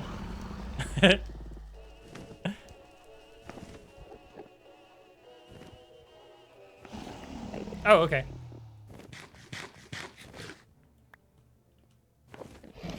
Nice. And now we play the waiting game. This is good teamwork. This is how we do it. Get his ass. Or her ass. I'm still unclear as to whether the Ender Dragon is male or female.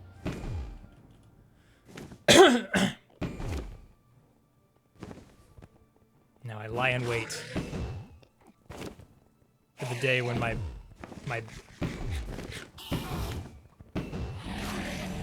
down-filled services will be of need. I bring the plushest death. Come, Ender Dragon, lay upon the exploding cotton bosom of my revenge.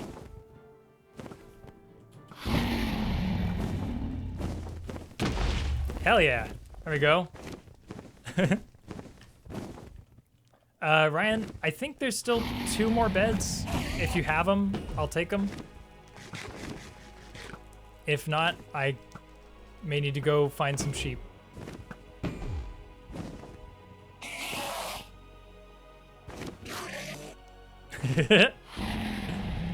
Hell yeah. Whoa, shit. I looked at him. Those Endermen are mad.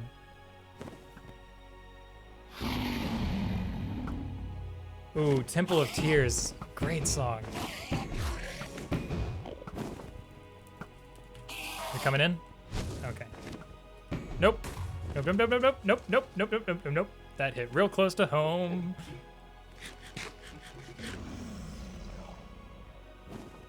Bottling that shit up.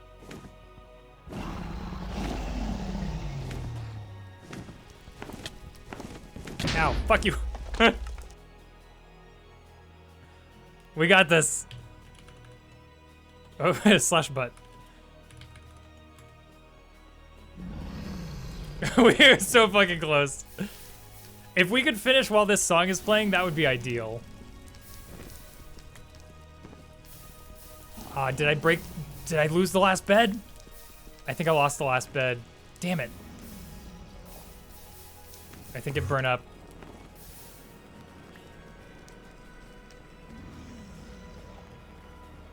Okay, we lost the last bed. I think this one might be a you game, Ryan.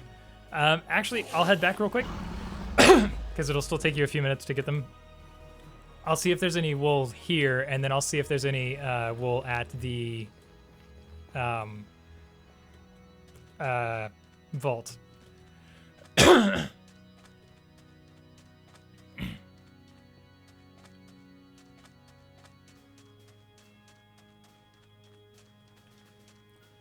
Yeah, I do still have that bow. Yeah, and we have spectral arrows.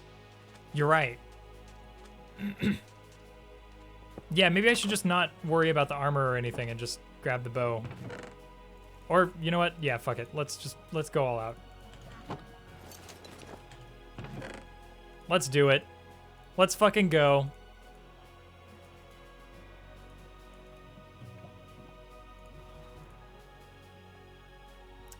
Yeah, let's fucking go.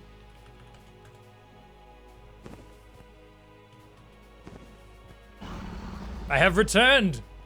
Oh, I forgot. There we go. Bucket. And I forgot more food. That's fine.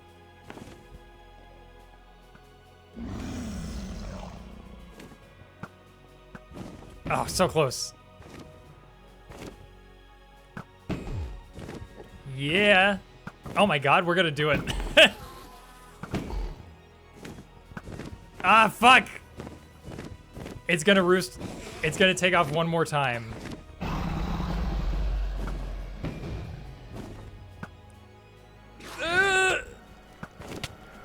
Ah, fuck! The Endermen are mad at me. The Endermen are mad at me.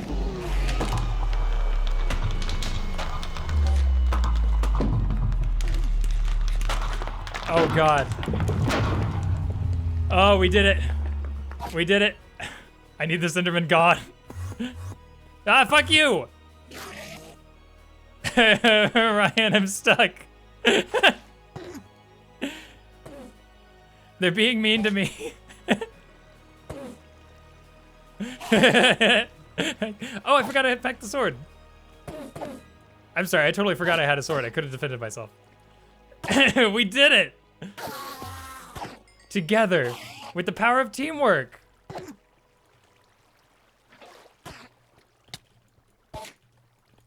Okay, I need to not die before we get that experience.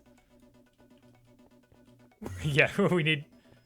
I'm gonna run out there and get some of that.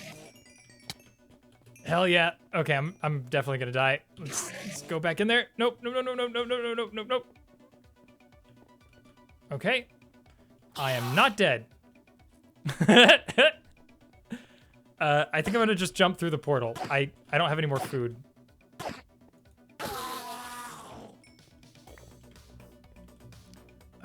Through the portal? Oh yeah, thank you.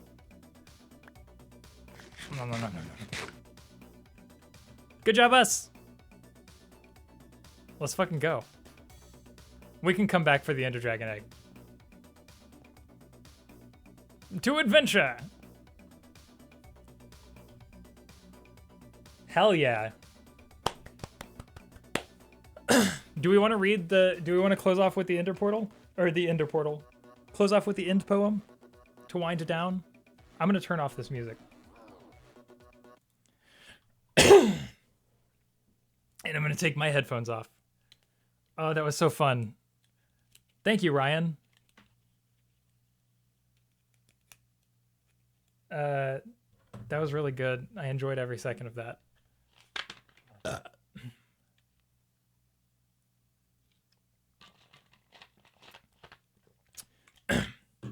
This poem is one of my favorite pieces of written media. It's just very good. I see the player, you mean. Speak with animals? Yes. Take care. It has reached a higher level now. It can read our thoughts. That doesn't matter. It thinks we're part of the game. I like this player. It played well. It did not give up. It is reading our thoughts as though they were words on a screen. That is how it chooses to imagine many things when it is deep in the dream of a game. Words make a wonderful interface, very flexible and less terrifying than staring at the reality behind the screen. They used to hear voices. Before players could read, back in the days when those who did not play called the players witches and warlocks, and players dreamed they flew through the air on sticks powered by demons. What did this player dream? Yes, it was great fighting by your side as well, Ryan. This player dreamed of sunlight and trees, of fire and water. It dreamed it created and it dreamed it destroyed. It dreamed it hunted and was hunted. It dreamed of shelter. Ha! The original interface, 1,000,000 years old, and it still works. But what true structure did this player create in the reality behind the screen? It worked with 1,000,000 others to sculpt a true world in the fold of the ksh and created a ksh for ksh in the ksh. It cannot read that thought. No, it has not yet achieved the highest level. That it must achieve in the long dream of life, not the short dream of a game. Does it know that we love it, that the universe is kind? Sometimes, through the noise of its thoughts, it hears the universe, yes. But there are times it is sad in the long dream. It creates worlds that have no summer, and it shivers under a black sun, and it takes its sad creation for reality. To cure it of sorrow would destroy it. The sorrow is part of its own private task. We cannot interfere. Sometimes when they are deep in dreams, I want to tell them they are building true worlds in reality. Sometimes I want to tell them of their importance to the universe. Sometimes when they have not made a true connection in a while, I want to help them to speak the word they fear. It reads our thoughts. Sometimes I do not care. Sometimes I wish to tell them, this world you take for truth is merely ksh and ksh. I wish to tell them that they are ksh in the ksh. They see so little of reality in their long dream, and yet they play the game. But it would be so easy to tell them. Too strong for this dream. To tell them how to live is to prevent them from living.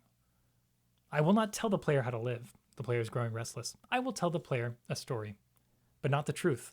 No, a story that contains the truth safely in a cage of words, not the naked truth that can burn over any distance. Give it a body again.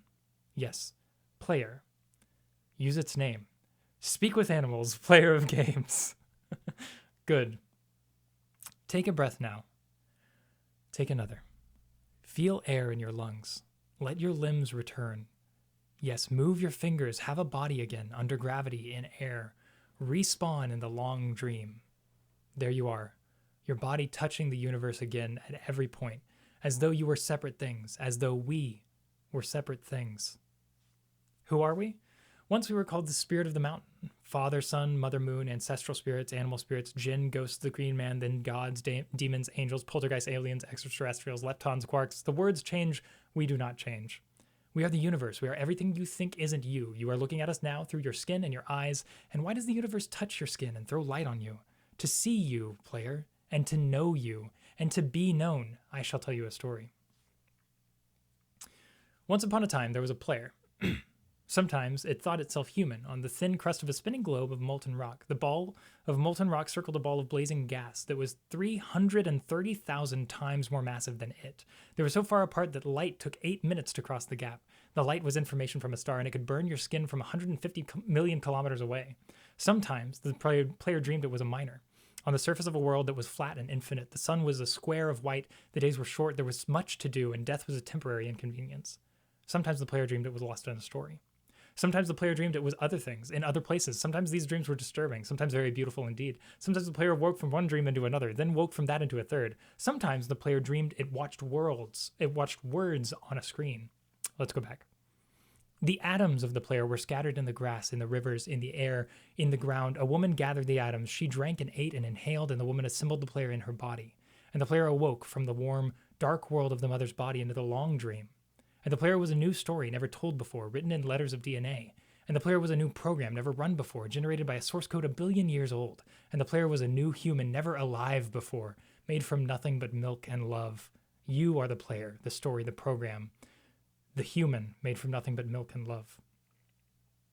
The 7 billion atoms of the player's body were created long before this game in the heart of a star. So the player too is information from a star, and the player moves through a story which is a forest of information planted by a man called Julian on a flat, infinite world created by a man called Marcus that exists inside a world created by the player who inhabits the universe created, but sometimes the player created a small private world that was soft and warm and simple, sometimes the hard, it's going too fast.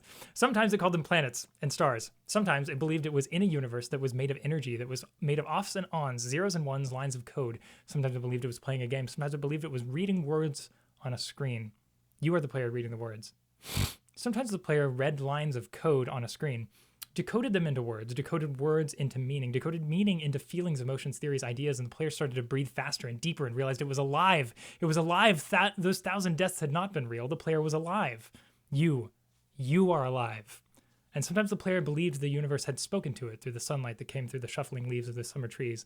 And sometimes the player believed the universe had spoken to it through the light that fell from the crisp night sky of winter, where a fleck of light in the corner of the player's eye might be a star 1,000,000 times as massive as the sun, boiling its planets to plasma in order to be visible for a moment to the player, walking home at the far side of the universe, suddenly smelling food almost at a familiar door, about to dream again. And sometimes the player believed the universe had spoken to it through the zeros and ones, through the electricity of the world, through the scrolling words on a screen at the end of a dream. And the universe said, I love you. And the universe said, you have played the game well. And the universe said, all you need is within you. And the universe said, you are stronger than you know. You are the daylight. You are the night. The darkness you fight is within you. The light you seek is within you. You are not alone. You are not separate from every other thing. You are the universe tasting itself, talking to itself, reading its own code. And the universe said, I love you because you are love. And the game was over. And the player woke up from the dream, and the player began a new dream. And the player dreamed again and dreamed better. And the player was the universe, and the player was love. You are the player. Wake up. Love it. I have to read it every time because it's just too good. It's really good. We only missed like a paragraph or two there. I'm proud that I was able to keep up with the pace. Right, it's fucking beautiful. Oh god. We're all connected, man. We're all just fucking stardust. Sagan said it right. Sagan said it the best the first time. Ryan, I love you. I'm gonna get off the server. Okay, that was good and made me happy. And the Minecraft end poem always makes me feel like a better, more complete person. I don't know why. It's just good. It's such a good feeling thing to read. yeah, that's gonna be it for tonight. Tomorrow we'll do a comfy reading stream. Yeah. Fucking great. Absolutely incredible. Yep. I love you all. Good night.